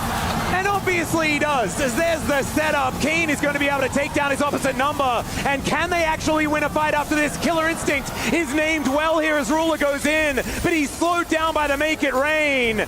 And Gen G, they do manage to get a Cho'Gath, and that's, I guess, a purple monster from the Void, but the Baron works out better. Duro goes in, though, and they really want to force this. Keen goes down as Hope gets the kill, and now it's the Ruler show once again. Shanks is going to get taken out. It's actually a double here for Chovy. And Hope stays alive, Tarzan as well, and they are going to be the sole Baron owners that will not get a look in at this Mountain Dragon. Maybe you ate the Baron, but you ate it right after that. Got taken out. It was never going to be a team fight win there, and Gen G, despite having the Baron against them, are able to get the cleanup here. Just wash it away. Buff timer? Where's that one? And that's going to be another Dragon going over, but look at this. This is so silly. Look at these mechanics, guys. How many smites we got? They just did a 1,500, yeah. in front of the team that has like 17 smites. We talked about it in the draft. We talked about it so many times. Ultimately, in order to do it with how patient Gen G were, they're going to trade the tankiest, well, one of the most frustrating members to deal with out, while also Chovy is damaging every other person. Remember, this is a misfortune, so she's kind of more combo-oriented. That was a cute attempt. He's not a traditional 80 carry, so even though Hope is full health here, he can't really offer damage on the chase back here to provide feel for his team as they try to get away. So once their Cho'Gath's gone, once Chovy's got everyone at half health, they just walk across the red carpet to victory. And Gen G take a lead in kills here, but it's the 3,000 gold lead, the double Drakes here, the momentum away from AL, and all of that vision that they're going to take away from AL again. That's the biggest problem. Sure, you got the Baron. You technically got a positive play on this one so far in this one, but how long does it really last when your Baron's on a Poppy and an MF? Yeah, they're the only ones. Still, it's going to be up for another minute, but maybe they can get a little bit more. The power play is not negative. So not yet. It's not negative, and therefore that means it's positive, right? Still going to work out. The base gold, it's less than that. So they did get the money for killing it. They denied it from Gen G. They didn't manage to get the dragon though. So soul point available for Gen G. Next, of course, it is still there for AGAL. They are stalling this one out, but it really felt like this game was taken out of their hands, and now it's even because of their mistakes rather than necessarily Gen G and just being like winning this game from the get-go, right? Things were looking pretty good for AL earlier on. See whether they can pull it back into their hands. Esquandre once again massive. They're just sieging up against the very lackluster Baron buff here, our Gen G. It's crazy how aggressively they're playing it. It's almost like they're saying, okay, if Blitzcrank doesn't have Hook, he's not really a champion. Cho'Gath, I mean, maybe a little bit. But if we force fights on our terms, we always win. So it's almost like whenever they see AGAL and the Hook goes wide, they're just like barreling straight at them. It looks almost ridiculous, but you can kind of understand where they're coming from, especially with the amount of damage they have with this fed Victor. Well, he's got 4 items now at least. This extremely fed Kai'Sa and Jace. And with a build from Chovy here, with the Zhonyas plus the Mountain Drakes they're stacking here, he's so difficult to kill even if you do get on top of him. He also has that activatable, right? These are the Bloodletters first. 400 armor. Yeah, that's pretty big. It's hard to cut through these champions, especially it is really just the R button unless you're already winning the fight, right? And with the control that Gen G have for the map, because they just shut the Baron down so hard, it becomes even trickier to play this out. Now, Gen G, there's a full 2 minutes before this next objective, so they can kind of continue to side lane, try to play around this Victor wave clear here. But an overextension, I think, is the best way back into this game for AGAL. So maybe this is the cutoff point. Maybe from here, just move back and clear that vision. Don't try to siege these inhibitor turrets just yet. Yeah, right now they're searching through these brushes with mostly Kane and some truck blast. Hook is going to connect, but it is onto Canyon yet again as Ruler is out of the fight. In goes Duro, but he didn't want to be there. He thought that he was following up for his teammates as Keen. Yeah, he's going to try and boop them away. The red is obviously going to go over to the team with 1 billion smites. And AL, they just take 2 and give nothing back. There's just no reason to force it beyond the wards there on red buff. And this is a huge swing here for the side of AGAL because Baron is now 70 seconds away. They have control. There's no vision here for the side of Gen G anymore. And all those issues that plagued Gen G in the mid game can pop right back up here. Momentum completely out of their sails. Now, they also could just go straight up into this Mountain Soul with this massive Cho'Gath with the huge Poppy that's on the side here of the LPL squad. The choice is theirs, but map control completely belongs to AL. And why push forward past the line? This is the thing, right? This is the composition. You get the hook, you get the knockup, he's silenced, the guy dies. It doesn't matter how much armor he has. It could be 400, it could be 400,000. The guy's gonna die, and that's exactly what they do. And it feels like Gen G are trying to bait out hooks and go from there and try to set up fights after. They baited out the hook and then died, so that's not exactly the play. I think AGAL are playing this fantastically. They're trying to set up. They know they're on the back foot here a bit, but they play around their 1-win condition in these fights, which is really land the hook, get the follow-up, get the kills. And from there, you can do anything. The sync on the objectives makes this a really tough call, though, as Gen G can go, okay, you have Baron vision, but you don't have full vision on Dragon. Let's play through that instead and pull AL down. This may just be the right call, the best call Gen G can make here, and Chovy's just offering a decent amount of poke. All right, well, there is the Rupture connect onto Canyon. He's looking for his angle here as the ult is going to whip. Everything, in fact, is going to whip, and he's just eaten like a ham sandwich. And now you can see Gen G continuing to try and find the fight, but AL, they're not interested. They're just going to move over towards the Baron. And Canyon, you just come out of the death chamber. You didn't need to go back that far. There's just no reason to go in like that. I mean, they were starting to get frustrated because even though Chobi's got Leandres, he's got that poke, they have the keen poke, it just doesn't feel like it's doing impactful damage. They get a little bit impatient. And fortunately for AGAL, sure, you gave the Dragon, but this is the third Drake for Gen.G. It's not the Soul. Still, that's a lot of resistances that they're stacking up, but this is way more valuable here for AGAL to get the Baron. They make the right choice there with no jungler on the side of Gen.G. Then this might actually be the beginning of the end. Sure, gold is even, but we're 40 minutes in. That means nothing. It's just about the pick potential that Kyle has now, and they're just going to push these waves through, starting to take out those inhibitors. Mid lane also now being pushed by Flandre as TP could join at a moment's notice. Keeper's Verdict is just going to be held on to for now, as my goodness, this turret just gets 3 hit by Hope. But you can see Keen doing a fair bit of damage there. Somehow Ruler finds the backline. There's the ult in! Can they actually get him? But the answer is so good! Still, Ruler is going to go golden. The Shockwave connects onto 4, but that may not necessarily be enough. Tarzan manages to get the GA out of Ruler, but it's a double kill for Chobi. He's knocked around like a ragdoll, but they still have the carries. Tarzan going to go down, and Ruler may have saved it for Gen.G once again in the same game. Oh, it's incredible how close these fights are. They're still chasing, and another Seeker's going to hit on a Flandre. He should be going down here. There it is. The end of him. It's 3v1. It's only Blitzcrank. Can they hold? I don't know. There's just so much damage in this Gen.G comp. If you don't end up wiping the carries, you got Chovy, you didn't get Ruler. The longevity after the combo is gone, after you've used your buttons as Flandre, as Shanks has used his buttons, Ruler's like, I've got auto attacks for days. They take Hope out, and he wins the fight. But it all starts off with this angle here. He's able to find this follow-up, get into the backline, force Hope back. And because he has the ability to stasis here and get out and the GA, he's just so survivable. And they almost got Ruler. They almost got him. But you only get him once. He flops out of that resurrect, and he just cleans up the fight. And the target selection was exactly what Gen.G needed in that fight. Shanks goes down first. Hope is very quick to follow. And then they're just lacking damage, right? And so Gen.G will swing that pendulum back the other direction, and now I even have less of an idea of who is going to win this game. As that's a negative 300 gold Baron power play, and what was it, the third Baron so far of the game? Yeah. We have 3 dragons on both sides. It's 2.5 minutes on a Dragon Soul for someone, finally. And yeah, I just have no idea who is going to be able to win this. You've seen there's been multiple examples in this game of what winning looks like for both sides. And let's just see what happens in the next fight. Yeah, I think we're just going to have to sit with bated breath here and see what does occur.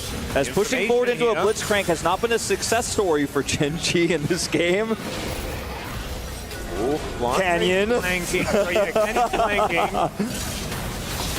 It's crazy how much pressure is on Kyle right now. He needs to hit hooks, he needs to hit the right targets, because if they get chipped away, if they get poked out, you talked about ways in which these teams are winning. The ways in which Gen.G win, they land poke, they get into the backline, they assassinate the squishy targets. The way that AGL win is getting hooks, getting picks, you know, blowing someone up. It doesn't matter if it's edge one. Combos, the ultimate from the Poppy, you know, splitting the team fight up, basically cheating the fight. AL want to cheat the fight, Gen.G want to play a standard fight. Like that's how these comps work. You hook someone, you split somebody up, you get that combo, you win the fight instantly. Gen.G want the longer fight. Oh, you almost got our carry, but you didn't, and they clean up the fight. That's the difference in these comps. But Vision here, and Cryo does go to AGAL. Still 70 seconds away, though. It's a bit early. They hold on to it for now, as we're going to see it back from Flandre. We'll see what he gets for that final item. It's just going to be a ward buy. Yeah, wanting to make sure that they have as much information as possible. As once again, Canyon's lurking. He's spent the whole game lurking, for better or worse. Now looking for, once again, another angle. As Flandre lumbering toward, like if he stood in the pit, I would assume that he is a neutral objective right now, because he is gigantic. And Canyon clearing our vision where he can, as once again we are moving towards the ARAM scenario. Chovy moves up, Make It Rain comes down. Glacial Prison not really answered for Keen, finding a great angle. Shockwave connects, and down goes Canyon yet again. But can they win the fight? That's the question. There is the nom onto Keen, and it's a disaster here for Gen G. Ruler going in. You can sense the desperation as he will use the Zhonya's. The Send United was there. The delivery of the Shen may have almost worked here as Ruler is just trying his best to get everything done, but they take down Chovy and Ruler just cannot do it. AL, that is a clean sweep over Gen G. Only a Shen remains, but he's a ninja. He's just hiding, and this should be the end of the game. I don't think Ruler could have done more, but it still wasn't enough. Canyon goes in again. I think it's his 8th death of the game. Wants to buy space, wants to find that angle. But AL, 1 game away now from that reverse sweep. They stand tall, they stand strong. The resilience of this squad here is something to remark about.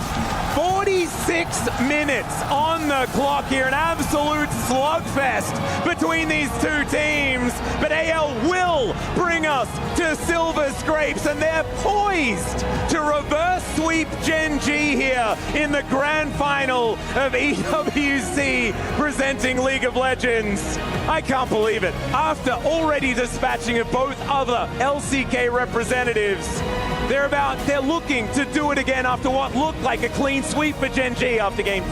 Well, it doesn't get better than this. I mean, that game was so incredibly close. Could have gone Gen G's way, but it came down to this final fight. You see the ult miss on the Shanks, who was just running straight into the bush, and it just wasn't enough. Canyon goes down, and AGAL take it from there. Just gotta say, you know, some of the desperation we saw that Gen G felt really tough to watch at times, but Ruler, man, he just didn't give up. Look at this fight for him. Watch him in these final moments, how close he gets to saving this game, but this time, it's not enough. It didn't quite.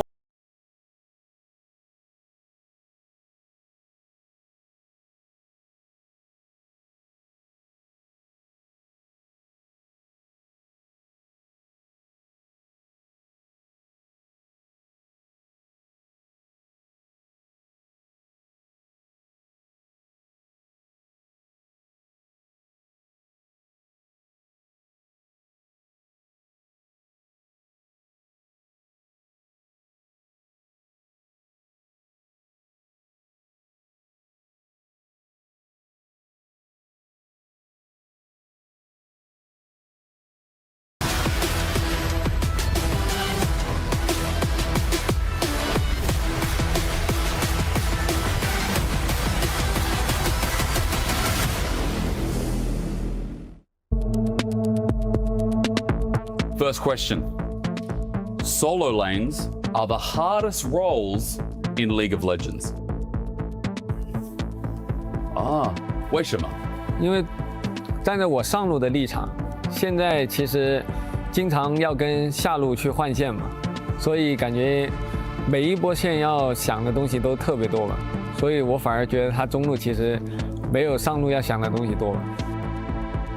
中路最难。Second question.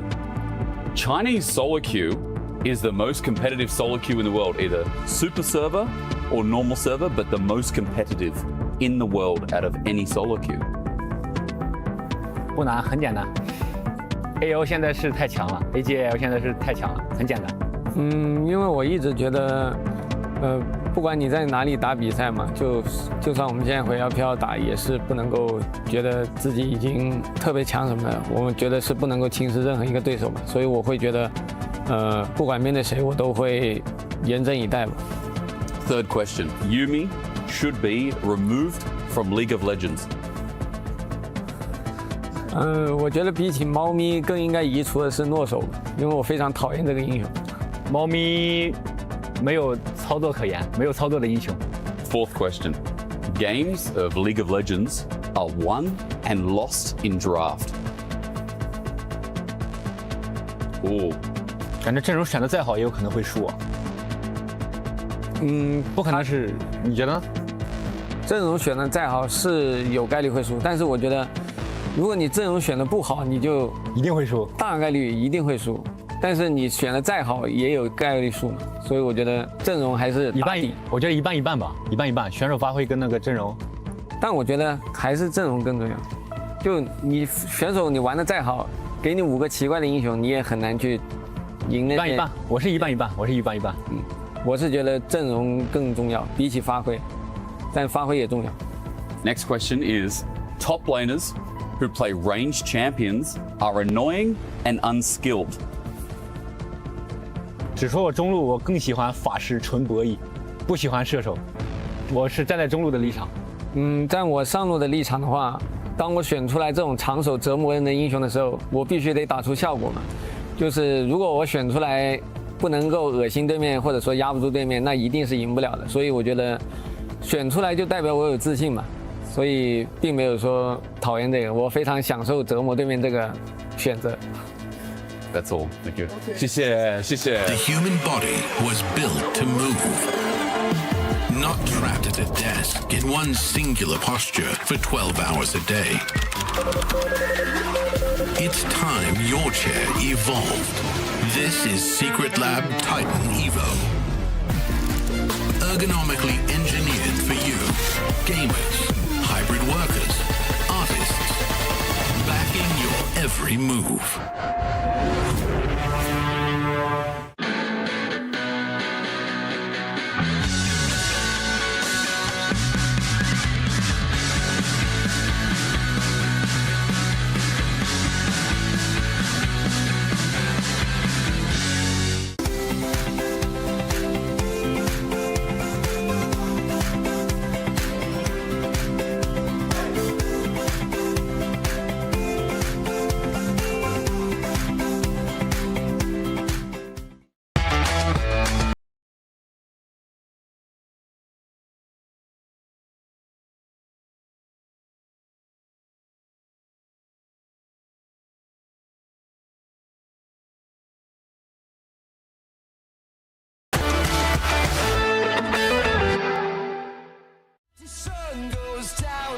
Every night you can pay your bottom dollar, but in the morning it will always rise and shine.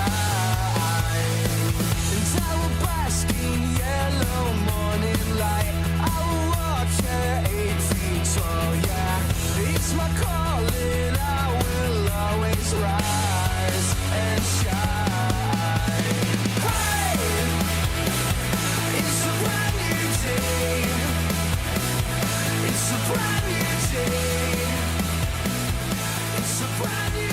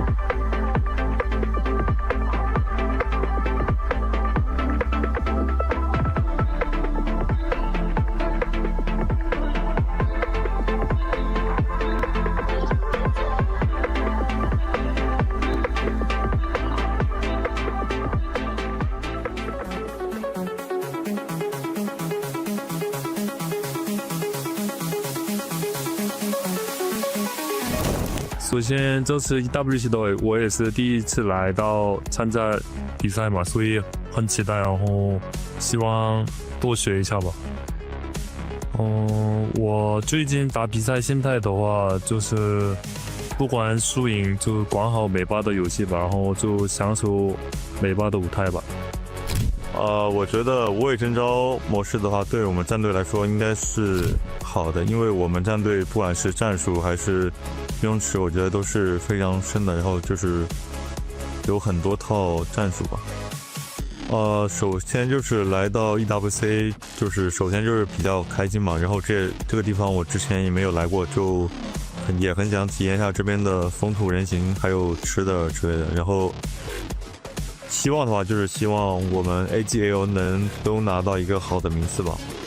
我觉得国内的比赛和国外比赛最大的区别就是国内只要做好自己的训练，然后国外的话不有时差的影响，还有饮食或者是训练环境，也有自身状态的，就是需要调整好自己身的状态吧。我觉得来这次 EWC 我们的目标肯定是冠军，但是就是首先20和 T1 我们也交手过，他们也是非常强的战队吧。我觉得他们也是只要怎么说，就是我们都是2比3输给他们，我们也是有机会赢下他们的，然后我们也会努力去做好吧。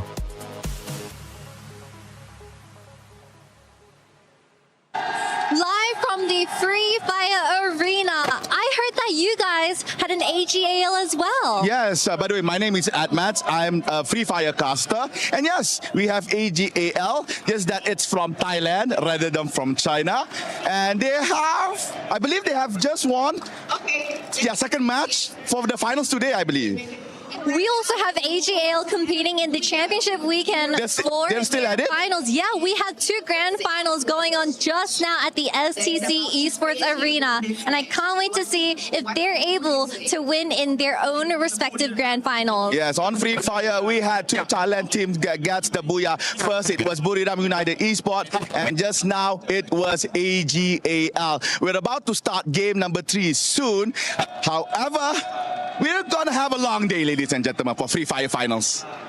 Exactly. And on my side, I'm not too sure yet, but I hope it will be a super competitive day.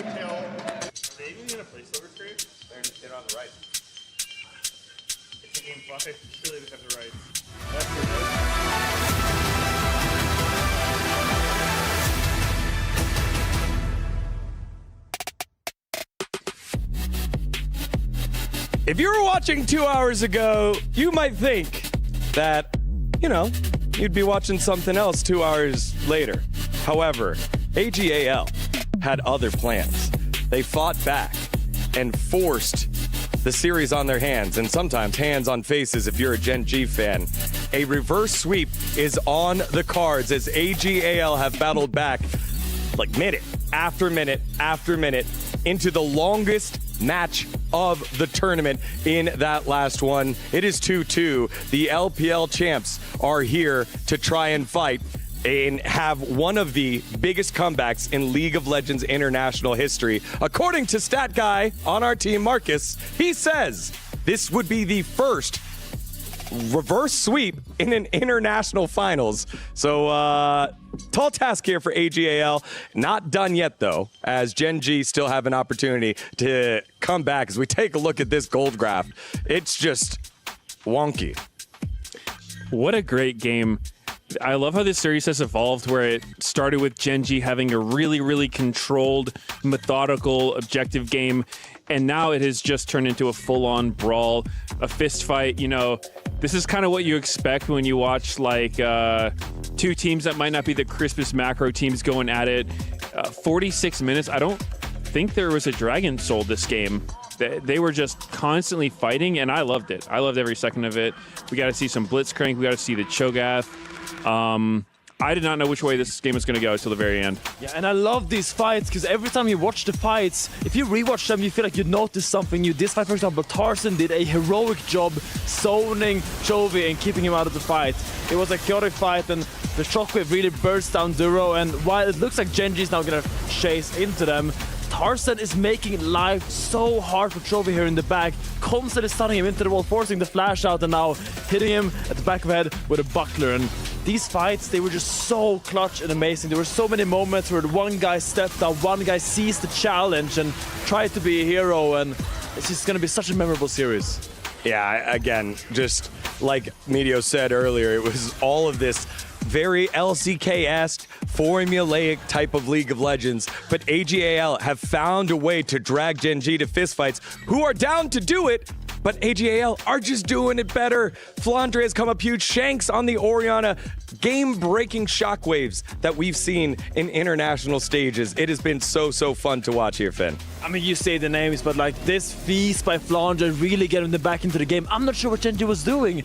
They just disrespected the Cho'Gath. Have they played against it? I have no idea. But this was so clutch by Flandre. Getting this was really the first stepping stone to the comeback that we saw. Okay, I got a question ruler on this one. The Baron was 2,500 HP. He had all the plasma stacks, and the Call of the Void just said, hey man, hit it. You got your plasma stacked up, and it put it in range for the feast.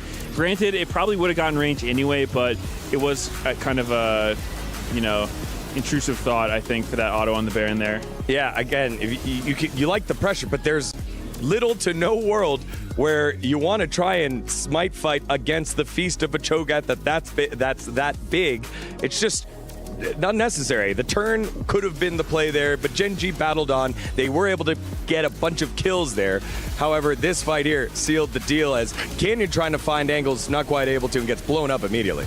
Canyon was really struggling in these fights, and to some extent there's not a lot he can do when he's getting blitzcrank hooked into a feast almost every single time.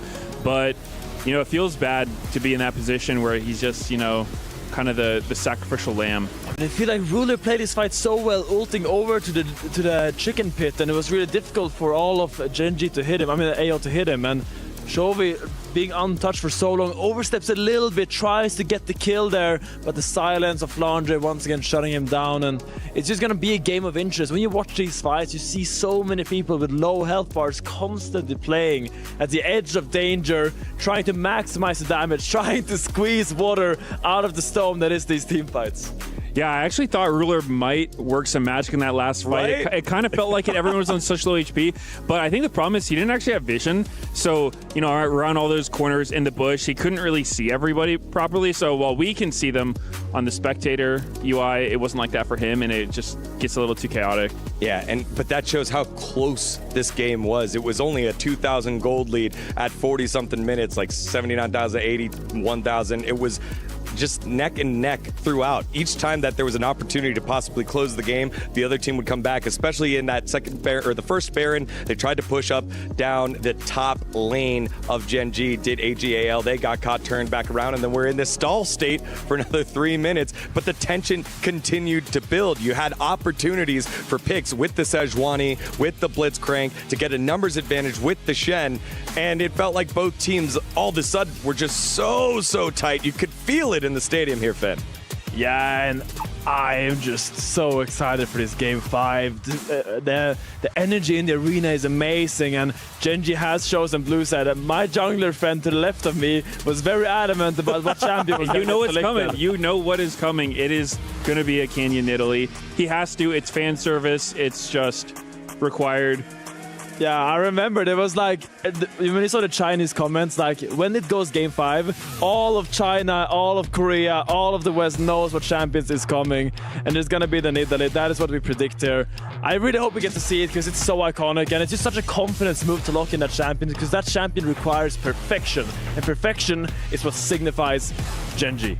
I kind of wonder then, do you just drop that ban if you're AGL and you're like, yep, we're going to drop one and stick Nidalee in there, because we know even without a Renekton, something that traditionally that most other junglers need, some sort of CC and damage that can lead to kill threat, Canyon, can still make a massive impact. What do you think? Yeah, I mean, if they're scared, sure, ban the Nidalee. Deny the fans what they want to see. I want Canyon Nidalee game 5. I'm going to get it.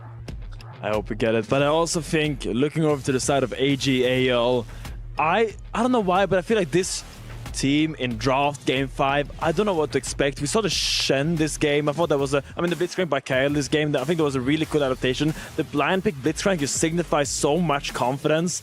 And I feel like Flandre is also a champion that throughout his career on Snake was known for the weird champions. The Yorick has been banned most of the series. I reckon we're gonna keep that ban, and a lot of weight on these guys' shoulders right now. Whoever steps up right now gets to be the hero. Absolutely. I mean, we got to see the Panda Yorick skin earlier, and how devastating that was in their earlier series in the semifinals. I wouldn't want to see that if I was Gen G, but it does kind of feel like it's coming down to execution. It is game 5. Gen G's been there. AL has been there. And you go back to the road to MSI for Gen G, where it was the #1 seed versus the #2 seed in Hanwha Life. They were down 0-2. And were able to pull off the reverse sweep and kind of electrify the Busan Sajik Indoor Stadium. Now they're on the opposite side, the way that Hanwha Life felt, where, man, those first 2 games, pretty easy, going to be a clean 3-0 sweep. They've got to pick themselves off the canvas one more time here, Medios. Yeah, I'm super excited. You know, we're deep into Fearless. This is where it gets super interesting. A lot of the champion pools are pinched, right? It's like, what AD carry are we playing? What, like, are there engaged supports left? Jungle's looking weird, so I don't know what's still available. There's like Jarvan, Nidalee, for sure. We need it. But yeah, I don't know. I think this is definitely where people like reach into their pocket, deep into their pocket, and say, hey, I won a solo game with this thing one time. Let's try it out. 20 seconds, Finn. Quick thought. I just want a last game banger. I don't want another stomp like we've seen in Game 5s. I just want this one to deliver. Two worthy organizations for the opportunity to immortalize their name in the totem at the Esports World Cup as the second title winner. Gen.G and AGL. Let's send it on over to the stage to Ian and Fancy.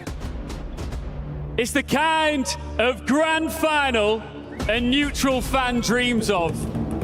But I tell you now, the nervous energy in this arena, this packed out arena, is through the roof.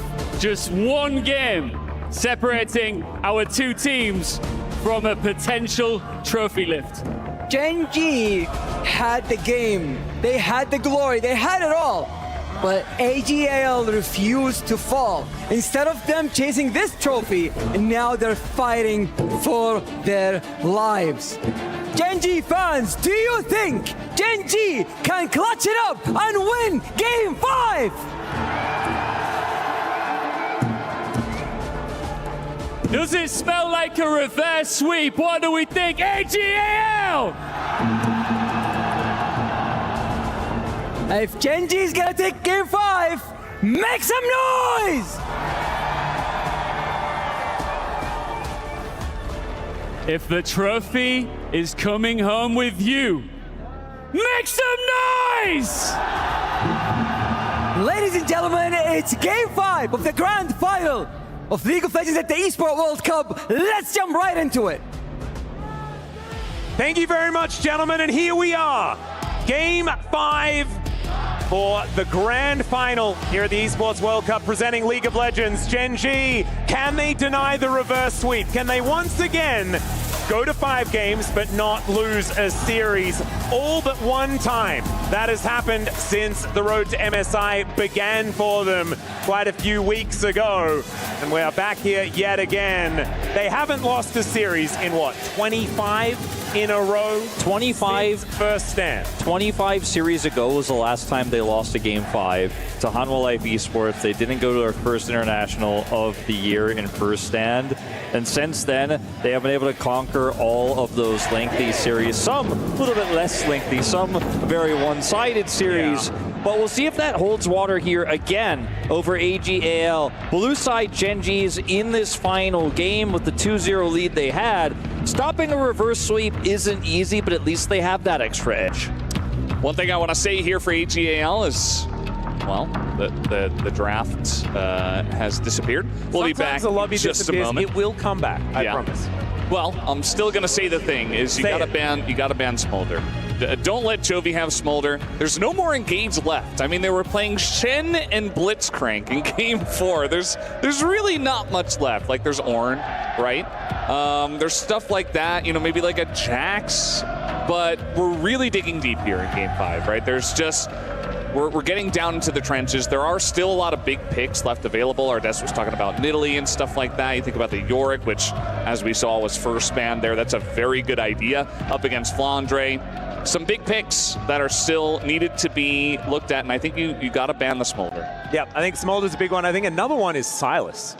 Sylas, a big pick for Shanks, one that he has been playing throughout his career to a very high level, and I mean, Chovy needs no introduction on the champion. Plus, if your opponent has some funny business prepared that has an R button that can win you the game, you just get it as well. And so you get said it many times in Game 4. Neither team had a strong composition, but they were able to play to their win cons very well. That game was very back and forth. Both teams knew what their comps could do and what they were capable of doing against the enemy composition. But there were some mistakes made by Gen.G, some great punishes there. Maybe in this 5th and final game, having a comp that has a strong identity may be what pushes you over the line against a team that's otherwise trying to freestyle a little bit too much. Yeah, it's definitely going to be very important. Looks like we're almost ready to jump right back into the draft. The compositions in Game 5s, we've seen a lot of times in Fearless where it's like one team just gets a big comp edge and it's kind of just lights out, right? And this is, I feel like, the game where it could be decided by draft the most. And that's why, especially for AGAL from the red side, they got to really hunker down here and figure it out. It's a really long series. You saw that illustrated by Kyle with the 5 o'clock shadow. It is getting to almost exactly that time right now, and in fact, it's an hour and a half afterwards. So Yorick and the Nico going to be banned away here. Who has the tenacity to take this Game 5 victory, especially when it's Fearless? Look at these champions that have been banned away already. 40 just from the Fearless bans. We just keep gonna have 6 more. Seeing the same bans here for Gen.G. Unsurprisingly, the Rise, the Gwen also gone here. First the pick. deeper you are into Fearless, the more you have to ban the same stuff. Yeah, because it becomes so much more powerful each and every game that goes by, especially some of those picks that are Game 1 banned are suddenly Z tier, like the Pantheon. But the Skarner will make its way through here, and Gen.G have been able to play around Canyon Skarner so incredibly well. Domestically, he was really the only player at the end playing it as it fell off in win rate, the only one finding success. A safe pick, but again, we don't know what this comp is going to look like just yet. And Leona is kind of the last engage in the support role that was left, and that was snapped up there by AGAL. Yeah, that's definitely a good shout. So Lucian, Leona, not the most common duo, but certainly something that can get a lot of damage done. Would love to see just slam the Smolder, slam the Ornn. It's hard engaged. What about the Xayah also available? No Rakan, of course. They could also just play like Zeri Lulu, but they're ultimately looking for the safe anti-Leona engage here with this Xayah. And even though it's very low range, so is Lucian, and you have a Skarner to kind of pull those champions into you. You could play around choke points. You can make a choke point practically with a Skarner with those fights, so it does make sense. Looking for range support here to pair with it in this Renata. Now, I understand that with the Leona on the other side, it might be more of a dive-oriented composition here for AGAL, but you can't really necessarily know that for sure. So it's a very risky Renata call, I'd say, here from Gen.G. At least it's going to be relatively low range. So, and as you mentioned, you know, the range support into the Leona. There's that Silas you were talking about, Atlas, just going to be locked in right away. And certainly a good amount of ults that he can already steal here. The hostile takeover. There's the Smolder ban. The first champ that comes to mind, Valdez, when I see this melee Silas, especially with this low-range comp into the Renata, is Smolder. And Tabe thought about it long ago as well. Yeah, well, we're going to be having a look at jungles. I wonder whether the Tarzan Nidalee is going to be something that Gen.G will consider, as that one could be addressed. I think something like Lilia also will be pretty powerful, although there is still magic damage represented by Shanks. There's a Tarzan special in the Olaf. I love that ban. Yeah, that's a very smart ban. You know, that's the one thing that would actually just run all the way to the back if it gets fed through the Skarner, through the Renata, and just get straight onto the Xayah. And, you know, prio picking for Ruler, not a bad idea either. I mean, he had a fantastic game number 4, so I really like protecting him even more with this ban. There's a few picks that, you know, Tarzan can go through. You can see Tabe was already, even though they're going to ban the Aatrox here, they use that extra time to just run through what Tarzan may want to run. I think there's a few picks like the Lilia that was mentioned earlier that are incredibly strong here with this draft. But even something like a Kindred could be something they want to draft towards with this low-range composition. And it can really help deal with the Renata Glass ultimate as well, you know, and basically force the angle to be super awkward on how they want to play it. We'll see a potential Z angle here. That would be an all-in composition here on the dive. Can avoid the Renata ultimate pretty well because you can simply jump past it. Yeah, no, I don't think we're doing that, but I do actually like the Zed. Just a bunch of burst damage is something that Xayah can't really deal with. Like, do you Featherstorm against the Leona, or do you Featherstorm to survive against Zed? If the Zed ever gets fed in this game, Ruler's going to have a hard time. They need a second damage threat here, Gen.G do, I think, because if you just try to protect the Xayah, it's going to be so hard. They disagree, though. They just want more engage. Who says the support has to be the engage? It's just TF Camille. We're going back in time. No, it's not even engage. We just want a 1-3-1. We don't want to fight you ever. We're just never going to team fight. That's what we're going to do. And so Vladimir is going to come in, the team fight extraordinaire. AGAL have, what, like How many sources of CC? 2? 3? In this game? It's kind of crazy, but there is so much damage out of the Vlad and the Zed. They could just pop a target before they can do anything, and everyone knows that death is the best form of CC. Both the Vladimir and the Zed are really easy to play around gold cards with, and even against Camille, because the Vlad can go untargetable, the Zed can just circumvent the fight completely. But the rest of the composition is very vulnerable to this. The Lucian in particular, even the Sylas trying to engage in, if it gets Hextech Ultimatum or impaled by Canyon, is going to have a hard time. For Gen G, I think the key, we know that this team can play 1-3-1. We know this team can play through the Camille, play through the TF, the macro. It's about Ruler making sure he's able to survive against all these threats, because you have the tools to set Ruler up for success, set up those feathers. You just have to survive long enough to do that damage, and you can win those longer fights. This is a fascinating draft this time around, and I actually feel like the comparison between Game 4 and Game 5, even though there are less champions available in the 5th game, the identities of these drafts, I feel, are so much clearer. On the side of AL, though, I am a little bit worried by that lack of CC, that lack of lockdown that they'll have, and the fact that a Camille and a Twisted Fate will be able to pick their target and decide who dies in a lot of these fights. So we'll just have to see whether Gen G will be able to reverse the momentum, or whether AGAL can just ride the reverse sweep towards a trophy here at the Esports World Cup, presenting League of Legends. Will bring that back for a different region for the first time, as the LCK already claimed it last year on behalf, T1 did it on behalf of the LCK. Let's just see whether AGAL can find it in themselves to win this final game and reverse sweep their way back to glory. This is going to be an intense game number 5 after game number 4, which was just absolutely bonkers. Now we got all the weird picks coming out. You know, we listed a bunch of standard ones, but a lot of good stuff got bans too. You know, even the Jax late in the draft. And eventually we just end up with one of the old classic compositions, the TF Camille, just the we're not even going to fight you comp. Just keep you at a distance. Correct me if I'm wrong, but was Sylas often picked into TF as a counter? I'm just trying to wonder. It was often picked, yes, Yeah, a few years ago. Back in like 2021, this was extremely common. You know, after we saw Showmaker, you know, end up getting the TF skin when he won the World Championship, and the Sylas was following TFs everywhere during that time. And Sylas was also in a really good state at that time. I'm curious about how this Vladimir Camille matchup goes, because it's not something that in my modern League of Legends we see almost ever. Vladimir obviously incredibly strong later on, but can struggle in some of these earlier phases of matchups. Not necessarily as much into melee matchups, but if they play through top side and Keen gets fed before this Flandre Vladimir gets online, it could be a huge issue. Shield of Daybreak not actually going to be utilized here by Kyle. A little bit unfortunate there for the AL bottom lane, and now with the range advantage, it's kind of big for Ruler and Duro down there. Yeah. So we're having a look, Hextech sweep. This is a start of your answer here, Wolf, as we have a look at the first little salvo of trading. I feel like especially in game 5s, you can sometimes, you kind of have to throw some lane advantages out the window, just because you need stuff that makes sense, that is tier list worthy, but also that makes sense in your composition. And so, you know, I really like the response of Zaya and Renata from the side of Gen G. They said, okay, we're going to dominate this bottom side. The Leona's not going to have a fun time. The Lucian will not be able to farm too much. You see the other two lanes?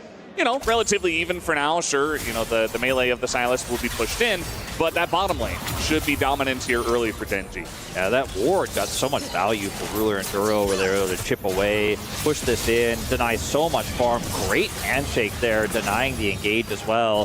Who does end up taking that extra damage there at the very end from Hope, but this has been phenomenal lane control early. Yeah, the handshake is pretty good, I guess, against the good old Zenith Blade. As Tarzan is zipping around the jungle here on this Zed. Canyon doing his very best to keep up on the lumbering Skarner. They are just continuing to have to deal with Gen G knocking on their door over and over again. Taking the waves decently well, but it's 7 CS to 17 right now in that bottom lane. It's kind of a disaster. Yeah, it's the lead you're looking for. Canyon outpaced, of course, as we already mentioned. First back comes through from Tarzan on his full clear, grabs double longsword. And we'll head towards the bottom side of the map to try to help relieve some of that pressure here in this lane as Scuttle will spawn. Kyle Not fight level 3 just yet, as Canyon knows he needs to come down here and match. He's seen on this ward. Yeah, you can see Tarzan in the area as well, and they don't have a lot of information as there is the Zenith Blade in. Kyle looking for that angle as Ruler is flashing after Hope and gets the first blood. The bailout, can they actually make it work? The answer is no, but now it's another 2v2 as both junglers have made it to the area, and the damage from this Leona is non-existent, so Ruler is able to free hit a double kill to start the game 5 for Gen G's AD carry. It is gigantic here for Gen G in the bottom lane, but I love the idea from AGAL. The timing was perfect from Tarzan, but the execution, it just wasn't there. It wasn't there. The damage was so insane from Ruler. He canceled one auto in that fight. I thought that was actually going to be the backbreaker, as we'll watch this again, as he realizes, okay, I have to go all in. Handshake here, decent. Goes all in, actually cancels that one auto as he flashes here. Doesn't get the last one. You can see he's clicking for it desperately. Decides to kite back here, but then the peel from the Skarner is great. The miss here from the ZQ actually really huge in terms of the damage, and with this pushback, they just cannot actually get that final hit onto Ruler. He will be able to take both of these kills and a massive lead. His CS lead was already amazing, as you can see the stress and then the relief here in the Gen G booth, as now his gold lead is 700. Yeah, and I guess he's just reminding us all who actually came up with the skin that he's using there towards now the top side of the map. That one's his, and he makes it look real good. This Canyon going to be taking away this Raptor camp as well, and Gen G, I mean, this is the thing. As soon as one of these lanes cracks, Gen G are able to push so much more aggressively. This mid lane, I mean, Chovy with a winning matchup in the early game, and he is certainly making it look difficult here for the Silas. Yeah. Currently 600 gold in the lead. I mean, what you said there, Atlas, is very poignant, because if that was their one opportunity, right? If that was their one opportunity to get the summoners out at least, or to get the kill onto Ruler and to really punish this double range matchup in the bottom lane. But now it's just all out the window. You got a pickaxe here on Ruler. He doesn't have sums for now, but if he plays safe and they just farm it out, like, you're never touching this Xayah. And I mean, Tarzan's got that one kill at least, so maybe a little bit later on, but it's going to be a while. And you know that basically the enemy jungler has to camp Ruler, otherwise he's going to keep building leads, so the rest of the map just opens up massively. And now we're just going to have this 3v3. Well, Canyon's just driving in. He's going to beat Tarzan to the punch. As Kyle, where is he going to go? The Destiny is going to come forward, but it's Shanks that's stolen it away. Chovy turns up as well. I mean, everyone can be seen. The Destiny's gates all over the place. And the top laners just say hi to top lane. The mid laners, sorry, say hi to top lane, and then we leave. Sorry, I meant to say 4v4 here in the top lane. As when someone gets this fed this early, the enemy jungler has to respond, or else that lead continues to balloon. That means Canyon also knows this, has to come up, and then the double global mid with the hijack means it turns into a 4v4. But Ruler's untouched. They engage onto Duro, eats enough damage, and then backs away. And Ruler, because he has that extra pickaxe worth of stats, the longer fight is always going to be his in these types of skirmishes, especially with this melee Silas that isn't able to connect CC. Look at the lead that Chovy has generated, by the way, in that range matchup, plus the gold that TF gets with his passive. He's 670 gold ahead, 15 CS up, Ruler 10 CS up, has the 2 kills, and this early game is all Gen G. Yeah, did feel like AGL just kind of reaching for a second chance opportunity there in the top lane. I was talking about how, you know, maybe this is your chance while Ruler has his sums down, but now that he's got it back, there's just going to be no touching the Xayah and the Renata, who should be sticking around. And Canyon, I love how he was just hovering around them as well, because he knew that that was the one opportunity again for AGL to go in. Now Kyle's doing it here. Yeah, speaking of going in, yeah, Hope is rotating down. You can see Ruler was thinking about doing the same thing, but just testing the waters. And AL, I mean, it's so hard when you fall behind like this, because they have, like, Zed and Vladimir do rely on just doing damage to get rid of you, right? And if you don't have the damage, you are actually just useless. And Tarzan needs to be making plays to try and accelerate himself. He is ahead of the matchup, but Skarner will always be useful. You have only CC in your entire kit. And so you can see Tarzan now heading up towards this top side as we're going to do this 3v3 again. The hijack is up, but the Destiny and Gate is not quite there yet. So Shanks should have the advantage, oh, unless he doesn't have the Destiny cooldown. So never mind, not going to be able to head up there. I tell a lie, he could steal something else though, and then move towards the top lane. He just won't be able to use it to teleport up there. No, I think looking for the grubs. Genji getting free grubs here. Unfortunately for AGAL, like every time you fail those types of ganks, like, it gets tougher and tougher to pull it off, and this time without even the Sylas angle is just going to be so tough. And they decide not to further push into this. Instead, are going to hope for some mid to late game fights here with the Sylas. That's going to be a bigger threat later on, and this scaling Vladimir, which we haven't talked about too much in this game, but Flandre is actually laning really well here against this Camille and has generated his own mini lead here, which is important because he's now one of the biggest win cons here for AGAL. Yeah, I mean, Flandre's entire tournament has just been beautiful, right? Like back-to-back Sony MVPs 2 days in a row, and it was, you know, he's even in consideration for today, right? And it's he's winning this matchup before the Vlad's even level 9, which is kind of like the key level for the Vlad, but when he levels up his Q to level 5, still doing a good job into the melee matchup of, well, the range versus melee matchup of the Camille. So having a good time there. We'll see just how much damage he can do in this game. Currently just farming up as much as possible. There were only 2 grubs taken by Canyon, immediately just went back to farming after that. Didn't care for the third one.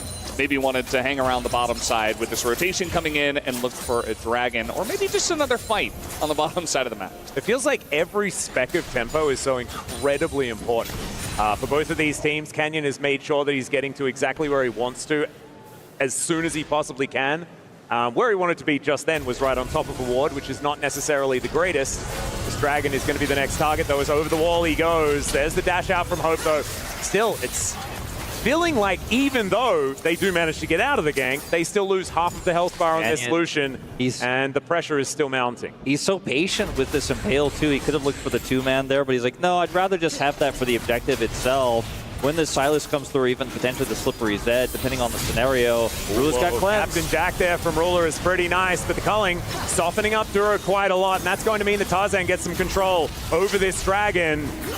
Mid lane is just going to be shoved in as now the Destiny comes through from Chovy. He's looking for the target. Tarzan getting taken down low as Chovy just trying to distract them as best he can. The flash forward from Kyle on top of Ruler, who's in an awkward position, but the teleport comes on down. Kyle is going to die. Tarzan gets another great smite, but there goes the Leona, and AL still not on the board when it comes to these kills in this fight. There's a hostile takeover. Shanks is extraordinarily dead in this moment, and Canyon is the one that locks down the kill, making it the 4th for Gen.G. It's so tough for these fights for AL because the running of Zed doesn't really offer any CC at all, frankly, in these moments. And even though the fight looked pretty split up and it looked like maybe Chovy was going to be left out to dry as they engage onto a Leona, he's able to kite it out. He gets another stun. He's ranged, and he can just kind of space his way out there as Gen.G look for the reapproach. Duro has flash. He has ult. He's going to be able to secure the deny on Shanks' re-engage. And ultimately, Gen.G, the decision to go on to Kyle, which looked so risky, does pay off. I mean, this is a pitiful engage on a Ruler, but you don't really have any other option as Kyle, right? He's still at Featherstorm this whole time and Flash. And Kyle's like, well, I'm just going to sacrifice myself. Maybe my team gets the dragon and gets out.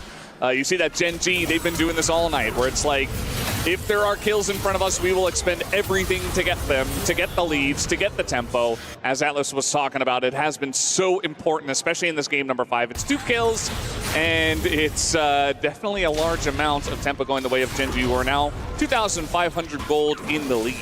I do want to give a shout out to Shanks for that hostile takeover, making these 2 little 1v1s off to the side, really distracting Gen.G. It almost managed to get almost lethal damage onto Ruler as Keen was doing a bunch of work.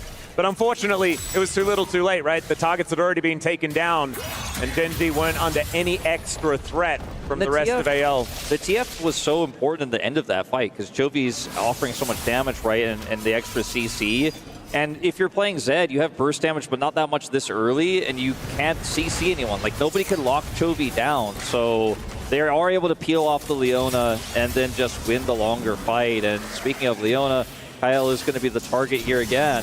Hook shot going to come through there as Keen. Down to 50%. Hextech Ultimatum going to come in though as Solar Flare getting some decent work done. The culling is lying in wait, and the Hemoplague does come on down as well as Canyon just going to present Kyle as a target. He is going to go down. Hextech Sweep comes in, but now it is another gate combo, and this time it's a Silas trying to make his way in, but he doesn't actually get there. Doesn't pull the triggers. Oh, Shanks flashed for it, but it is actually Tarzan that gets the max range shuriken.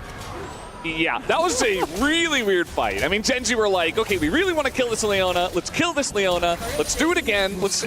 They were so close to killing Kyle so many times, and it's just a Leona. They didn't want to overextend, but they finally got him, and they did overextend a little bit. I mean, they just trade support, so it's not the biggest deal, but a lot used for that weird fight. It's why I was so concerned about the last fight where they collapsed onto Kyle, but because it was split up and the rest of AL couldn't actually try to save him or follow up on the play while he's tanking, it did work out for Gen G a lot better the first time around than it did the second. Still a pretty good fight for Gen G at the end of the day, but I mean, this is a Leona that's going to absorb so much pressure. You know, they end up ulting her, but she's got Eclipse. She's walking out. The redemption has to be used here. Keen is so incredibly low, and then the suppression is used onto Kyle as well. And Zed is actually doing so much damage here in the interim, and then the follow-up does come through Tarzan. Look at how much he does. Really funny to see Shanks attempt here because he thinks the handshake is enough to get Duro out, but Tarzan actually with the Shadow is able to get him. He thought the Shadow wasn't going to be there in time, so he flashes for it.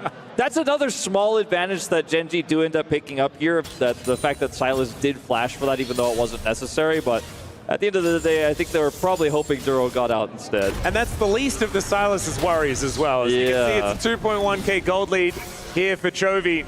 And well on his way to his next item, the Aether Wisp now setting up for the Lich Bane after the Rod of Ages has been done for a really long time. He's going to be getting that extra level, maybe sooner than is good, you know, because as you level up, you require more and more experience. Maybe he goes from levels 9, maybe like 13 to 14 instead of that 15 to 16 that you can often get with this item. He just builds it a little early. Yeah, see when it does come in. 5 stacks on it so far. He is Jovying out of control right now, by the way. Pretty obscene. He is above 10 CS per minute easily. Keen in a bit of trouble in the bottom lane, though. He is going to have to make a bit of an ultimatum here with AL, as there's the flash in for Kyle. And where did she go? This is what we were talking about. Best CC is death, and they've got a fair bit of that. Yeah, the Vladimir pick into this feels pretty good when you can just get out of that. So far as Hope gonna flash, and Canyon says you deserve the ultimate. He does press that button as well. As the culling not going to be able to clear out the wave, and that is going to be out of turret secured here for Gen G. To be clear, the death on to Keen is not a trade up here for AL with that turret going down and the control Chovy does have on the top side, but it is a little bit of injection of gold here to AL. Zed has all the kills right now. TP flank here is going to be interesting, let's say, in terms of catching Gen G, and they're just going to opt to avoid it entirely and look for the Herald versus Break trade. Yeah, Dragon going to be taken here. Second one for AL. Jovy's going to get that turret topside, it looks like. Yeah, down it goes. So he just has such a lead. So that's why I was saying, yeah, you got Camille, but you lose 2 turrets. You're going to lose a Herald, which will guarantee a third. Is he going to hit 200 CS at like, what, 17 and a half minutes? Hey, what is he is going to hit 200 CS. He's going to be very fast and very Chovy. Yeah. And, you know, we've talked about it a lot, the TF passive. That's going to make him almost 3,000 gold ahead 17 minutes into the game. And it's not just because his team is stomping or anything like that. That's not even really happening. It's just him. And he's already got his Lich Bane. 2 items and a dagger on top of it all. So... And, you know, I feel like in general, especially with the Cloud Soul on the way, like the 2 Drakes should feel really good for the side of AGAL, but with the amount of tempo and the 1-3-1 style of composition that Gen G have, I feel like the Rift Herald is just going to get so much value here. Time, I think, is all AGL are praying is going to come to them. Like, they have 2 Drakes, so that buys them a ton of time. They can avoid fights for a little while here, and this Vladimir will become stronger and stronger. The burst potential of this Zed onto the Xayah, force out Featherstorm for any other reason, becomes a little bit more powerful later on, but it's just surviving. That's the hard part now, getting that extra time, living long enough. Because yes, the Silas feels so useless when you look at the 2.6k number on your screen, when you look at the 2 items for Chovy, but he will eventually get enough gold to be a threat in this game. There's so many ways to get on top of the Xayah that 1 Featherstorm isn't enough, because yeah, Chovy just gets more money. But I'm really trying to say with so few words, that AGL still have a chance in this game despite all of these deficits, but survival, that's the hardest part. Like, if they can live to see a 35-minute game, maybe we can have that conversation. Well, you can see the shadow was set up. Tarzan had an idea that perhaps there was someone lying in wait there, so nice little defensive play. Still sacrifices a fair chunk of his health bar. There is one thing that I'm worried about, and it goes back to Double F's question earlier on in the day, and that is, you know, why the TF and the Callista. These are two picks that haven't necessarily been working. TF we haven't really seen here at EWC that much, and we'll see whether Trophy can make it happen. His time is now as the Destiny does come in. The gate will not follow as he has found an inner turret, guys, and that is something he'd prefer to have as the rest of AL are moving over. And a gateless TF, certainly one that is a little bit more killable, but look at the vision. Look, there's like, he's flanked by control vision everywhere right now. And so far, so good here for the TF comp. But I want to draw your minds back, right, to Chovy of another time. And he, like, when TF was meta, he would do this all the time. And then sometimes they just lose anyway because it doesn't do as much as a lot of his pivotal picks for getting AoE CC in team fights. You're reminded of his Galio, things like that. AoE damage with his Victor and his Azir. This is a little bit more finesse, a bit more side lane, and a bit more map control. And in the past, it didn't work. I'm looking forward to seeing the evolution of Chovy as he tries to make it work here in this game number 5 for all of the marbles. Gen G are just insane with how much they bully. Like, they got this lead, and now they're like, everything is ours. Your Raptors, your wards, your red buff, your turrets. We're taking everything. And AGL, I mean, they got to make something happen. But again, they found an engaged champion. But yeah.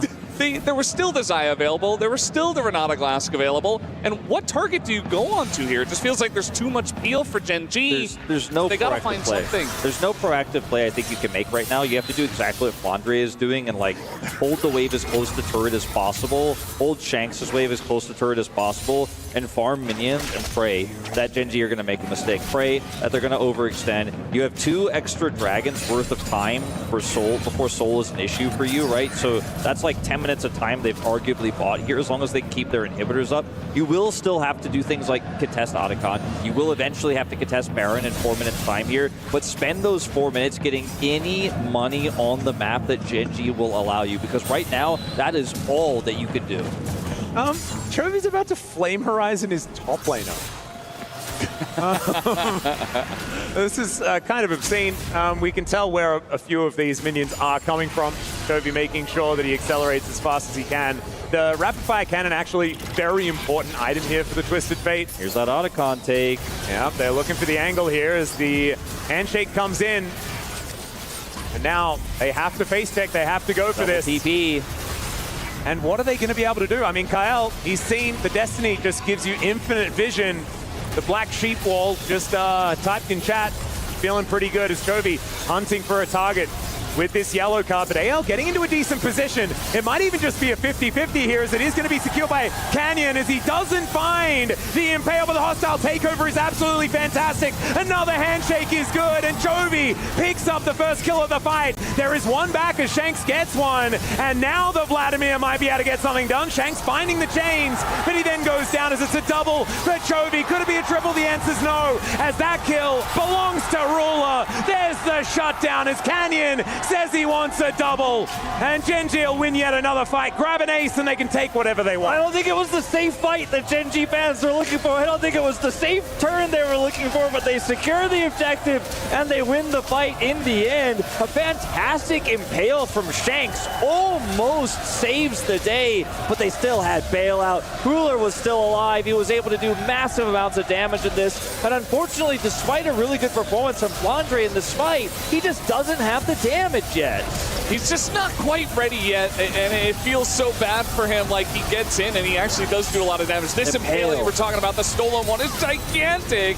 And then you've got the Humomancer right in there, Flandre trying his best. He almost bursts down Ruler, and they finally get him through the bailouts as Ruler has to flash forward just to get the takedown, but immediately dies. Actually really close down to the wire, but Gen G barely get across the line.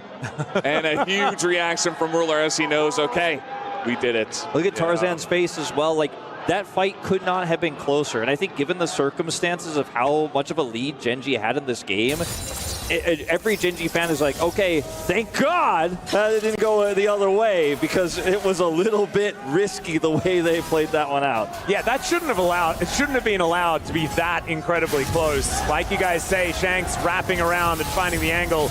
Is Kyle going aggressive? Another Destiny comes on in. They know exactly where everyone is. Kyle going to be the target, and he should go down pretty comfortably as a Feather Storm will be invested. It's a decently large cooldown, but Canyon is just driving around. He'll take 2 ultimates for his trouble, gets the suppression, but he does fall. Another hostile takeover. There are in fact multiple of them all over this rift right now, but the handshakes are so good, and Gen G are just controlling this battlefield. And even though they lose Canyon, they will win the fight. Yeah, I mean, again, another kind of close one. There were double ultimates used on the Canyon by Tarzan and Flandre, and they barely were able to chunk him down. And yet still, they almost were able to win a bit towards the end of that fight. It ends up being a 1-for-1 trade, but like, man, Gen G, again, they're bullies. They're getting in there. They just want to take any fight that they can. They just have so much of a gold lead here, and this Xayah is so fed, and even Chovy does a decent amount of damage in these fights range-wise, that even if you kind of just roll in and play it very aggressively, you don't play it subtly, you don't try to kite back, and you just kind of go,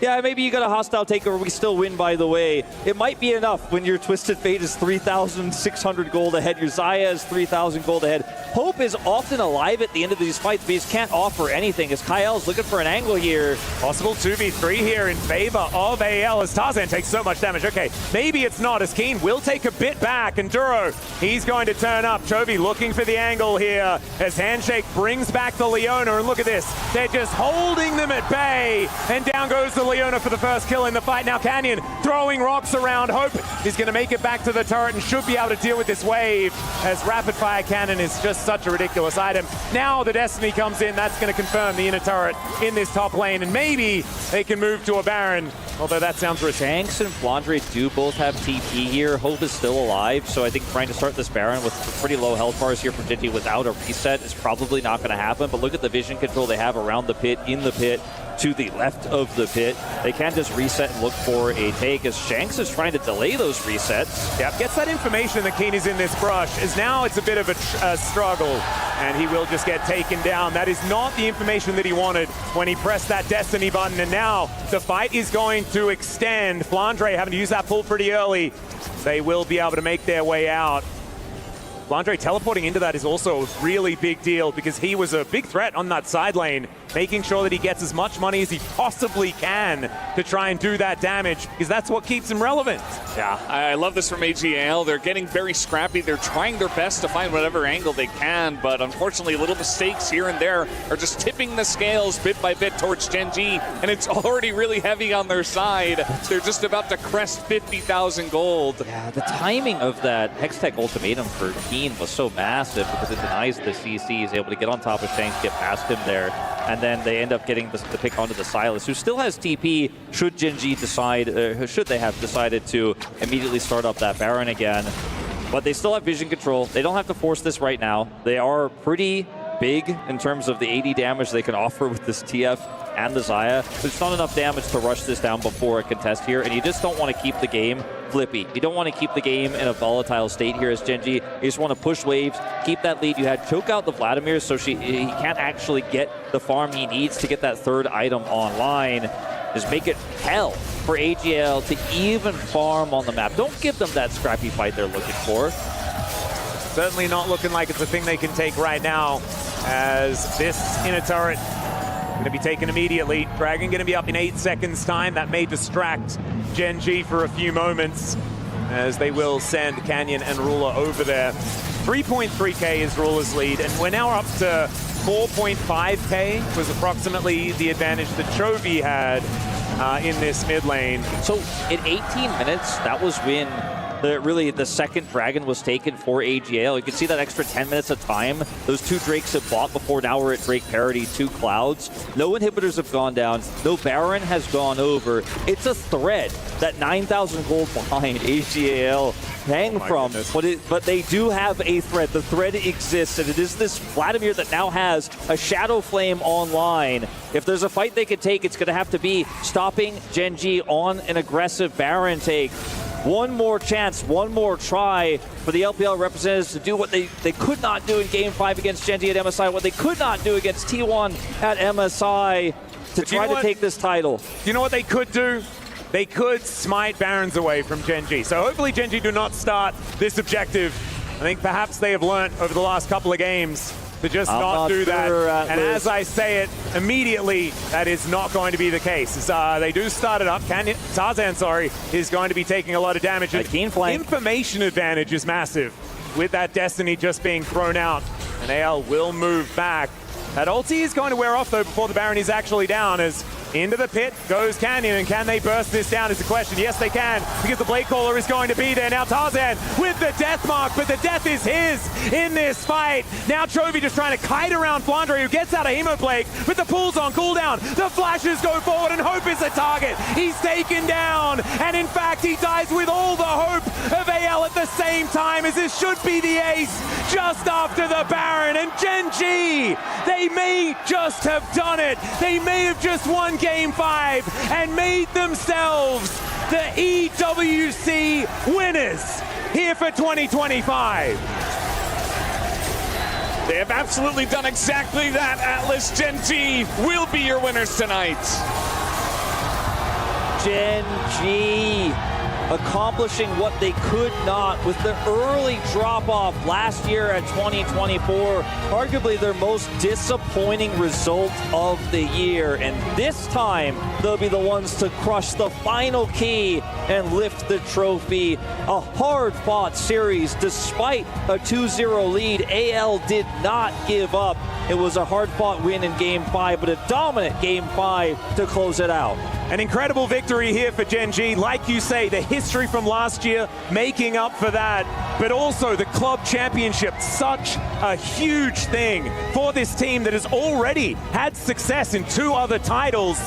They will be skyrocketing themselves with all of the points that they've accrued just here today, as that trophy will be completed, and Ruler gets to lift another one alongside his teammates here for 2025.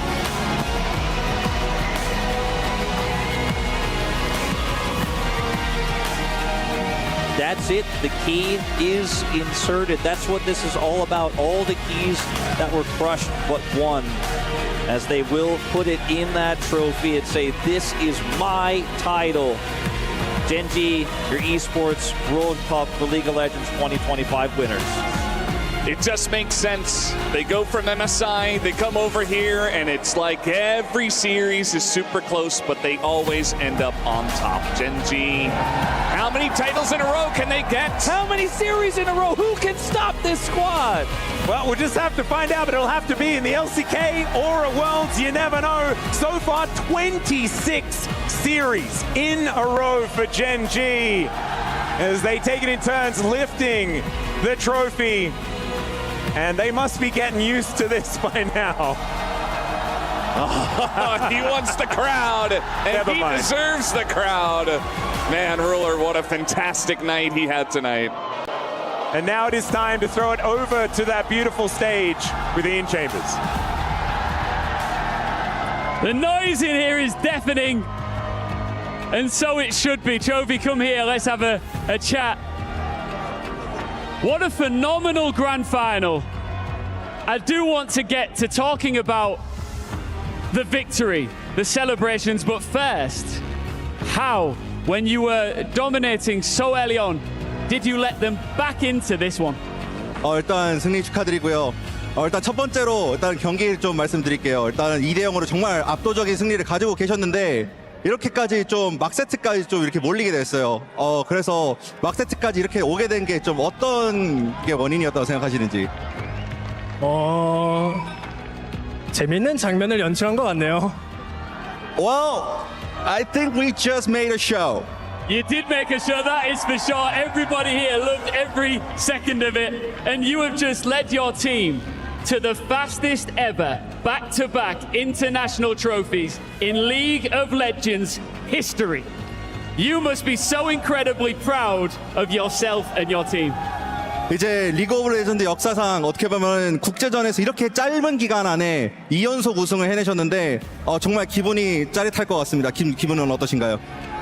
일단 당연히 우승해서 너무 좋은데 저희 팀이 이렇게 좋은 성과를 거뒀다는 게 많이 뿌듯한 것 같아요. Yes, of course I'm excited, but I'm also proud how my team has gotten into this trophy. One of the things you must be proud of as well is this time last week, you were literally on a flight from Vancouver. I need to know how you found the mental resilience, the physical resilience to reset, start again, and be so successful at another international event in such a short space of time.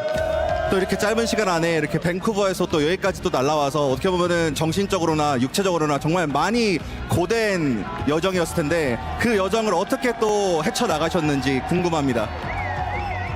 일단 MSI를 우승해서 마음적으로 여유가 있었고 그리고 이렇게 힘든 일정은 여기 참가한 모든 팀이 다 힘들기 때문에 그냥 잘하면 우리가 이기지 않을까라는 생각으로 임했던 것 같아요. The fact that we won the MSI made us mentally stable, and also for physically, I think the other teams who attended to the MSI had the same problem. So I think that's just kind of mindset we had was just let's be our way. We can play if we play in our way, what we did, and we can win. Well, we're about to witness history.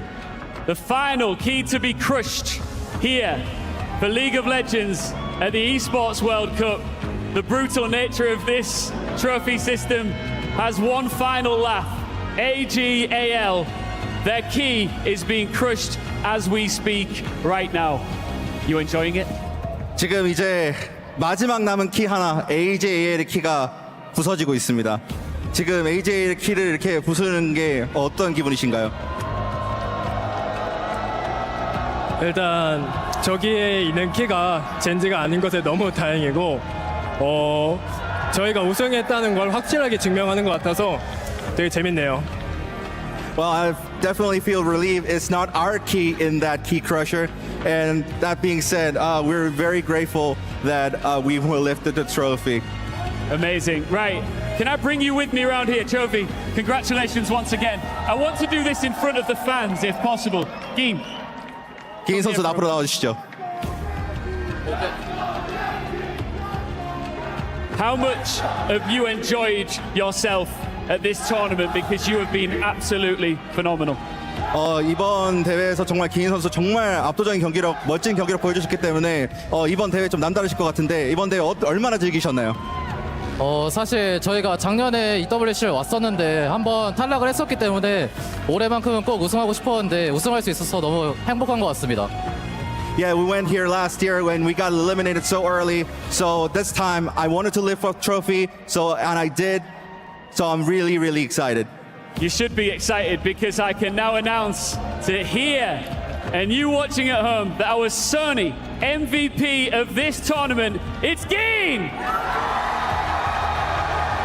이번 EWC 2025 리그 오브 레전드의 소니 MVP는 기인 선수입니다.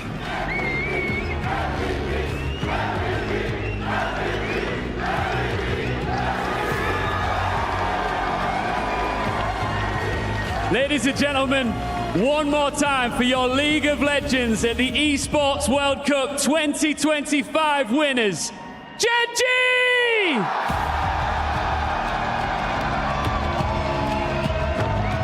There is one last thing we need to do. We need to loot some of your opponent's keys. Are you ready?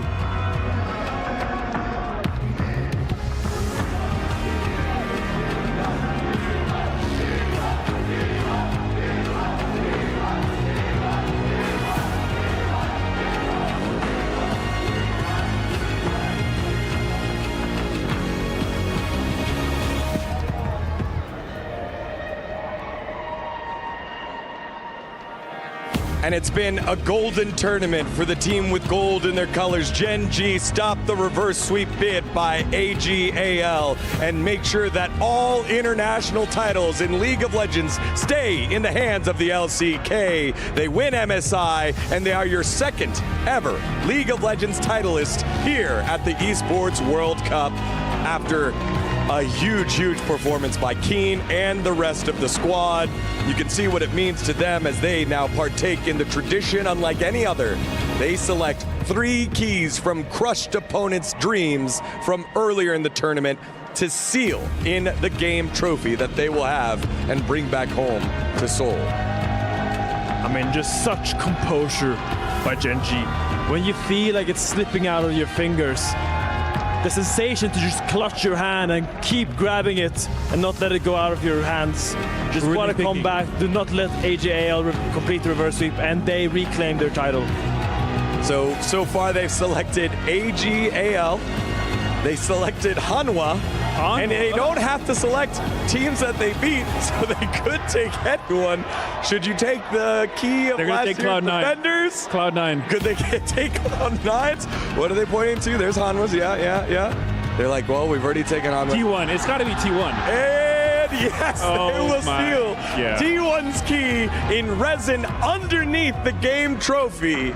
AGAL, Hanwha Life Esports, and T1's keys will be inside the 2025 Esports World Cup League of Legends game trophy for Gen.G. So one bit of business now done.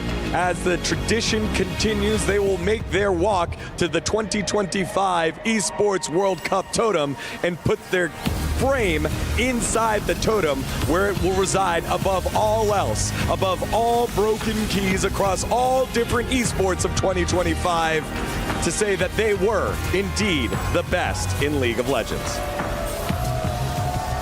What an awesome finals. That was so fun. Started out a little slow, but it heated up for an absolute banger at the end. That game 4 and 5 were so much fun. And, ending with picks like Tarzan Zed, we didn't get to see the Nidalee, unfortunately, but there was plenty of other awesome picks. The Vladimir coming out, the Silas, Chovy picking TF and somehow winning on it. It is a storybook ending. All he needed was the Callista as well to truly do the impossible, but I think winning with TF is pretty impressive. Yeah, and what a fight by AJL in the end. What a ramp up this series has been. As you say, Meteos, I fully agree that it got better game for game for game. That game 4 by AJL, what a fight it was between the two teams in a 47-minute banger. Tried this really aggressive draft in the end. I love the confidence with Tarzan with the Zed. I love the confidence with the Vladimir. Wasn't enough this time, but AGAL, we will see you soon again. Man, what a